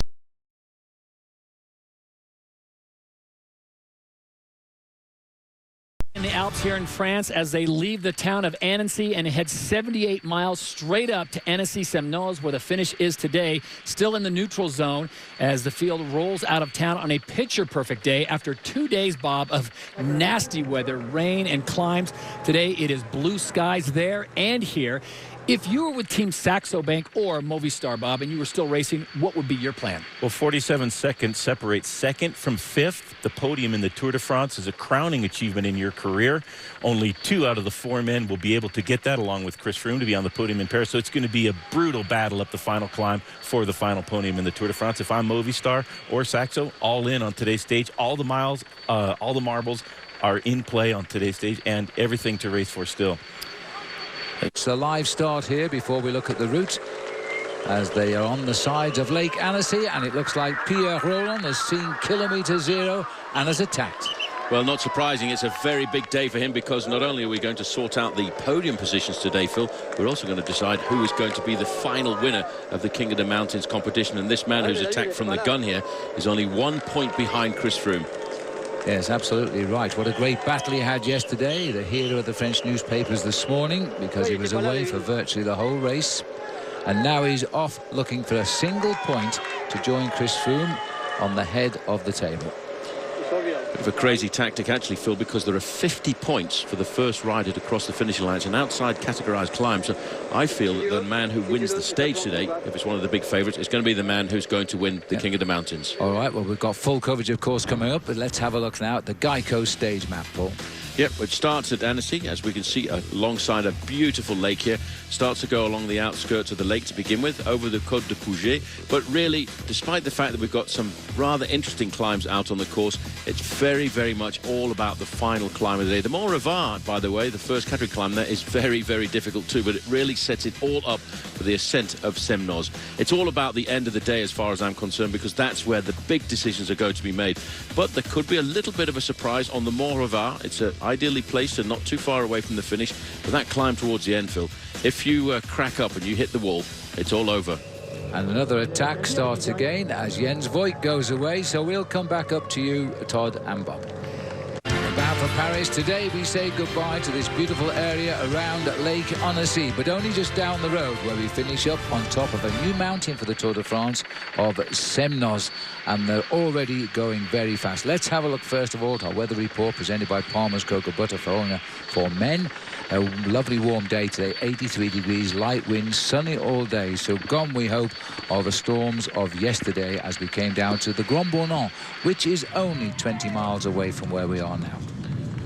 Quick look at the leaders there. Marcus Burkhardt got himself in there. This is a chasing group that we're looking at right now who's trying to get across. They came out very quick. Marcus Burkhardt, Jens Voigt, Pierre Rolland and Juan Antonio Fletcher. And there they are. It was started by that attack right from the gun today of Pierre Rolland, and Jens Voigt was after him, and then he was joined by Burkhardt and Juan Antonio Fletcher. Now, Pierre Rolland has gone out there in search of 5 points for the top of the Côte de Puget, which is only 12 kilometres up the road, and a lot less than that now. Well, this is a big, brave move by the Frenchman, who yesterday said, Phil, he wasn't actually trying to win the King of the Mountains competition. He was really trying to get himself the stage victory. The leader in this competition is Chris Froome, with 1 point ahead of Pierre Rolland. That's why Pierre Rolland's trying to get into that breakaway. Mikel Nieve is in third place, and Nairo Quintana is in fourth. But the points are very, very close together.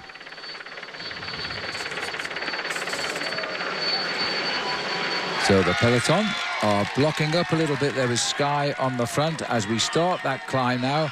It's only a short climb, 5.4 kilometres to the top of the Côte de Puget. And Jens Voigt working as he has done throughout the 3 weeks of this race, right on the front there. Well, this could be a perfect start for Rolland, but there is this little group coming across, led by Simon Clark.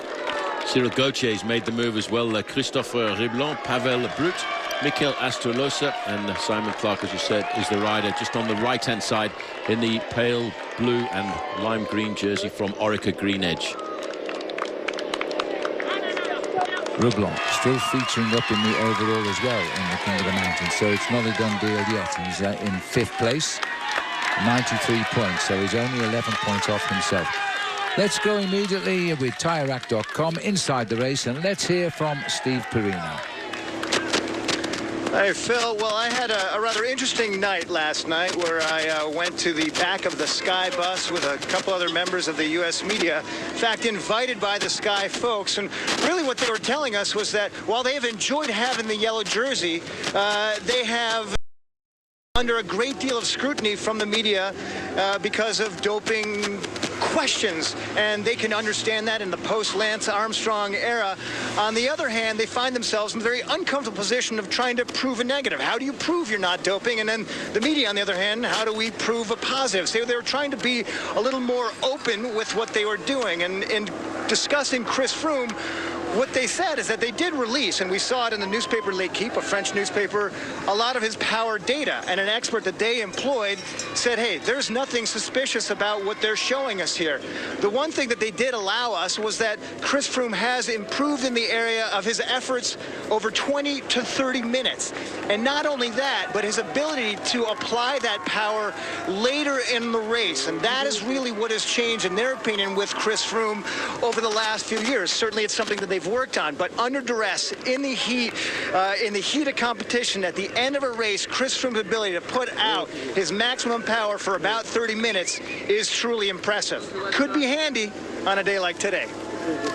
Yes, very handy indeed. Yes, I think Chris Froome, Paul, has handled it very, very well, the situation of Daly being accused of using drugs.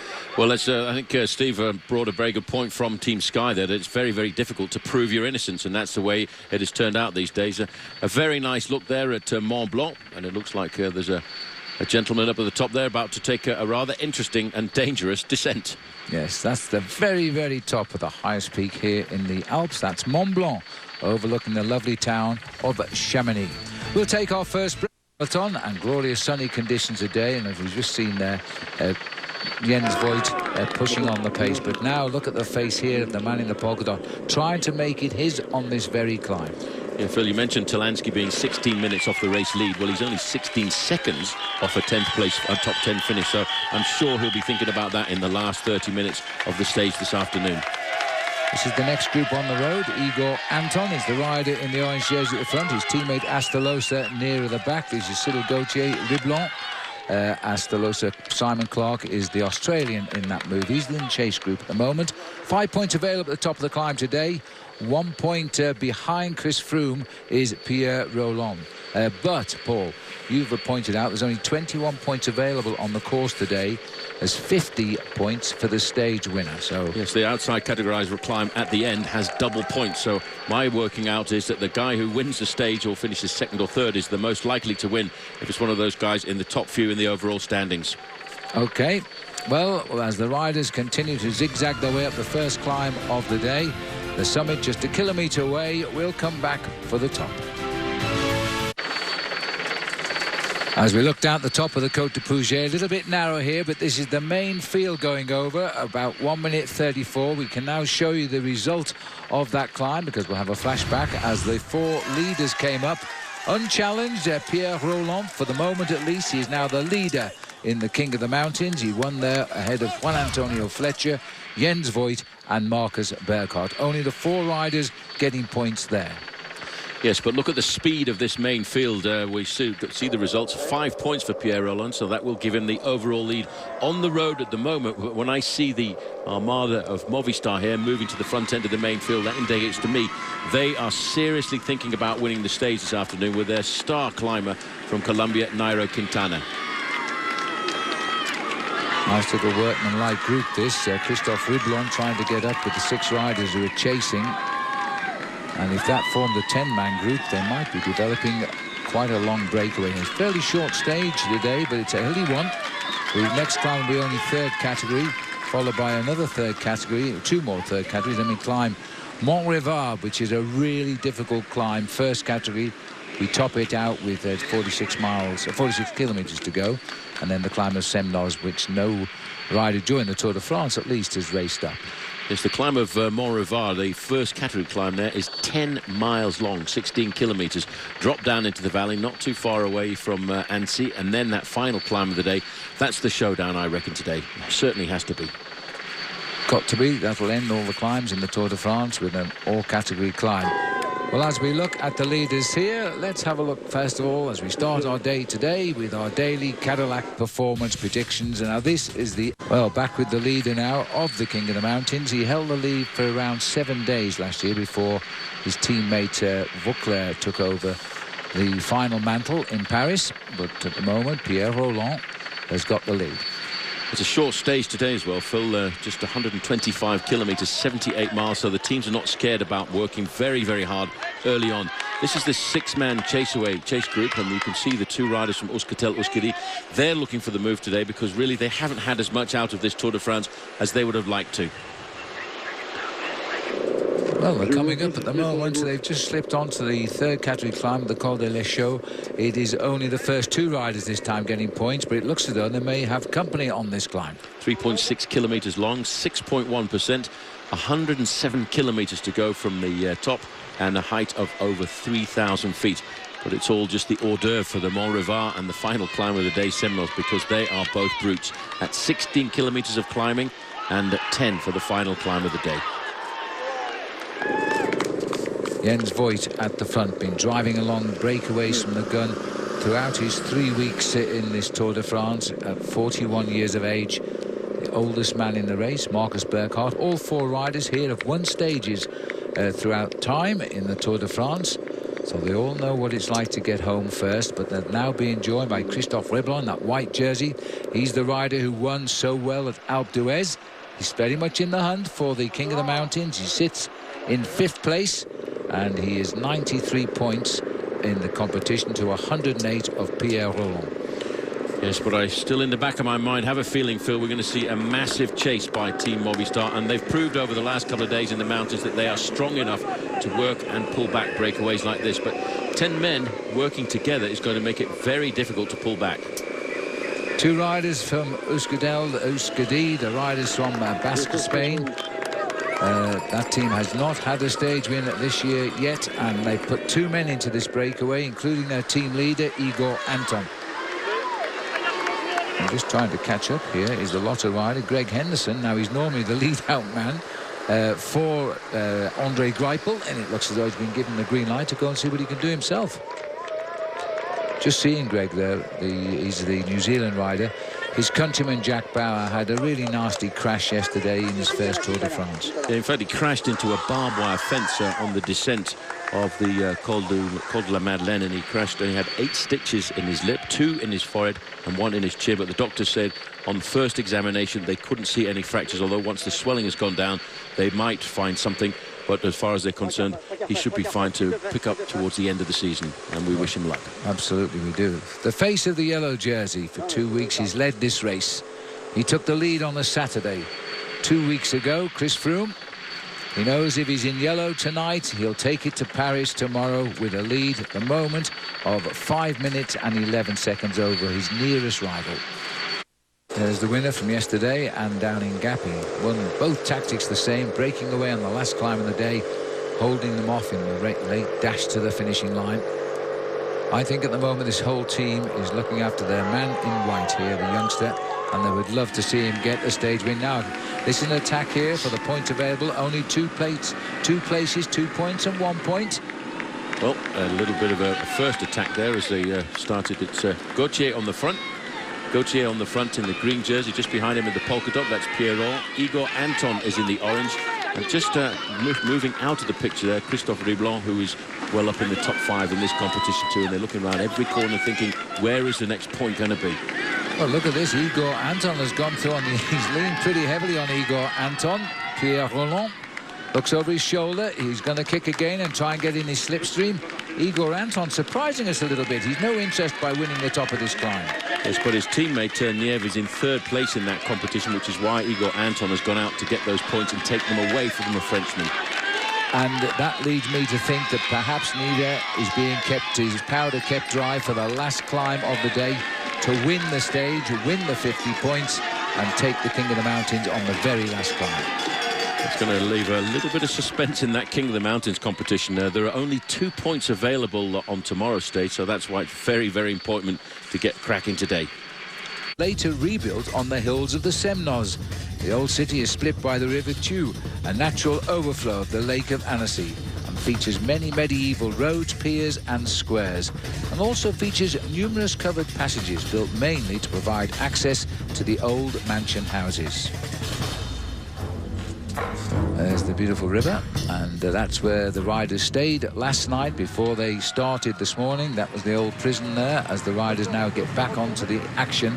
They've been splitting up in this lead group and reforming since they came over the top of the Col de l'Echaux. Here's all the front runners for you, and there are 10 of them. Yep, and most dangerous in there is Pierre Rolland. He's fighting out for the key lead in the King of the Mountains. He's actually just taken that virtually on the road. He's got 109 points to Chris Froome's 104. But we've got 2 riders from Euskaltel Euskadi in this breakaway group as well, and they're in there to try and take the points away from him, because their teammate Mikel Nieve is in 3rd place in that competition. We've just left the department of the Haute-Savoie. We'll be going back with the big finish, of course. We've now entered Savoie, as we continue now heading towards a sprint, and then Le Châtelet is where we have the sprint. Then the next climb is the Aon-le-Vieux, then over Mont-Revard, and finally, of course, that big climb of Semnoz, where there are a lot of people waiting to see the Tour de France, because many of the people today down at the start, and there were thousands of people at the start on the lake this morning, have got the opportunity, Paul, today to move on to the mountain now. What a chance that is for people coming out to support the Tour. I have to say, Phil, I think the climb of Mont-Revard at 16 kilometres and 5.5% is where the race will start to toughen itself up. I don't see the decision actually being made there. I think it'll all go down to the last 10 kilometres up to the summit of Semnoz. It's a very difficult climb with an average gradient of 8.5%. Well, this is the whole team of Movistar here, including the rider in the white jersey, the young rider of Nairo Quintana, who's ridden a terrific tour in his first Tour de France. He's fighting for the podium and currently sits in third place. Very fragile third place, but he may have the guns to finish it off and confirm it when we get to the Semnoz today. That faster tempo is holding the Escape and limiting its move. Thus, they're riding at 1:10 at the moment. Froome may win this Tour de France by the end of this day, but look at the others, Paul. Yeah, we'll have a look at this. Alberto Contador down to Nairo Quintana, 11 seconds. Quintana down to Kreuziger, just 12 seconds. And then from second to Rodriguez, you're looking at 47 seconds. It's going to be a huge battle, and it will go down to the last 10.7 kilometres of the climb today. So we will see some fireworks, and it's not the 4th of July anymore. No, and you know, even if they move with a kilometre to go, they can open that sort of a gap and go from 5th to 2nd in the Tour de France. Only 3 get to be presented on the podium tomorrow, and it'll be in the dark because it's going to be a finish around 10 o'clock in the evening. What a Technology certainly drives the sport. And before we get started here, I want to just reconfirm to everyone, this is not Bob Roll's current kit. This is not stuff that he's using right now. But, Scotty, the technology has just grown exponentially over the years, and you've got a few little items here that hard to believe that's what they used to use. It is actually really hard to believe, especially if you look at this shoe here. It's almost like a house slipper in terms of how flexible it is. And honestly, the reason they did that is because these guys would end up doing a lot of walking over the tops of these passes, whereas today's technology is more like, you know, it's very, very rigid. It holds your foot more like a ski binding sort of situation. So this is just unbelievable. And this was actually the current shoe from probably early 1900s until about 1970s, early 80s, and when we saw a switch to more of a lock-in system like this. And the other thing is just the weight and the materials that were used. We see titanium, carbon fiber, aluminum, those kind of things. Now we're just looking at a lot of steel back in the day, very, very heavy, and again, just not a very secure system for where a lot of the power would have gone into the pedals. Probably the biggest difference, I think, here is the eyewear. I mean, these are goggles. This is, again, from the early 20s, early 30s. It's because, oh, here we go. It's because of all the dust. You know? I might have missed my era. There you go. The dust that would be kicked up by the cars and the other cyclists, they actually needed something that would be more like a goggle as opposed to a glass. These were actually official Tour de France issued glasses back in the 1950s. Now, you did not get those from Ryder Hagendal last night, did you? Those are literally Ryder Hagendal was way ahead of his time. I guess. Take a look, because those look an awful lot like what we saw yesterday on Le Grand Bornand. The rider out there rocking the retro, the Charlie Angels look or something. Those are not Oakley issue, is what you're telling me. Eventually, everything comes back in style, and Ryder is certainly the first guy to bring those around. So, and then finally, the headgear. This I love. Not protective, not aerodynamic, but very well ventilated. Not sure. You do not want to fall wearing this, believe me. What's inside there? Horsehair. Just horsehair. And cork. And cork. Wow, that explains a lot with Bob.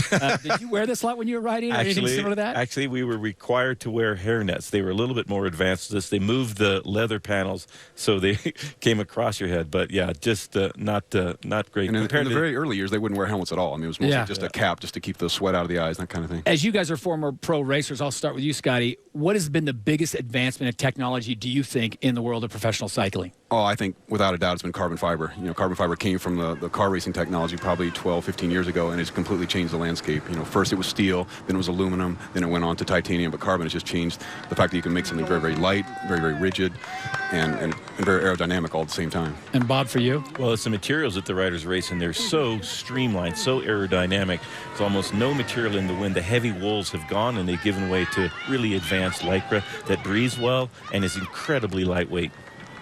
Yeah, I mean, if you think about this pedal and toe clip right here, it's basically a boat anchor. I mean, this thing alone weighs as much as a front carbon fiber wheel. It's really ironic that yesterday, the Alpe d'Huez stage, they were talking about weighing the riders' bikes and how they needed to be under or up to a certain weight limit. And now, I mean, back in the day, bikes were probably 40, 45 pounds. They had very, very limited gears. I mean, guys are running now today with either 20 or 22 gears. Back in the day, we're talking 3 or 4 gears at best. And right now we're watching the start of a Category 3 climb, 54.3 miles to go. And guys, as you look at the technology and the advancements, Scott, you talked about it, the carbon fiber. Bob, you talked about the materials they're using. I mean, you think about a bike like, let's say, a Pinarello Dogma with some NV wheels, ultra light, but very, very stiff, because obviously what goes up has to come down. Yeah, and the bikes handle so well, too. I mean, we used to see very, very large fork rakes, and just the geometry was much different. It was more built for comfort because the guys were on the road sometimes 300 and 400 kilometers a stretch, and now everything's been condensed, so that, the longest you're going to be on the bike is maybe 5-6 hours, so the bikes have become not maybe as comfortable, but certainly just more efficient. It was getting direct power to the pedals, and again, lightweight and very, very well handled. And before we hand it back to Phil and Paul, Bob, I'll ask you, because I love throwing you the curveballs, where do you think the next advancements will come from? Can they make the bikes any lighter? Because we do have a limit of how light they can be. Well, I think for safety reasons, the UCI has put an upper limit on the weight of a bicycle, just right over 15 pounds and an ounce. But I think now they could go a couple of pounds less than that without sacrificing any safety whatsoever. So maybe if the UCI loosens up their rules a little bit, we'll see even lighter weight bikes. Seems to be a trend also to things going electronic. I think we're not too far away from probably a wireless electronic Grupo right now. They have a wired electronic Grupo, which is still kind of, the jury's out whether or not that's the current rage, but I think that's probably where it's going to go. Just get away with all the wires together. It's going to make it a cleaner, more aerodynamic, and also just a more reliable system. So everything will just go Wi-Fi, and maybe eventually you'll just send a signal from your brain to your rear derailleur, and it'll change the gears for you. And Phil, you can rest assured that we'll make sure that Paul gets back his helmet, and we'll get Ryder Hesjedal back his glasses.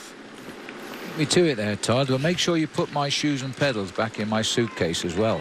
Well, guys, that was very interesting how times have changed there. We're looking at the race here. We're on the third climb of the day now, the Côte d'Ayon-le-Vieux.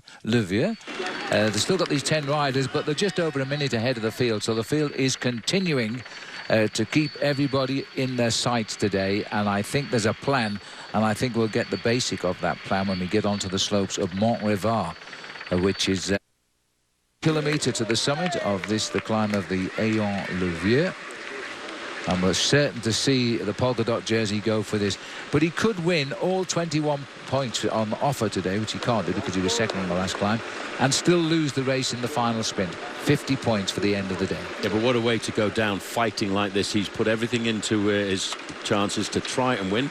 But he will get challenged, I'm sure, Phil, by Igor Anton again, because Anton is trying to chip away to make sure Pierre Rolland doesn't get too many points, with the hope that his teammate Mikel Nieve gets some points on the final climb of the day. Double points because it's an outside categorized climb right at the very end. They double the points on 4 mountaintop finishes in the Tour de France this year to spice up the competition a bit.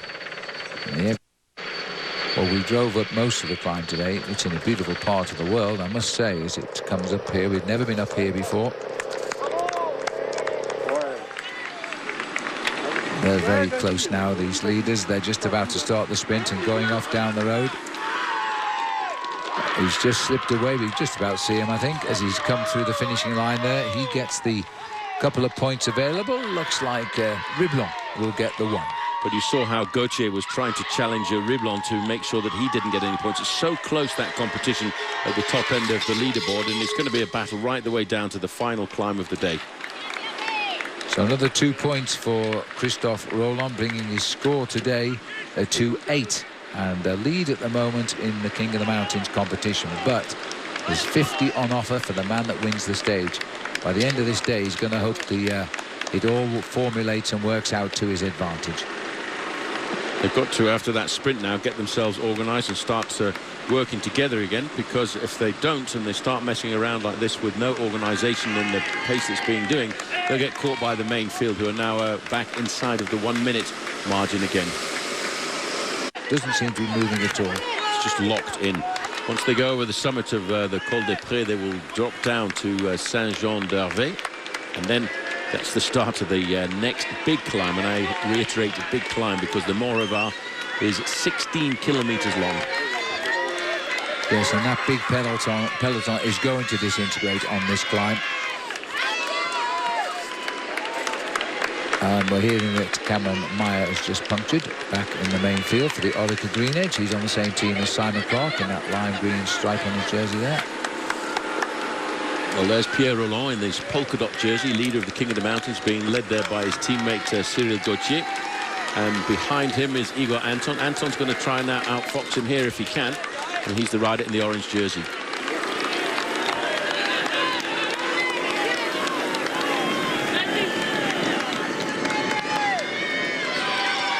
They're approaching the finishing line here of the third category climb, the Col des Prés, which takes them up to 51 kilometres. Done it in the race, and it's taking on here a little bit of bad riding there by Pierre Rolland as he tries to block out, and I think he'll get disqualified from the first place if he gets it for that sprint, because he took his man right across the road as if he didn't know he was there. That was a little bit nasty there, and a little word coming from Igor Anton about the move up. That was he was jumping out of the slipstream of his teammate, but he did go very far across the road. That's I think if the referees are watching this, I think they might see a little bit of a relegation coming from that one. Well, we'll wait to see what they say. Because at the moment, Roland gets the 2 points. Because actually, Phil, I think Anton would have gone by him if he hadn't gone across the road like that. Little words of explanation. A heated moment because of that. Yes, well, he said it very politely. I must think there that Igor Anton went up. The reason that Igor Anton is trying to get the points, not for himself, but to take the points over to his teammate, who is not in the breakaway, Nieve, because we have a feeling that Mikel Nieve is planning an assault on the last climb today to try and win the stage. There's 50 points at stake. It would give him the King of the Mountains. And can you imagine the risks that Pierre Rolland took there, Phil, for just a mere 2 points in this competition? And it could go down to 2 points, and that's why it was so important for him to battle it out there. Oh, Tony... Well, he's broken his chain. He's broken his chain. And that you don't see very often in this day and age. It's not as if he can... have pared down so thin now, and the breakage of chain is much more common than it used to be in the old days, that's for sure. There's the peloton over the top. At the moment, they're announcing Roland is the winner of that sprint, Riblon in second place. Well, I think that's before the judges have had a quick look at the video replays. This is at the back end of the main field, and look at that. No chain. No. So he couldn't really keep riding until the team manager came up alongside him. It was a quick stop, and they will lose a little bit of time there as they figure out where his bike is. Well, for the moment, the race is not exactly charging across the Savoie countryside here. He's got away. He's got a new bike. And he's on the climb of the Col de Pré. So as we see Galopin make his way forward, let's go a little bit down to the race now and join in with Steve Perino. He's inside the race with TireRack.com. Steve. Well, Phil, we just passed Tony Galopin's bike with the broken chain, and it reminded me of part of the conversation in the Sky Bus last night to give us an idea of just how detailed their analysis goes, particularly with equipment. They have discovered that by running a chain in, at some point in its life, it has the least amount of resistance. At that point, they take the chains off the bike, put them in a Ziploc bag, hang on to them until the day when they want to bust them out, and it matters. Wow, well, that's interesting, Steve. As we've seen now, unfortunately for Tony Galopin, he's had to change bikes and continue on. We're back up with the leaders here. No news from the race referees about any disqualification there. What they would have normally have done would have replaced Roland behind Anton in the sprint finish. But anyway, no news on that. It's only for 2 points anyway. As we continue on our way, the next challenge of the day is the big one before the finish, the long climb of Mont Revard. The hors d'oeuvres are behind us now on this 20th day of the Tour de France, our last day in the high mountains. And the next high mountain to come our way is Mont Revard, and it is now just about 3 miles ahead of the breakaway. No further news on who won that last sprint. They're confirming Roland did get the better of Anton, although I would have thought that the referees would have reversed that. But as we watch it going down the hill now, these are the 10 leaders as they push on. The breakaway still closing in on them. Around about 53 seconds is the gap as they are still descending away down now. Well, just about 5 kilometres now, Paul, to the start of the climb of Mont Revard. Did you ever ride over this climb yourself?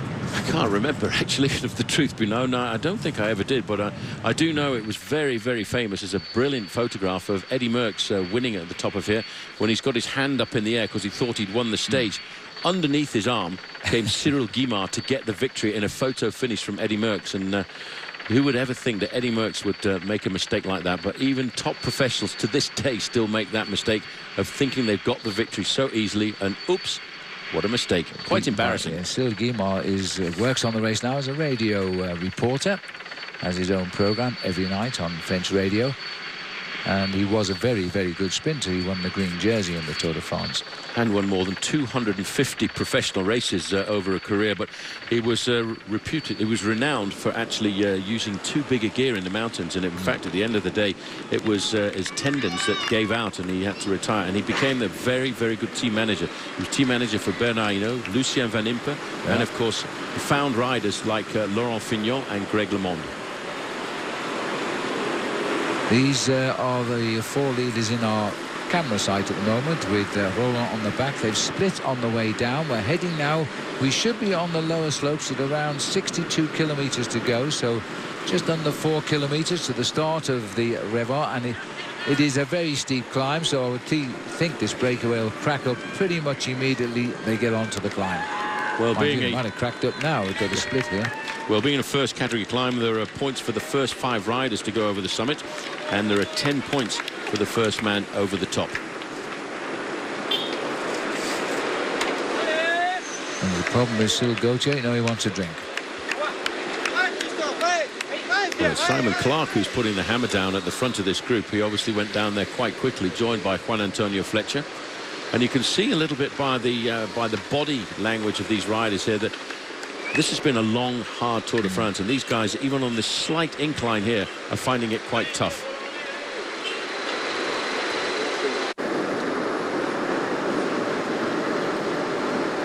This could be a little move here by Orica Greenedge to take advantage of team tactics. Simon Clarke is a known climber. He's out of the hunt for the King of the Mountains. He's gone into the breakaway right from the gun. And it could well be he'll test the strength of the breakaway on the lower slopes of Revard, because he can't afford to not race up the Revard now. The gap is not growing from the peloton. But Orica Greenedge had that wonderful work first week with 2 different riders on the team wearing yellow. A stage win is what they're looking for now. Igor Anton at the front here. Cyril Gauthier second. Jens Voigt on the far right. Burkhardt in his yellow shoes. Gap starting to come down again. 51, saying 53. It's still hovering, but very shortly Movistar are going to take complete control of this race, and I think try and pull them back into the fold once we actually start the Mont Revard proper. It's always a bit of a... Today, Fletcher's up there, but I'm not so sure he will be at the end. The leaders are in Saint-Jean-d'Arvey now. Right onto the lower slopes come the Movistar team. Everybody will start to twitch a little bit now. Who is going to move? The tempo is picking up. It's a long way to the top of this climb. Officially, we're on the climb, Paul, but it takes a little while before we start to actually start the climb on the steep sections. Yep. That's a very long climb. That's 15.9 kilometres. That's almost 10 miles of uphill. That's going to take them about 45 minutes on the day.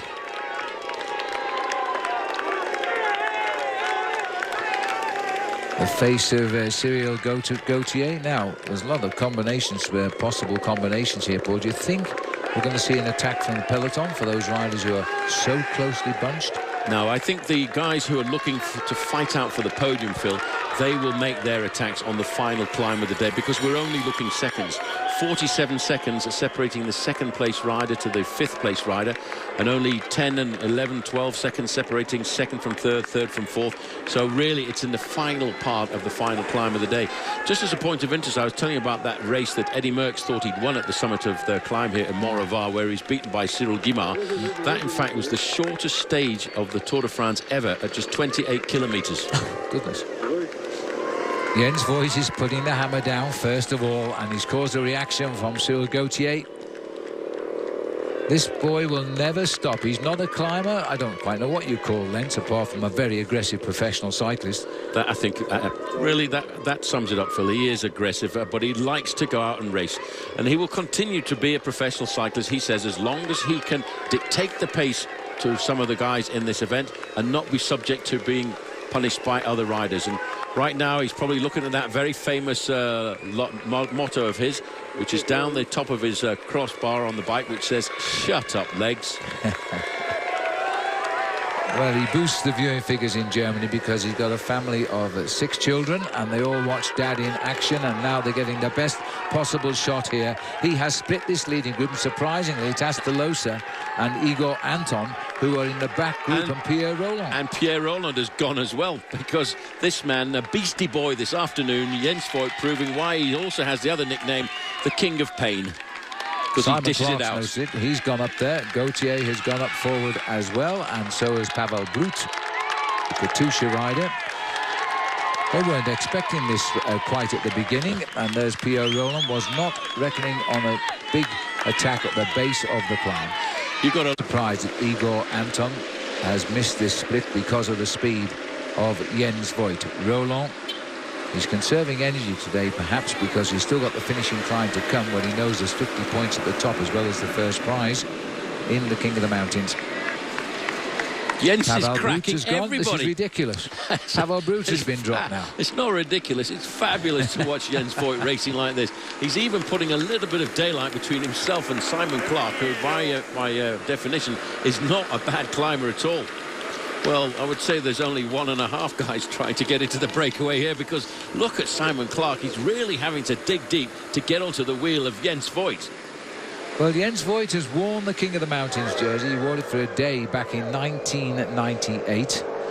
And as we're now seeing TJ Van Garderen move away from the front, and Philippe Gilbert has moved up alongside him, the world champion. Well, you see, there's no response to the move by these two riders because they're so far down in the in the overall classification, and it's being left up to the riders from Movistar to keep the pacemaking. But that acceleration by Jens Voigt has extended his lead over the main field of the yellow jersey to 1 minute and 17 seconds. Well, he's won 2 stages of the Tour de France, but he's never won a mountain stage. We'll see how this develops now. This could be a very interesting race pattern, because again, with the 2nd, 3rd, 4th and 5th riders separated by seconds, there's a lot of infighting going on to establish the final order going into Paris tomorrow. If you're feeling strong today and you've lost time, as TJ Van Garderen has, it could be a very, very good move by the American rider to try and go and join the lead. Voigt is now dropping Clark. I can't believe this, but Jens Voigt has now just got rid of everybody in the breakaway because Simon Clark has fallen back. No, he's a beast when he gets into a stage like this. He knows there's only 1 stage left. This is a big chance for him to break the stranglehold of the main field. And it's going to take the whole of Movistar together to work to pull Jens Voigt back, because he's now started to pull away again. 1.5 minutes. Well, we're watching here Jens Voigt, who is not just a star of the Tour de France, he's also a star of the United States. You may remember he won the stage of the Amgen Tour of California. Well, don't forget, coming up on your screens in the month of August will be the USA Pro Challenge. The climb of Semnoz is as steep as Alpe d'Huez. It is the same gradient, and it is a very, very vicious climb indeed. All of those leaders are, in fact... Oh, here we go back up to the leaders now, and here come those 4 riders, and TJ Van Garderen is beginning to eat through them now as they're getting to the midway point on the climb of Mont Revard. Now, there he is on the right, TJ Van Garderen just come up. Rolland takes a double take, sees him come by. Does Rolland have any legs left to join in? Well, isn't it quite intriguing, because the man just on the back of that group, Christophe Riblon, is the rider who was who caught and passed TJ Van Garderen on the slopes of the Alpe d'Huez. Van Garderen very much seems to have recovered from that defeat, and I think we'll see him as stronger when he comes back next year. He's learned a lot about himself this year, and as he said, he still qualifies for the Best Young Rider competition, but he said next year I won't be able to use that as an excuse. No. Still Voigt up front, chased by Anton. Brut and Clark are in there somewhere as well, around about 45 seconds back. And then we've got the group we've seen, where TJ Van Garderen is still looking to make up 1:20 to contact this man. So as Jens Voigt gets on with his job, let me remind you, on Wednesday, July the 31st, this is off the top of the Finnish mountain as we go back down on the action on Mont Revard here. Riblon up in front of, and the back comes this group here. So they've swelled up just that little bit. Gilbert is back in the action, so they must have slowed down. So this is interesting because TJ Van Garderen on the left, number 39, has got his world champion teammate alongside him. Pierre Rolland has waited to see Cyril Gauthier, his teammate, number 54, rejoin him at the front. Pavel Brut, number 102, and Simon Clark. Well, I'm a little bit surprised about that. They seem to slow down in the pursuit up the climb, and this man is still doing his best. Behind him is Igor Anton, who've had no pictures of him, yet he's closed the gap to just 28 seconds to Jens Voigt. Almost exactly 2 minutes back to these riders now. As Pierre Rolland hanging on in there. It's a first category climb. He would like to try and pick up some points on this climb. He's got a big bunch of riders to take him on.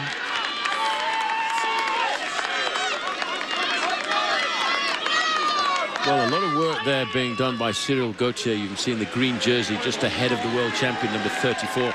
And that's to try and keep this group off the front end of the main field before we summit the Mont Revard, to give Pierre Rolland a chance to get himself a couple more points. Here he comes. This is the first time we've seen him since he started the climb of Mont Revard. And that's because he is now closing in very, very quickly on Jens Voigt. So the climber from northern Spain catching up with the non-climber, if you like, from Germany.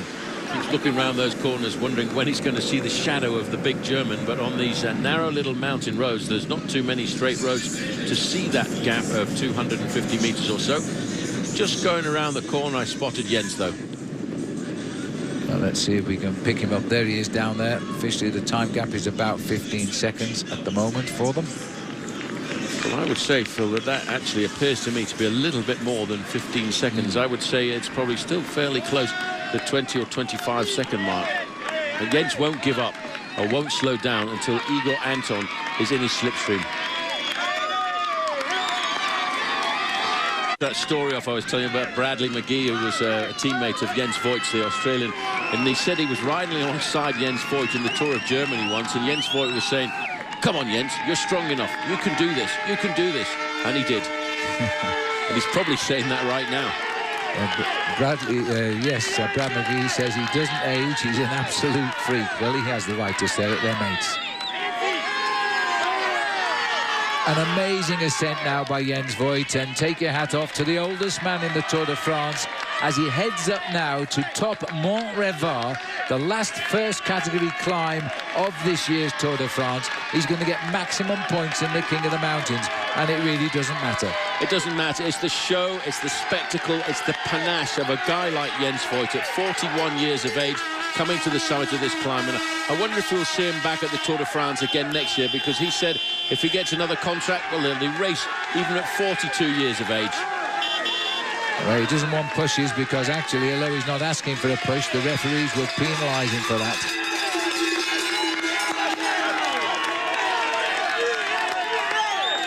He's got a superb rhythm going. This is what he doesn't want to see. But, see, he's pushed that hand away from him. Hear all the cowbells. Well, we're not in Switzerland here. In fact, the Savoie region is very well known for cattle and milk and cheese. And those are the cowbells that you hear very often around the cows' necks in these high mountains. Just around the corner, Jens Voigt is going to top out, and he's not going to ease up either. A little check over his shoulder. It's a good downhill descent now, and then it runs across the valley to a little town called Cantal, and that's where they start the climb to the finish of the mountains in this year's Tour de France. Jens Voigt will not wait for anybody. He's going for the win. Over the top of that mountain there, Jens Voigt is a star on today's stage. And, you know, he's pulling away from the 9-man chasing group behind him that contains Burkhardt, Gilbert and Van Garderen. They are now at 2 minutes and 22 seconds to the German, and they're only hovering a minute in front of the main field. At 10 points. Thanks very much indeed, Tom. We look forward to that. The 41-year-old child. I like that, because that's what he is. If you know Jens Voigt really well, this man is always joking, laughing, and yet he's such a real bike racer. He's still leading the race too as we head down towards the last challenge of the Alps, the climb up to the finish in Semnoz. He continues to rattle down Mont Revard here, and he's continuing to ride at pretty high speed. He's holding all of his advantages, and Igor Anton, who almost came up to him, has gone back out to 45 seconds back. Anton had to make the contact with Jens Voigt, Phil, I feel, on the slopes of the climb. He's a slightly built rider. He's a very good climber, and it was using the climb that he needed to catch the big German here. Jens is very happy to ride on his own. We saw him win a stage in the USA Pro Challenge in Colorado last year in a similar kind of move.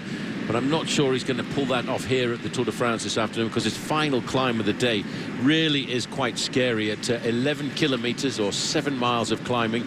And it's a much steeper gradient. It's got gradients as high as 9.5%. Oh, there's a problem here. This looks like it's Contador. Oh, well. No, it's not. No, it's not. It's not. It's Kreuziger. Well, it's just as important right now, because he's one of the riders split by 47 seconds, blanketed second to fifth. He's fourth overall. Just wondering what came out of the car and was splattered all over the road there. Pushed him in. It was a very good change in the end. He's on the way down. Now we'll see if anybody has been sent back by the team to bring Roman Kreuziger back up, or whether they're leaving them all around Alberto Contador. Risk to be taken to get down without hopefully using too much energy, because once across the valley, then the battle begins as to who finishes second and third in the Tour de France. Well, Kreuziger is only 12 seconds off a podium position at the end of the Tour de France this afternoon. Waiting for him now. Well, that's not a surprise. No. That he needs to conserve as much energy as possible. Voigt has got himself down into that low-profile aerodynamic position, keeping his pace in excess of 55 miles an hour on this descent. And as you can see, Kreuziger, teammate there, just putting his hand down a fraction to say, take it calm, let's not overcook it in these corners, because on the penultimate day of the Tour de France with a mountaintop finish, you don't want to go down, because that really would ruin your chances.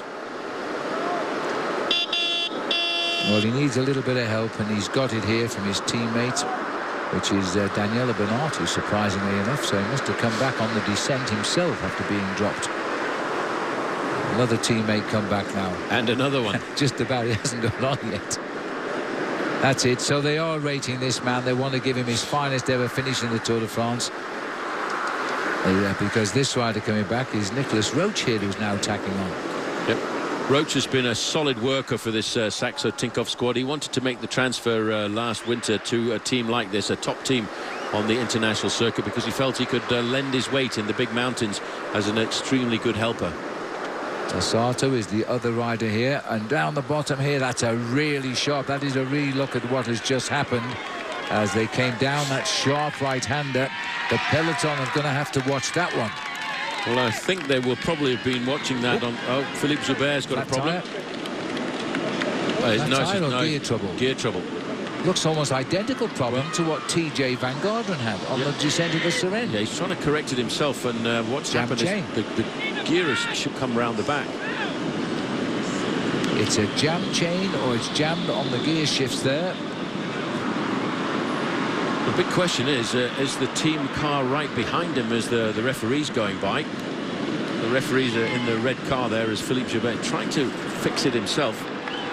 With the gap between this group and the main field at around about a minute and a half, you would presume that his team car would be behind him, but because they got away on the climb, the team car, well, there's the team car, so they'll have to have a new bike quite quickly. It's a new bike. Well, it's a bit chaotic. And this is exactly what happened to TJ Van Garderen on his quest to win on Alpe d'Huez, and many people feel that the chase to rejoin and then go forward likely cost him the victory there, because his strength left him just a kilometre from the summit.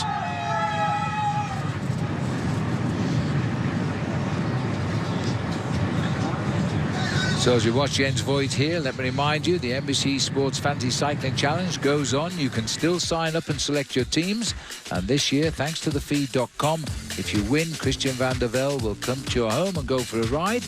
Today's feature prize is a signed Garmin Sharp racing kit. It's all at nbcsports.com/challenge. Jens Voigt still blowing a lone trail down the mountain. He almost overshot one corner, but he's all right, and he's continuing to lead this race. Virtual unchanged time gap since the top of the climb. 3 minutes 19 seconds to the main field. The chase group, which now includes Igor Anton of 9, has closed slightly to 1 minute 41. Well, they're getting it together now, Paul. They've pulled off about 9 seconds, those 9 riders chasing Jens, but the peloton has lost a bit of ground again. Well, that's amazing when you think that you've got really 2 teams putting some pacemaking in the front. We've left all of the difficulties behind us so far. We've been through the sprint point. We've been through 5 climbs so far. All that is left on the horizon is the HC, the all category, outside categorized climb, the climb up to Semnoz.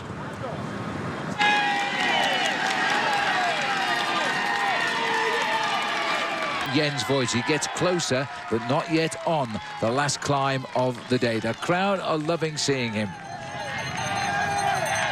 Let's go! 2:49, Paul. It's all closing in. Jens Voigt approaches this last climb. He's still about 7 kilometers away. The chase of 9 is closing in. The peloton is closing in. It's all coming together for the last descent. Very, very touch and go for Jens Voigt as to whether or not he will survive. There is that very old famous bridge I was telling you about, the Pont de l'Abîme. Just waiting to see if the main field are going to come charging across that any moment. What a magnificent sight as we start to begin our way up the climb here. We've rejoined now the Haute-Savoie region.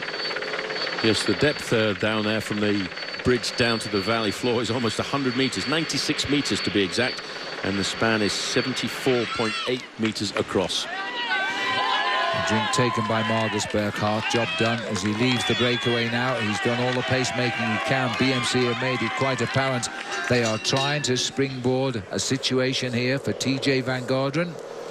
He's certain to attack as soon as we get onto the slopes of Montrevard. Then he's got to catch up with Jens Voigt.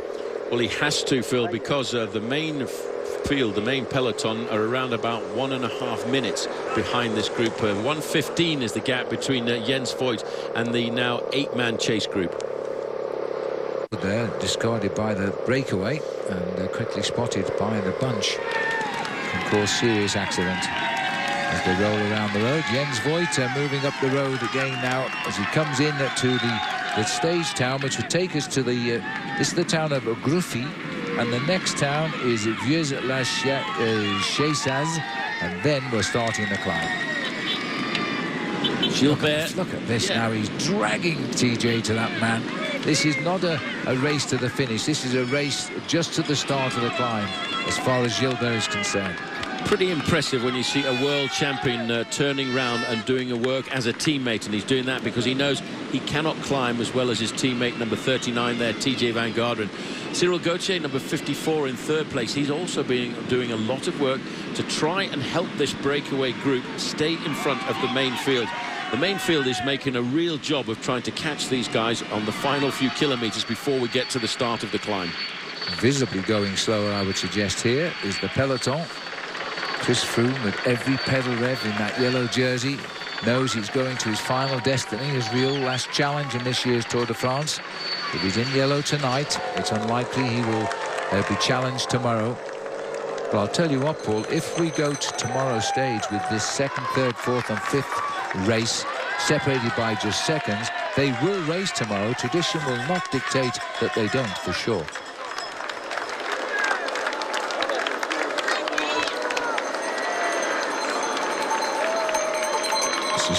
This is the back of the peloton at the moment. Well, tomorrow, of course, it is the highlight of 3 weeks of racing, the racing that we've seen through the Pyrenees, through the Alps, and what a great week we've had in the Alps here. The riders visibly tired, but they go to Paris tomorrow, and it's an evening race tomorrow. Yes, for the first time in Tour history, we don't start racing till about 5:45 in the evening. And that's local time, of course, in France. And then we will finish locally around 10 o'clock in the evening when it will be dark. A very, very nice finish planned for the Tour de France in its 100th edition. Dan Martin, 2 big names with Cadel Evans of the Tour de France now sitting at the back. That's the wrong place to be as we start to look for the slopes of Semnoz. Yep, it's going to get very, very difficult. Jens Voigt, Cadel Evans, Phil, I would think, will be very happy when this Tour de France is over. He said, well, thank goodness I managed to get 3rd place overall in the Giro d'Italia. Cecilia Gauthier, here comes the move by TJ Van Garderen. It's on the slope upwards, but we're not quite officially on the climb yet. But Van Garden's decided it is his time to make his play because the peloton is closing in and he's taking a roll on with him and the Voulios. Well, the breakaway as they approach the lower slopes. They haven't yet started Semnoz, but the attacks certainly have. Yeah, but look at this, Phil. The gap is closing down very, very quickly to the yellow jersey group, and there it is. They're fractioning at the front end of the main field. It's Konstantin Sivtsov now who does the pacemaking for Chris Froome. Behind him, it's Richie Porte, and they're all scrambling for the wheel of the SkyTrain. Well, this is amazing. It has been Movistar who set all of the pace, and it's the Sky Boys who have gone to the front as we head up to the last climb in the Alps. Is Chris Froome going to go out with a win at the top of this mountain? What a show of panache that would be. Philippe Gilbert looks over his shoulder. He's tried to set this up for his teammate TJ Van Garderen, who's a little bit further up the road, but there's not very much time between them and the front end of the main field this afternoon. Moving up there into 6th position is the white jersey of Quintana. On his wheel in the blue jersey is Alberto Contador. Behind him it's Joaquim Rodriguez, and behind him it's Kreuziger. All of the guys in the top positions in the overall standings. 10.7 kilometers of climbing at an average gradient of 8.5%. With just 12 kilometers to go, a buffer of 5 minutes and 11 seconds, it's safe to say that Chris Froome has won the Tour de France, but is he going to try and win the stage as well? He's been the most dominant leader in years of the Tour de France because he's already won 3 stages of this 3-week race. Well, let's not forget the battle for the podiums is going to be very close indeed. These are the 3 chasers, Roland, TJ Van Garderen, Vuillermoz. They're just behind Jens Voigt. But there's 47 seconds between 2nd place in the Tour de France and 5th place in the Tour de France. And that's what the battle will be all about today. But look how small that peloton is going. This is back up to the front now. TJ Van Garderen goes again, trying to steal the show for BMC and the United States. Voulios and Roland haven't really got the answer to that attack by TJ. Well, he's now looking at 11.3 kilometers to go. Is it now the right time, Phil, for me to tell you that we haven't reached the start of the climb proper? No, it's just a steady slope, but we're still looking for the banner that will say 10.7 kilometers on the climb of Semnoz. Peter Velits 1:59 continuing here, but they're behind. Kwiatkowski is 1:53, but behind the field, Paul, they're just disintegrating under this pressure by Froome's team. Well, that was Andrew Talansky as well, with those 2 riders from Omega Pharma Quickstep, and along this little false flat before we actually get to the start proper, Team Sky have literally blown up the race. Igor Anton has gone back rather quickly from the front here now, and already Team Sky have done the high speed. This field is down to about 12 riders here. David Lopez now is the Spanish rider on Sky who comes to the front to look after Chris Froome. Now there's his banner, 10.7 kilometers to go for Jens Voigt. Jens Voigt takes them to the foot of the last climb in the Alpine Mountains of the week, and this is a climb no one's been up before in the Tour de France. TJ Van Garden's been picked up by the 2 Frenchmen. Pierre Roland there must be wondering, have I got a chance to survive off the front end of the peloton this afternoon, because he needs to get himself into the top 5 on today's stage if he wants to win that King of the Mountains classification. But I think Team Sky are really trying to set something up for Froome here, and look at the damage they have done. At the moment it is Lopez the pacemaker, then is Chris Froome, and behind Chris Froome his faithful friend Richie Porte, waiting to take up the pacemaking when he's called through. The white jersey of the youngster from Colombia, Quintana. They are now at 10.7 in this chase group behind Jens Voigt. Well, Jens Voigt is doing a sterling job there. It's 43 seconds between Jens Voigt and the 3 chasers.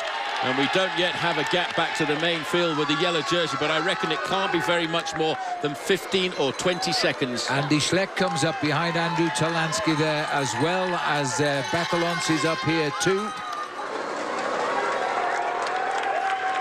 There we can see 10.7. Well, let's quickly go down to inside the race with Steve Perino. Well, Phil, I just had a 2-second conversation with Team Sky. I asked if they might give Richie Porte a chance. He looked at me, smiled. He said, maybe. I wondered that myself, Steve. We're going to find out now, because it's all action. It is every man for himself on this last climb of this year's Tour de France of note.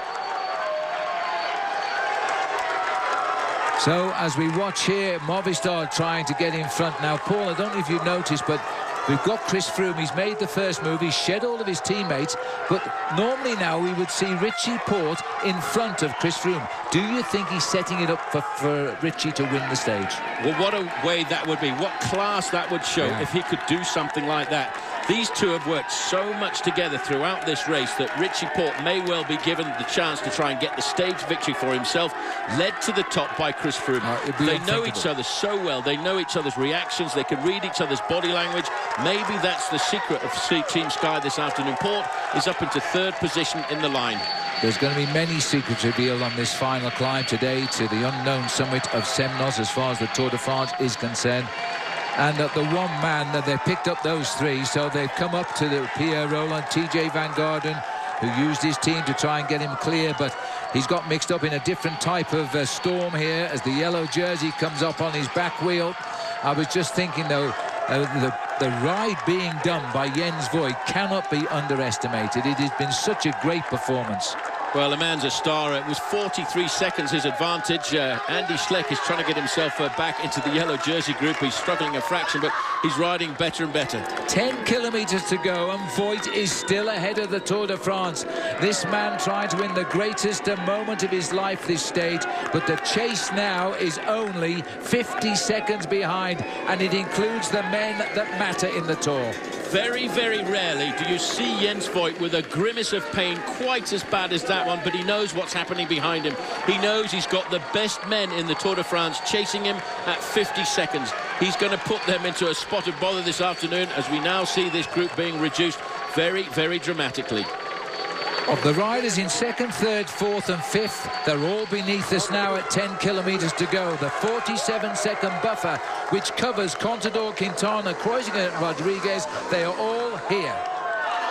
Well, these are the men who are in. He was in the breakaway for a long time. He's being left behind at 10 kilometres to go. Now we're looking for this 10 kilometres, Phil. I would think we're looking at a climb of around about 25, 26 minutes.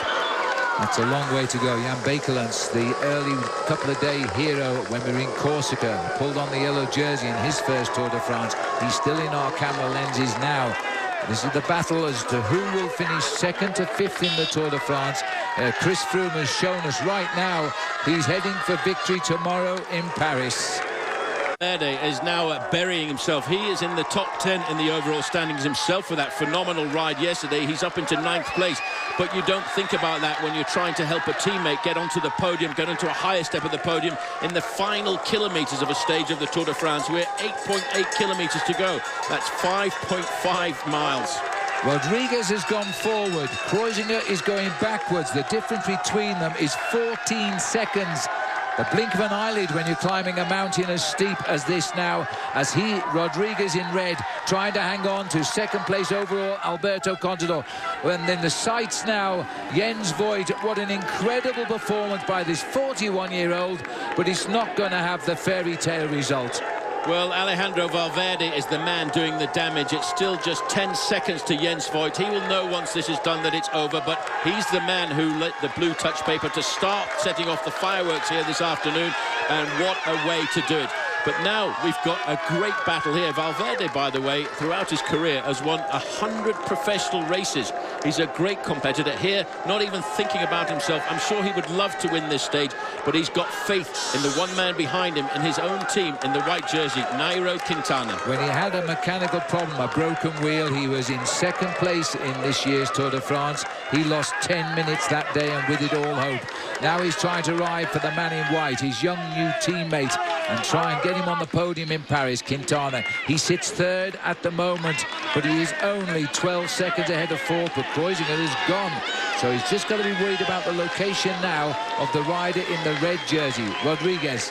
Well, this is Bakelants, Mollema there, number 164, but this is where the race is really happening. Now it's all Richie Porte. They're waiting to see when the rider in the white jersey there launches the attack, because he has got such a vicious acceleration on the slopes of a climb. Rodriguez on the other side is moving too. He's gone through on the inside, and Quintana's marking him, because Rodriguez is the one man who can knock Quintana out of third place in the Tour de France. And if Contador doesn't respond, then Quintana will we'll be looking for second place in the Tour de France. Well, Rodriguez, you see, Phil, let's not forget, Chris Froome doesn't need to chase those riders. No, he's got a bigger... but he is. But he's going to.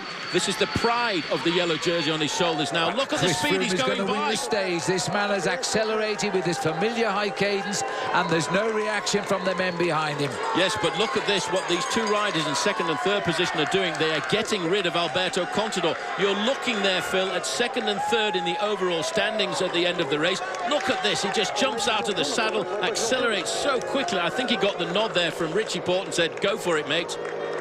Well, he goes and joins the front runners here. He's behind the riders who currently occupy third and fifth in the Tour de France, but they're going to be second and third unless Alberto Contador can cross that gap. And here is Contador now being watched over by Richie Porte.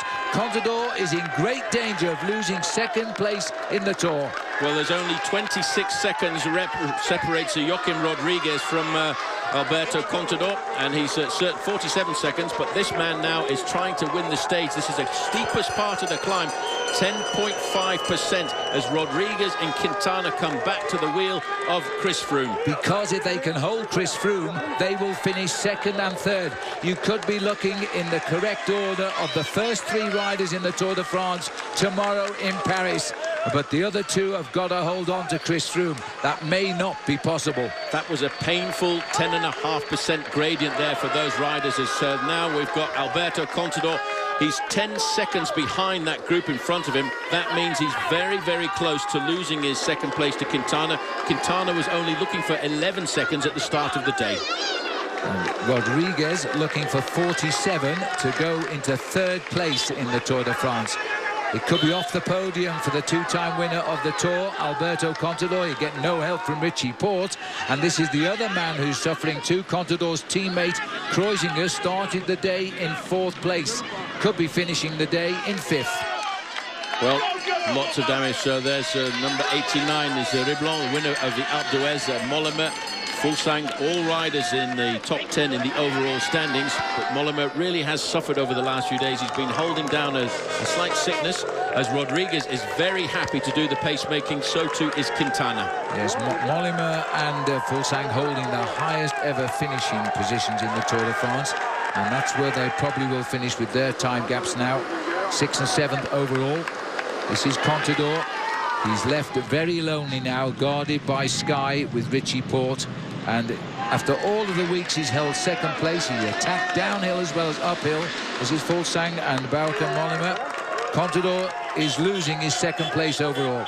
Well, at the moment, Phil, Contador is 24 seconds behind the trio at the front of the race. Rodriguez, Quintana and Froome.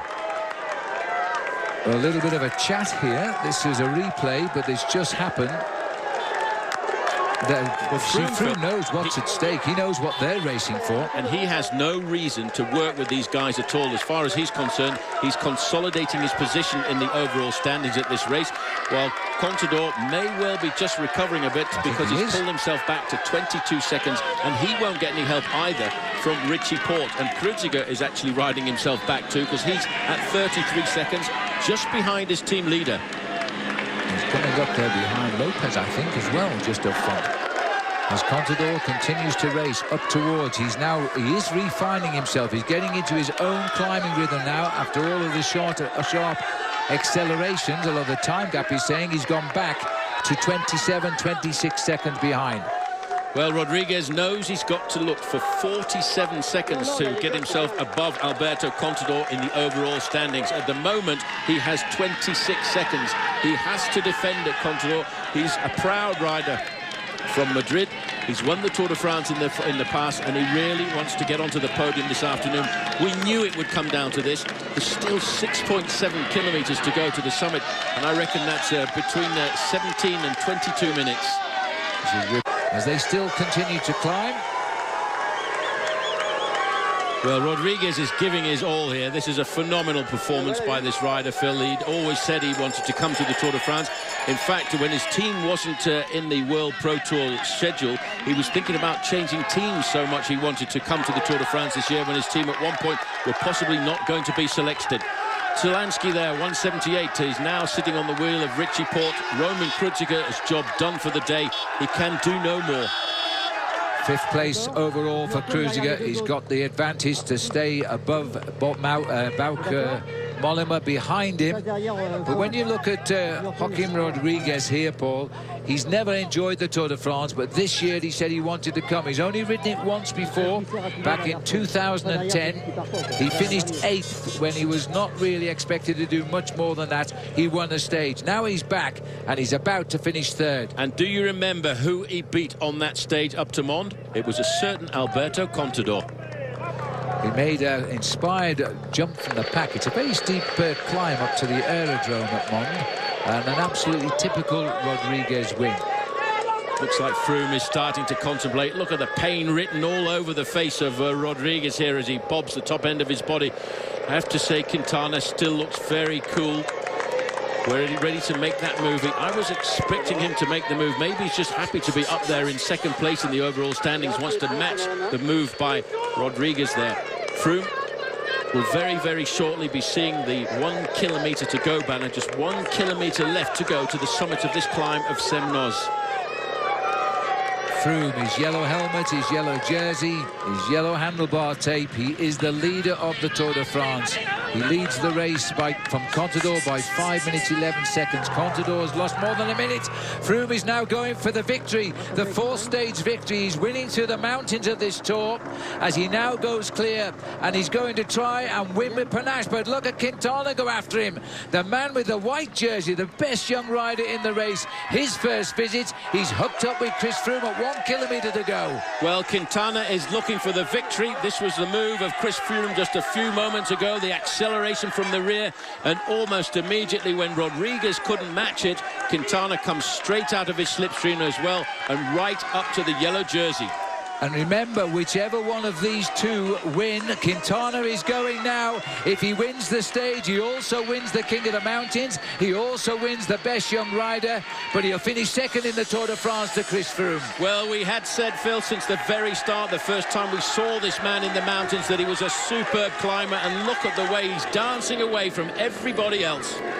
The first day we saw him riding in the Pyrenees, he misjudged it to the finish. He ran out of stamina, and why shouldn't he at 23 years of age? But now, on the very last climb in the Alps, he is showing us the talent he was born with in the high country of Colombia. He's riding to the victory today. He's riding to the King of the Mountains. He's riding to the best white jersey, and he'll finish 2nd tomorrow in Paris to this man.